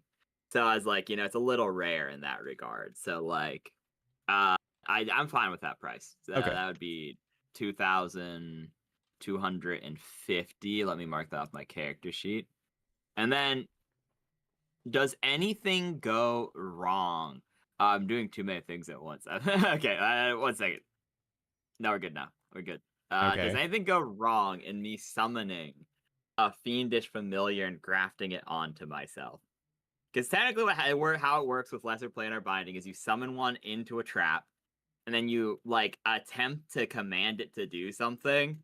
The thing is, in theory, I would have the highest level of bonus to my, like, commanding the creature because it literally dies without a host. Meaning if it says, no, I don't want to be your friend, it just straight up dies. Okay. Like, without me interacting with it at all, actually. So it does say the DM can give you up to a +6 circumstantial bonus, and it's a contested charisma check. The creature also has, I think, a 4 charisma. Okay. So it's looking pretty bad for it. That's what I'm saying. I'm like, technically you could just say, okay, this one's particularly strong-willed. Yeah, it has a charisma of 6. So should I roll the contested check for the sake of it, or, like, are we just gonna say I get the creature at that rate? Yeah, we could do a roll. Okay, let's do it. So do I get the +6, or because it's anywhere from +0 to +6 of the DM's discretion? So as reference, it is summoned from the abyss, essentially, from a big vat of, because they come from machines or from fiends of corruption or other varying things. That's how I was trying to get one before, by summoning a fiend of corruption. Okay. Like a succubus with class levels, and then they can grant them as friends, as, like, boons. Then I realized I could just summon it on its own, and, well, here we are. So, like, I summoned it from the abyss, from a giant pot of boiling flesh. And then it knows, fundamentally, if it does not find a host within 24 hours, it will simply die. Okay. Yeah, and I'm offering it like a good deal. I clearly have other symbiotes. I'm not gonna fully roleplay it out, but I'd be like, you look, I'll keep you alive, and my full intention is that I will never die. Therefore, you being attached to me would mean you would never die. Okay. That's the angle I'm getting at. Alrighty. So I'll let you take a +5. Okay. So is it when we're looking at the planar binding and lesser? Is it this DC 15 plus your caster level and then charisma modifier? That's what it's trying to beat, or is that you? That's what it would have. That's its DC to not be summoned to begin with. Oh, okay. So it can technically fail, so it'd have to roll that. It'd be plus, yeah.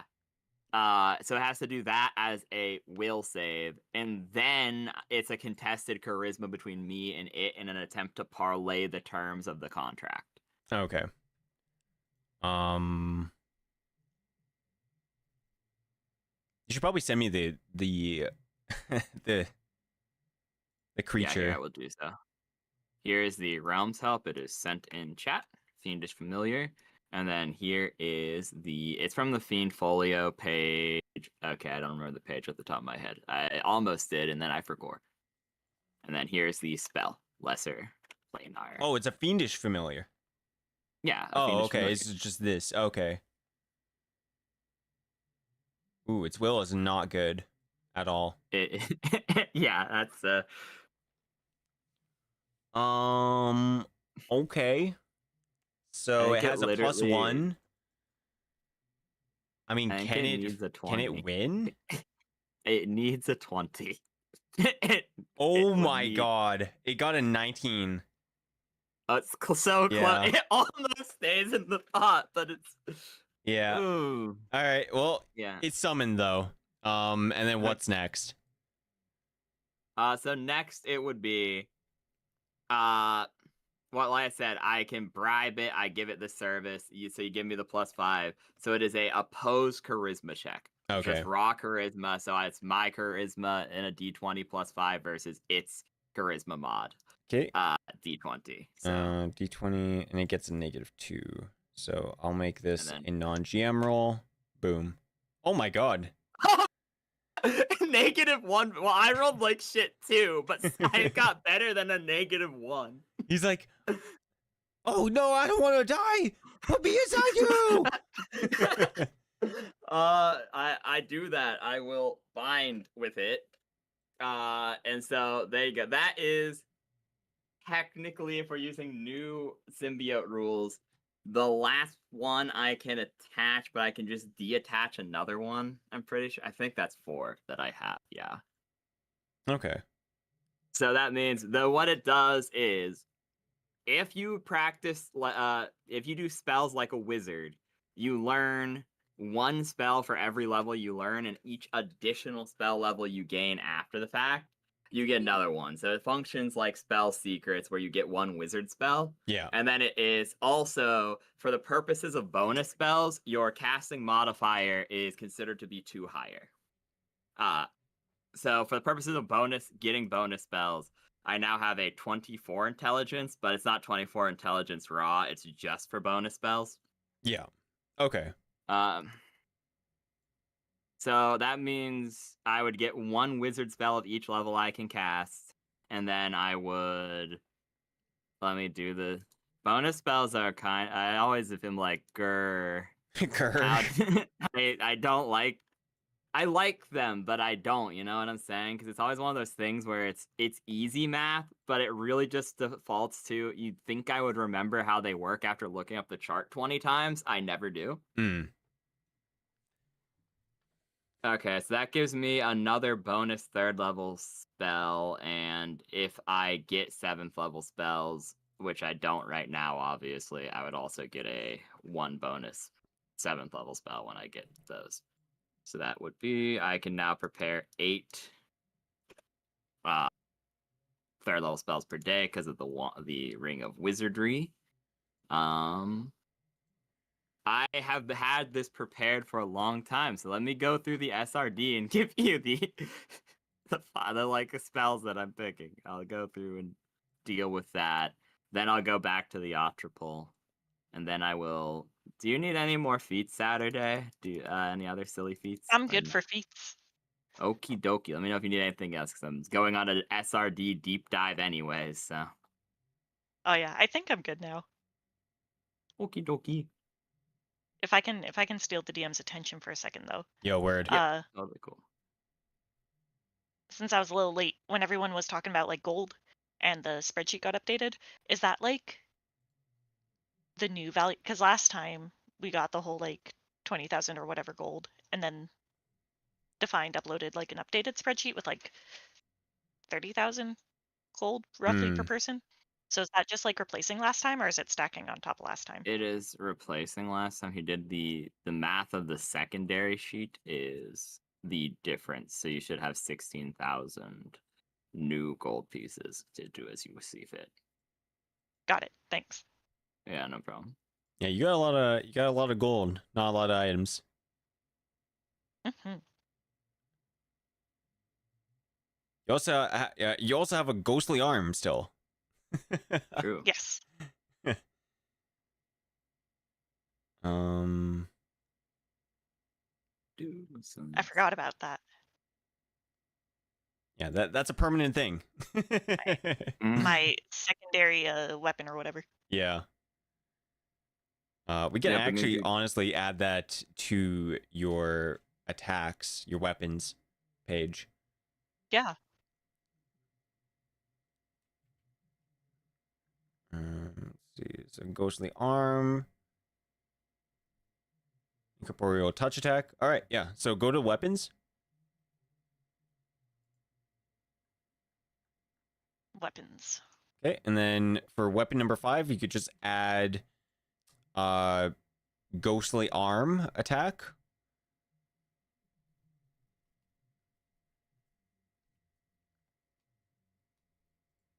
And do you have weapon finesse? I don't think you do. No, you have all crossbow stuff. Hmm. Range is, yeah, you don't have to worry about range. The special property is touch. Touch attack. And it just deals damage of 1d6. Okay. And I'm gonna go back to your equipment really fast. 1d6 damage. Yeah, it has no strength score. But I think with the ghostly arm, you do have like abilities now, like where you can take like ghost feats that like do draining, I think. Cool. Yeah, so that's something in the future you could think about if you want to delve into. Hmm. There's even like, Yeah, like instead of taking go ahead. like at level 13, I can take another rogue ability, or I can just take another feat. So I could just take another feat. Yeah. A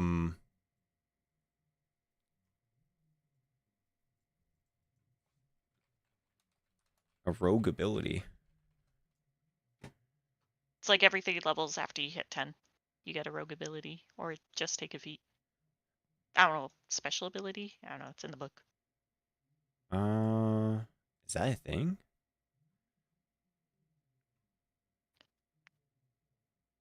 I never played a rogue.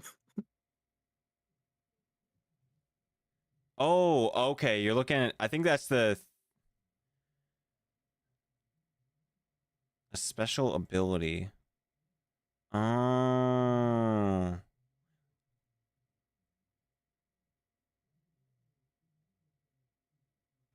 Yeah, Yeah. yeah, like at level 10, 13, special ability. Okay. So okay. Yeah. Yeah. That is something that you definitely could do.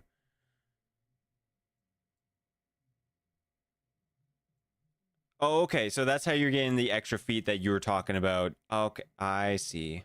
Yes. Because I went from 9 to 12, so for my level 10 special ability, I just took yet another feat. Okay. Cool. Cool. Character. Can you go to stats? Go to your feats. Yeah, sorry, I'm like my character sheet. I'm so embarrassed. I'm like, this is such a mess. No, it's all good. All my information is in like my Google Doc. My character sheet is just like a scrapbook at this point. So, Yeah. Dang. I'm like, oh, I should clean this up. This is basically so gang up combat. We're just gonna say this is part of special ability. This one you're getting from a flaw, and that's your flaw feat. Okay.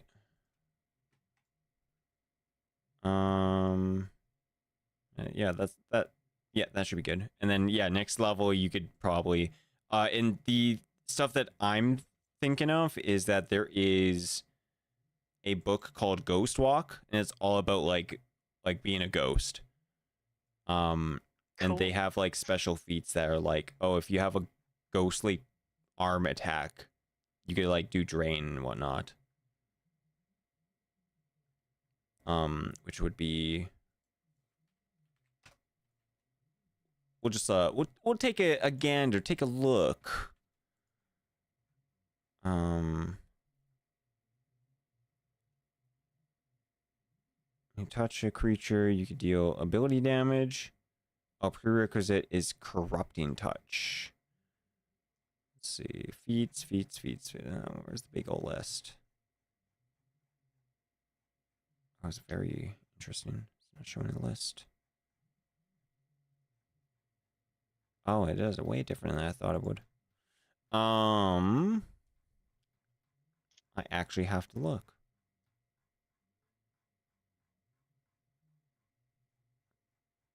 Cool. Boop, boop. Magic circle. Corrupting touch. All right. So there is something called corrupting touch. You can make a touch attack that deals 1d4 points of damage. When you are manifesting fully or attacking incorporeal creature. Oh. Yeah, incorporeal creatures. You add your strength. When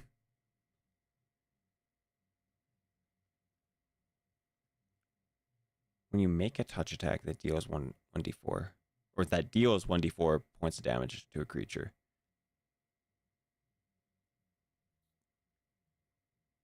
No, I think that's just something different. Is that how I think it works, Rise? Where if there's like, you already have a ghost arm, right? It does damage, but there's also a feat that gives you a touch attack. That's It takes the higher damage of the two. So if the thing is, but then it has like a special ability. Does that special ability pass on to your higher damage attack? Depends on the wording. Generally speaking, it's 50-50. So the thing is, like, for example, if you were to have a Lithid Grasp, or the Lithid Graphs, and then you also were to simultaneously have a Lithid Heritage, the tentacles stack for the purposes of attacking, but you would get two separate attacks. That's because of the way they're worded. If something references a tentacle you got from an Illithid ability, it gives those to any one tentacle you want, and if it gives you the ability for damage, it takes the higher of the two, and the ability is passed on. So it really is down to wording as you see. Because, like, for example, like I said, if you have a Illithid Heritage and the Illithid Tentacle feat, it means you now have 5 tentacles and can do 5 tentacle attacks in one round. But all their abilities are separate. But if you have the one feat, which is while you are grappling somebody with an Illithid tentacle, and you may attempt to extract the brain, the graft works for that feat. The extraction of the brain, if you are grappling with the 5th tentacle, which is not part of Illithid Heritage, it does actually count for the Okay. feat. It's up to wording. It's one of those stupid things. Okay, It's so I'm grammar. looking at this. It's saying corrupting touch. So we're not gonna worry about the 1d4. What matters is that normally a ghost touch attack normally deals no damage. Mhm. Which this feat gives its damage, but also it lets you add your strength bonus modifier to it. And That would pass add on, your yeah. dexterity bonus to attack rolls. And if it scores a critical hit, the damage is doubled. Yeah, that'd pass on Yeah. because they are both referenced as a ghost touch attack, meaning it would just ignore the damage completely. Because usually a ghost touch attack doesn't do damage. The hand as a graft gives a ghost touch attack and gives the ability that your ghost touch attack does 1d6. Yeah. So both would be passed on to the hand. That is correct. Yeah. Okay. So there's that. Estilby. And then there was an upgrade for that. There's stuff like freezing touch.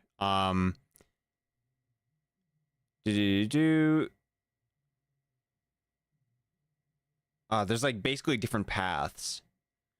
This one.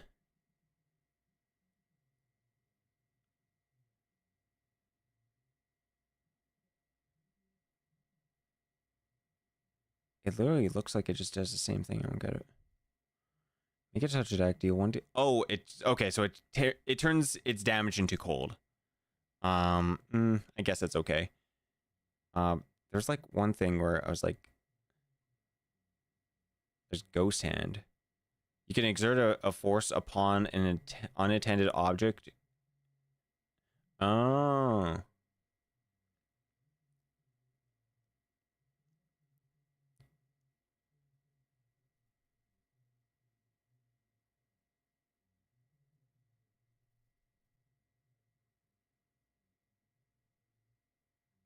There's like a Ghost Hand. It just makes you be able to use Mage Hand like whenever you want, it looks like.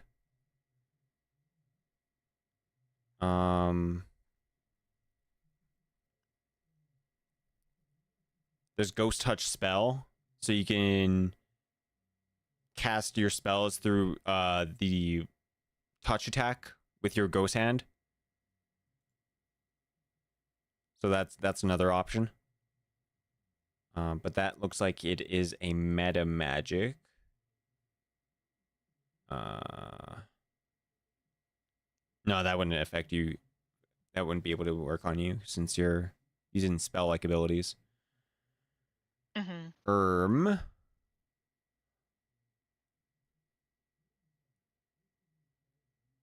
I remember something being like, oh, your touch attack thing just rains better. I remember seeing that like a long time ago. Poltergeist Hand. Prerequisite, a Ghost Hand. You can control at a distance a number of unattended objects equal to 1 plus your charisma modifier. I'm not too sure what Ghost Hand is, but you know, it sounds like a ghost arm. Close enough. Oh, what's ectoplasm? I think I saw something there too. Ectoplasm. A, B, C, D, E. Ethereal. Empower. Ectoplasm.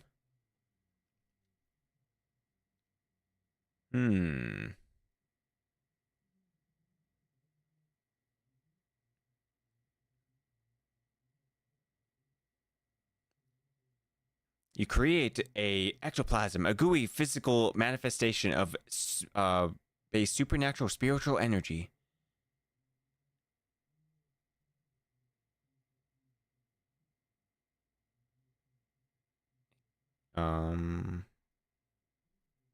Oh, it's for Shaper?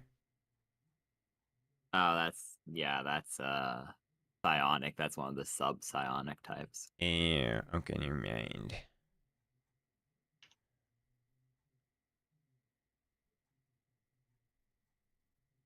shriveling touch. You can shrivel up enemies. That's Oh, really okay. fun. Yeah, this one right here, shriveling touch. Okay, it requires a little bit, but you can make a touch attack that deals 1d4 permanent ability drain to a living creature or a ghost when you are manifested fully or attacking incorporeal creatures. And you can add your strength modifier to attack rolls when you incorporeal. Only one kind of damage or effect from the path of the corruptor applies from each attack. Yeah. I don't have to That's send. pretty good. Yeah, that is really good. The permanent, it's insane actually. Also, I don't have to send you what magic missile does, right? Because I've been citing my sources, and then I was about to do it for magic missile, and I was like, we know what that does. Yeah, you're good. We all know magic missile. Yeah. Yeah, you're good. Because I'm trying to get some niche spells. None of them are crazy, but like a lot of them are from not just the raw book. Like for wizard, it's like complete mage and like a couple of ghost walk ones. And Mhm. so, like that's why I'm citing it so you can easily look it up if you're like, I don't know if I want you to have that or whatever the case might be. And then I was like, I was just being a bit silly and was like, yeah, you probably don't need that for magic missile. I assume I'm allowed to have that one. Yeah, I know. Yeah. Yeah, totally okay. I finally have evocation spells. It's in a tear to my eye. Damn. Jester made a really good slime girl for me. Oh, she showed you before she showed me? Yeah. Crazy. I just gave her pasta, too.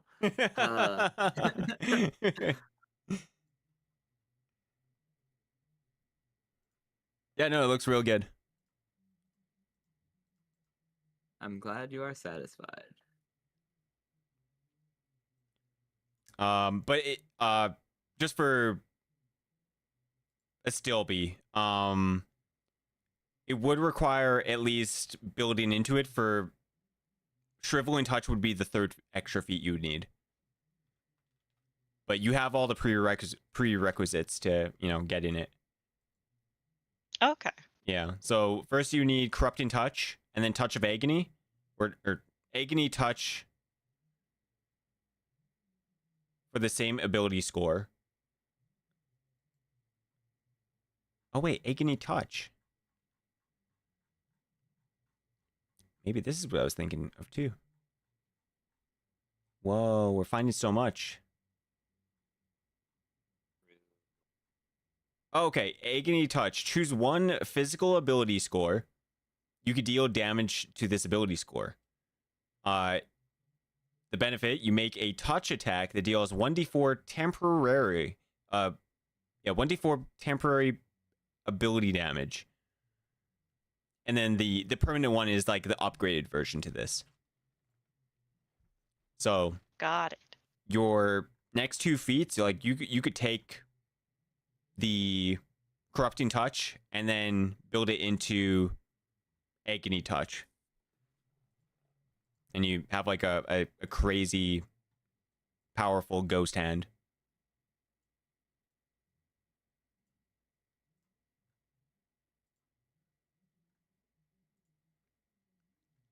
Not only that, like since you are a high enough rogue, you have 2 attacks per round. So like when you get close enough to people and you're in that situation, like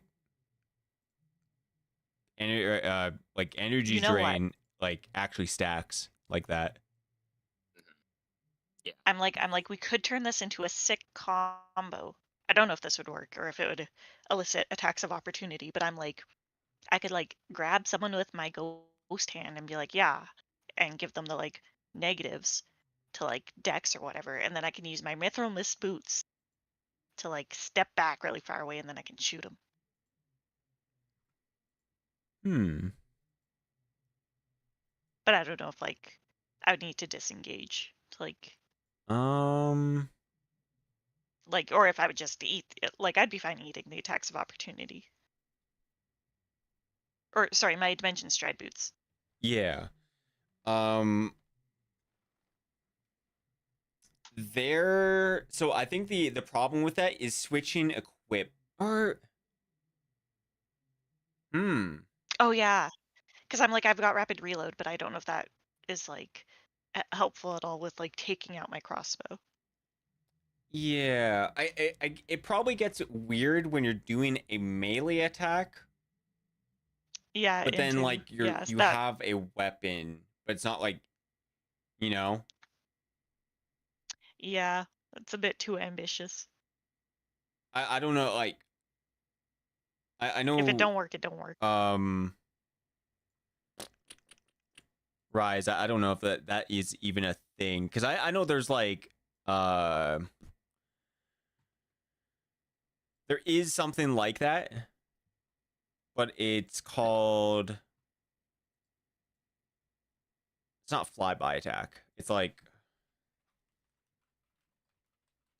Well, there is That's flyby a attack, but yeah. um, I think you need something like flyby attack because there is like I don't think there's a raw special action for that. Because like I will grab that real quick. Special actions 3.5. These are the special actions that anyone can perform, like anybody. Let me quickly. Ooh, there you go.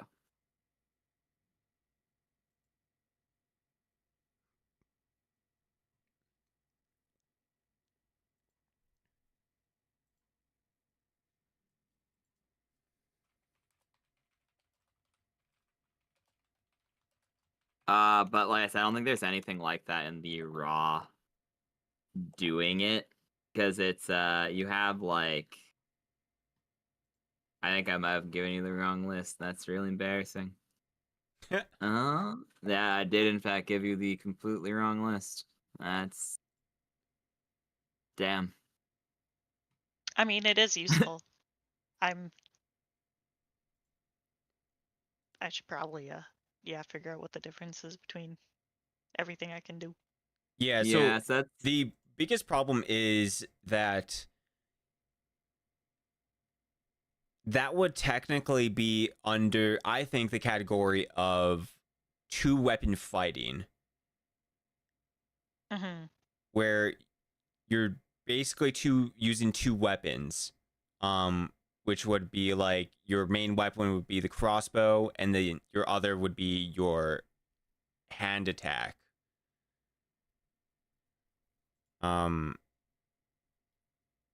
Because there's 100% rules for doing melee and crossbow attacks as well. So like that's 100% thing. yeah, I think you would need flyby attack or two weapon fighting though. Because you'd be one-handed, because the one hand is obviously a one-handed weapon. Because, well, Mm-hmm. duh, it's a hand. Then a single crossbow shot would also be the same thing. The bigger issue would be, as initially said, you would have to have the ability to attack twice in some way.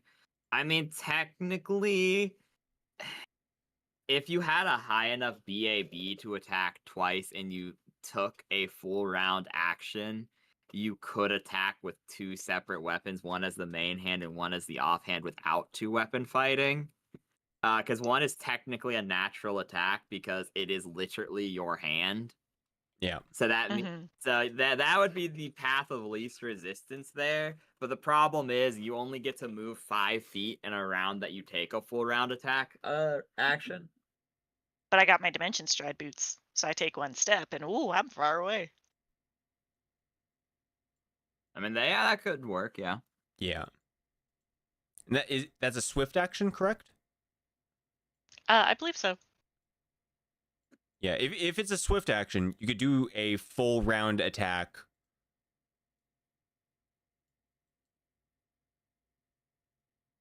So, and that's another funny thing with just how the system works is that you can't really do an attack and move unless if there's a really specific. Mm-hmm. The only one I know is a melee way to do it. Is called Blitz or some rapid blitz. It's basically using spring attack and bound in assault, and it's a bunch of baloney. But it's used for like super high level, which you guys are not high enough to get at least that one. Then there's bound in assault. You need a BAB of 12. So you probably won't ever see that yourself. Mm-hmm. Be like level. I what, think 19 rogue. Yeah.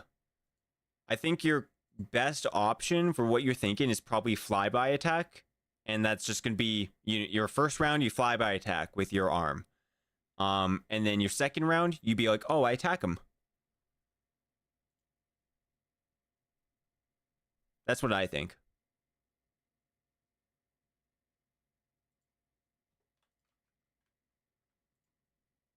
So basically, I won't do that. It sounds very complicated. Flyby attack is actually pretty easy. It is. Oh. Yeah. It's literally you fly by something and like it's like taking an attack of opportunity, but on them.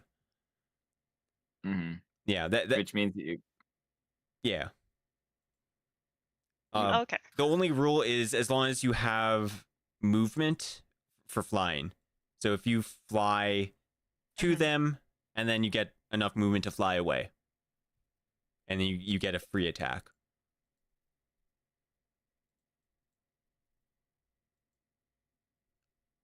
And it doesn't provoke attacks of opportunity, which is really cool. Mm-hmm. Yep.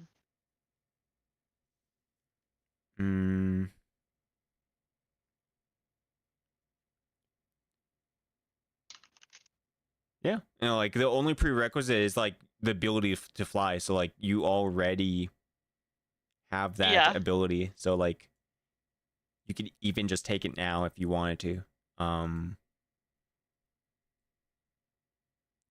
Otherwise, yeah, it's pretty much like deciding whether or not you want to be up close and personal fighting or stay in the back doing full attacks. And I guess another thing we kind of skipped over because I forgot personally, you have multiple attacks. You could have done, or you also did flying as well. So, but you could make multiple attacks around yourself. Okay. Yeah, because you have 2 attacks right now. And with rapid reload, that kind of, is why you built it with rapid reload.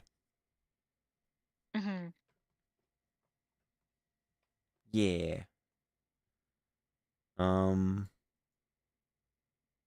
But yeah, I mean, the gang of combat and master of mockery is really cool. So you should do whatever you feel like I doing. appreciate your help. Yeah, no I'm worries. like, well, I got options now. I can build up my armor. I can keep working on like I found this one feat in like what was it, the scoundrel book I was scoping out, and it's like you just dance really hard and then you're hidden or something. And it looked really good. Hell yeah. I'm like, perfect. Yeah. So I'm like, I got directions. No, No, I appreciate your help. Yeah, no Yeah, no problem. worries. Yeah, this guy out here being a master. True. I'm just a big nerd is the secret. And like I said, I'm a masochist, so I beat my head against the wall until I find the thing I'm looking for. I'm literally looking through a list of 5,000 spells right now to be like, here they are. This is where they're from, too. Ho, ho, ho. 5,000 spells and I get to choose 3 or 5 or whatever. Yeah, technically 6 because I think it counts for cantrips? Question mark. Right? I don't know. I would assume so. I mean, Because it's a level 0 spell. That's the thing that always confuses me, to be so real. What is a cantrip? cantrip is What do you mean? What is a cantrip? It's just a shitty I mean, it's- spell. Yeah, that's what I was thinking. Because it's a level 0, but then a lot of things that reference leveled spells don't count cantrips. Like they specify that they don't. So it's hard when something is vague to say something like, yes, it affects all leveled spells you have. If it affects cantrips or not, sometimes it can be hard. Yeah. Azan, thank you for the raid. Hope you're doing well. Get some sleep soon. Hey, yeah, definitely get some sleep. Yeah, we're actually almost. I mean, I'm probably almost done. I don't know about these guys. I'm getting Got it. sleepy. Yeah. Yeah, thank you for the hello there. Hello, hello. Yeah, I'll have to raid out here to someone pretty soon. I'm like, there's a dancer rogue class in the scoundrel book. I gotta try that next time. Next time around. Dancer Rogue? Is it like the Yeah, prestige cloaked class? dancer. Yes. I don't really get prestige classes, so I'll have to look into that. And then if Astilbe ever bites the dust. I mean, you could probably take that. Yeah, you probably have the Like, you just need. I mean, you're already taking perform dance, right? I was taking perform comedy for the one Oh, Master okay. of Mockery. Like this one only requires 10 ranks in dance and a sleight of hand 5, and then a hide of 5. So like really all you need is the perform, and then like you could build into this class.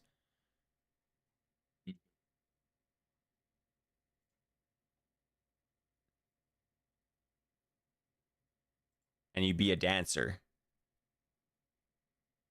It's pretty good. Yeah. So yeah, something to think about.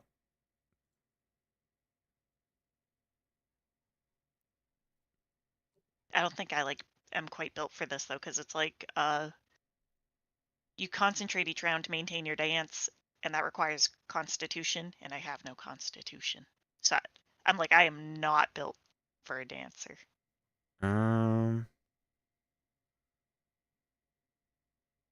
Once per day, you can use your dance to do supernatural effects. Whoever oh, okay. Concentrate each round, maintain a dance. And yeah, it's like about melee attacks and stuff. Oh.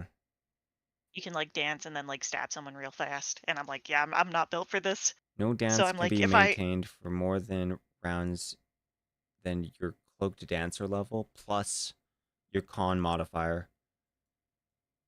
Yeah, so I'm like, this would have to be like for another character, another time. I mean, what does it give you? Beguiling dancer, 10 or more ranks, perform dance. Okay. Wearing dance. I wonder what the DC is. Oh, the DC is honestly, it'd probably work for your character just for the DC sake, because you have high charisma.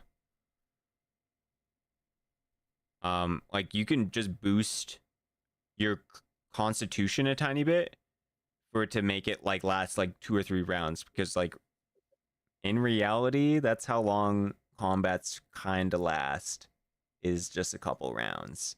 Even though it seems like it's an hour or 2 or whatever sometimes, but yeah.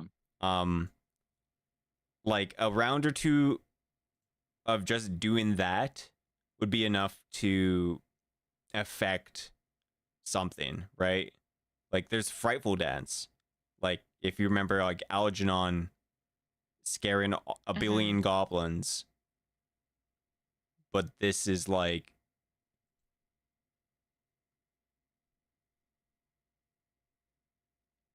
yeah, with 14 ranks in perform, which by the time you reach that 5th level cloaker, you'll 100% be able to do that.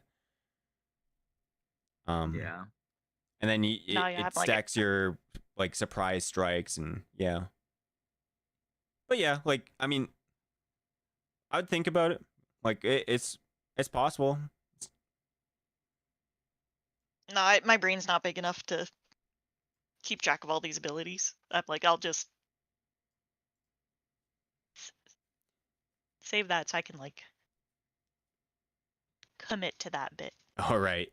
Do you feel like I'm like, Sylvie's gone in like too many directions now because I'm like, I've got all my magic items that I like to use, and now I have my ghost hand, and then I have all these like feats to help me actually be able to sneak attack with Mhm. my crossbow. So I'm like, I already got options like out the door. Like, yeah. Do you feel like having Yeah. like the extra abilities through the crystals is like too much? no, No? Okay. I like them. I like the crystal abilities. Because yeah, I'm like most of the ones I take are like,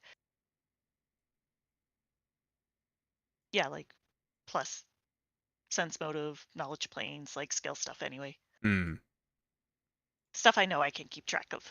Okay. Gotcha. I feel too many abilities though, dude, because I'm like, oh yes, Iron A skeleton chimeras, because it actually has a stat sheet. And I'm like, oh wait, those can't fly. Then I'm like, well, now I have to make the zombie template on the chimera in 30 seconds. And so I'm like, damn, that's my life now.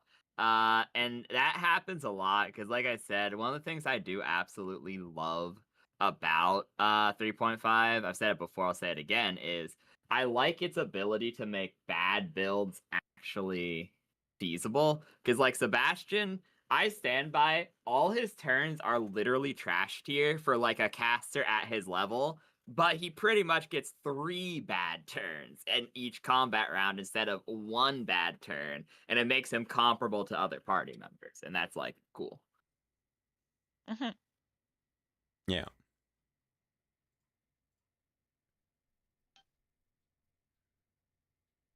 Yeah.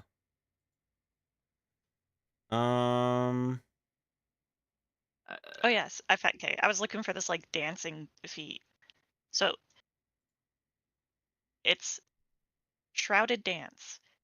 As a move action, you can attempt a DC 20 hide check. If you succeed, you have concealment until the start of your next turn. So that just means I can just like dance really hard and be hit it and right. Like I don't need any like cover. I don't quite understand because it is It's so small of a description. yeah, so you attempt to hide. You attempt a DC 20 hide check. Okay, so you get the DC. Concealment is kind of funny because that's all. Oh, Yeah. does concealment just It's like it's basically is concealment mischance. just AC?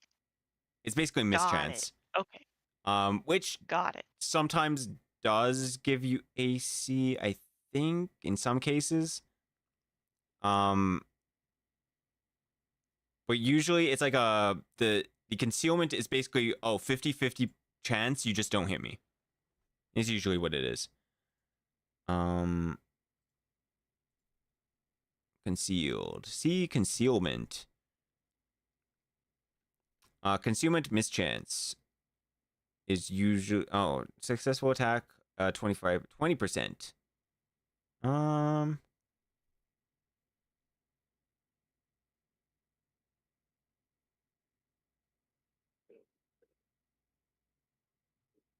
Total concealment. Successful attack into the enemy square occupied by the enemy is a total of 50% mischance instead of the normal 20%.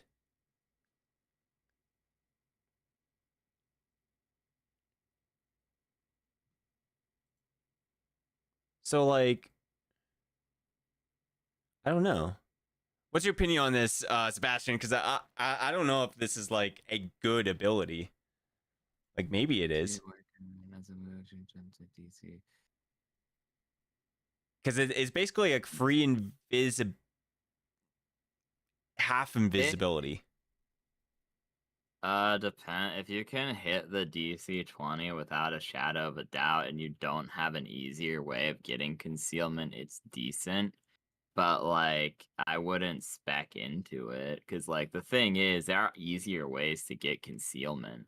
Like technically if you don't like your constitution modifier, Sebastian could give you a permanent 20% concealment with a symbiote, which admittedly it does eat 1d3 of your con, but like it does also just give the permanent 20 and has an activated ability to give you 50% for like a round. So it's not bad, but like in a party with other people, there's probably easier ways to get concealment of that rank.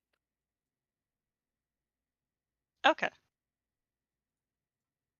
I mean, yeah, I've got like a magic item that grants me like concealment and stuff, Yeah. so I'm covered.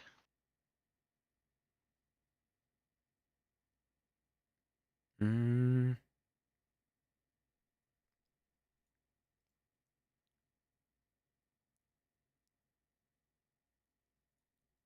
I think like probably like it would come in handy if you had like a team of just like a bunch of scoundrels, honestly. It seems like everyone If you just all just everyone just dancing it out. everyone's a dancer, that'd be fun. It would be, yeah. Everyone's aura farming. Literally, yeah. I'm sad that we're high enough level that my favorite spell doesn't do anything anymore. So sad. Oh, what's your favorite spell? I'm an evil ass guy, and my favorite spell is the spell called Disable, and it makes your opponents forget that they have arms and legs. Nice. You hit it on them, and they become deeply convinced that you have stolen their arms and legs with the spell, and that they don't have limbs anymore. That's pretty good. Mhm.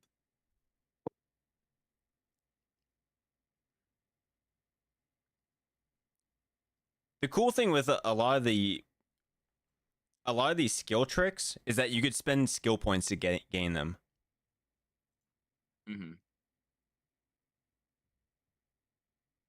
So like one of these skill tricks only costs like 2 skill points as well.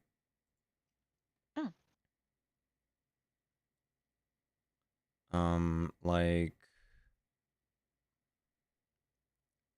a lot of these don't really apply to you because you just fly. Yeah, So a lot of them are like, oh, I do good running and jumping and all this stuff. Which I'm not too sure if You there's can climb faster. yeah. I don't need to. And I'm not too sure if there's like funny skill tricks for flying, which would be really interesting to see.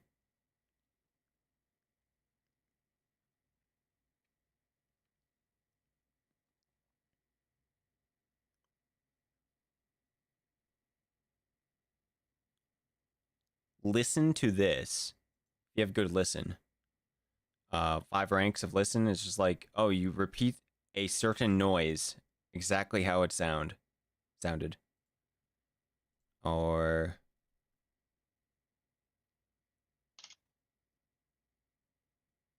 clarity of vision. You just see invisible opponents. And you need 12 ranks of spot. As long as you're like within 30 feet of them, it's just like, oh yeah, I see invisible creatures. Conceal spell casting is kind of neat. You know, you just cast a spell without revealing you are doing a cast. I don't got actual spells though. It works in your case because it would work for your case because this isn't meta magic. Yeah. The spell-like abilities kind of work like spells. And they are magic, so yeah.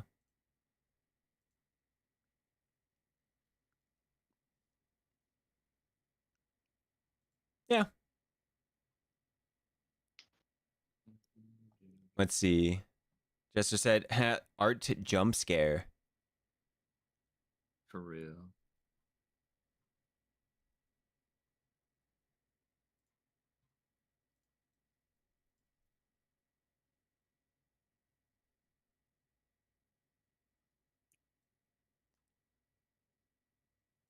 Yeah. Otherwise, I think I'm gonna raid out to someone.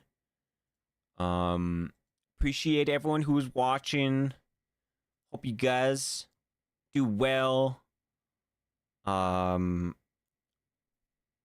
if you guys are on the YouTubes, make sure to hit that like button and subscribe. And if you guys are on Twitch, hit that follow button. And join the Discord. We have a Discord. And we'll raid to someone. Question mark. Keyword is someone. Let's see. Following. Who am I following?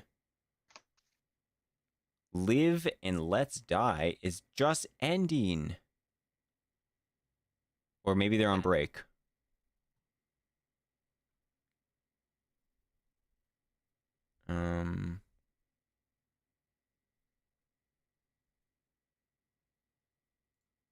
Yeah.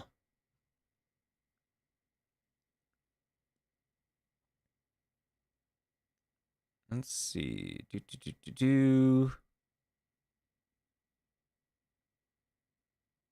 Panoramic.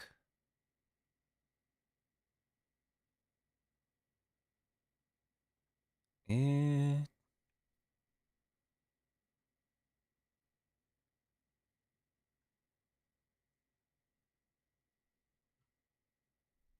Mr.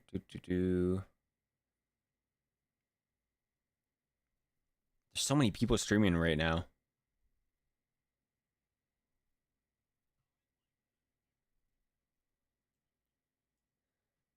Yeah, it's so true. So true. Well, this person is playing D&D.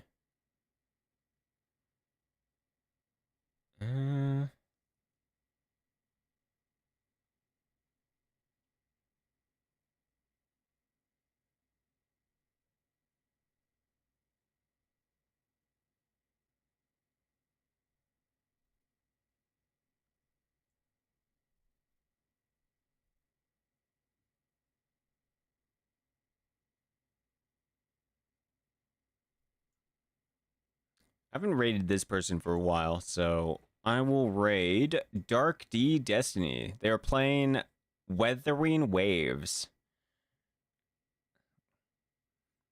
So yeah, hope you guys enjoy checking out Darkness, and we'll see you guys around. Bye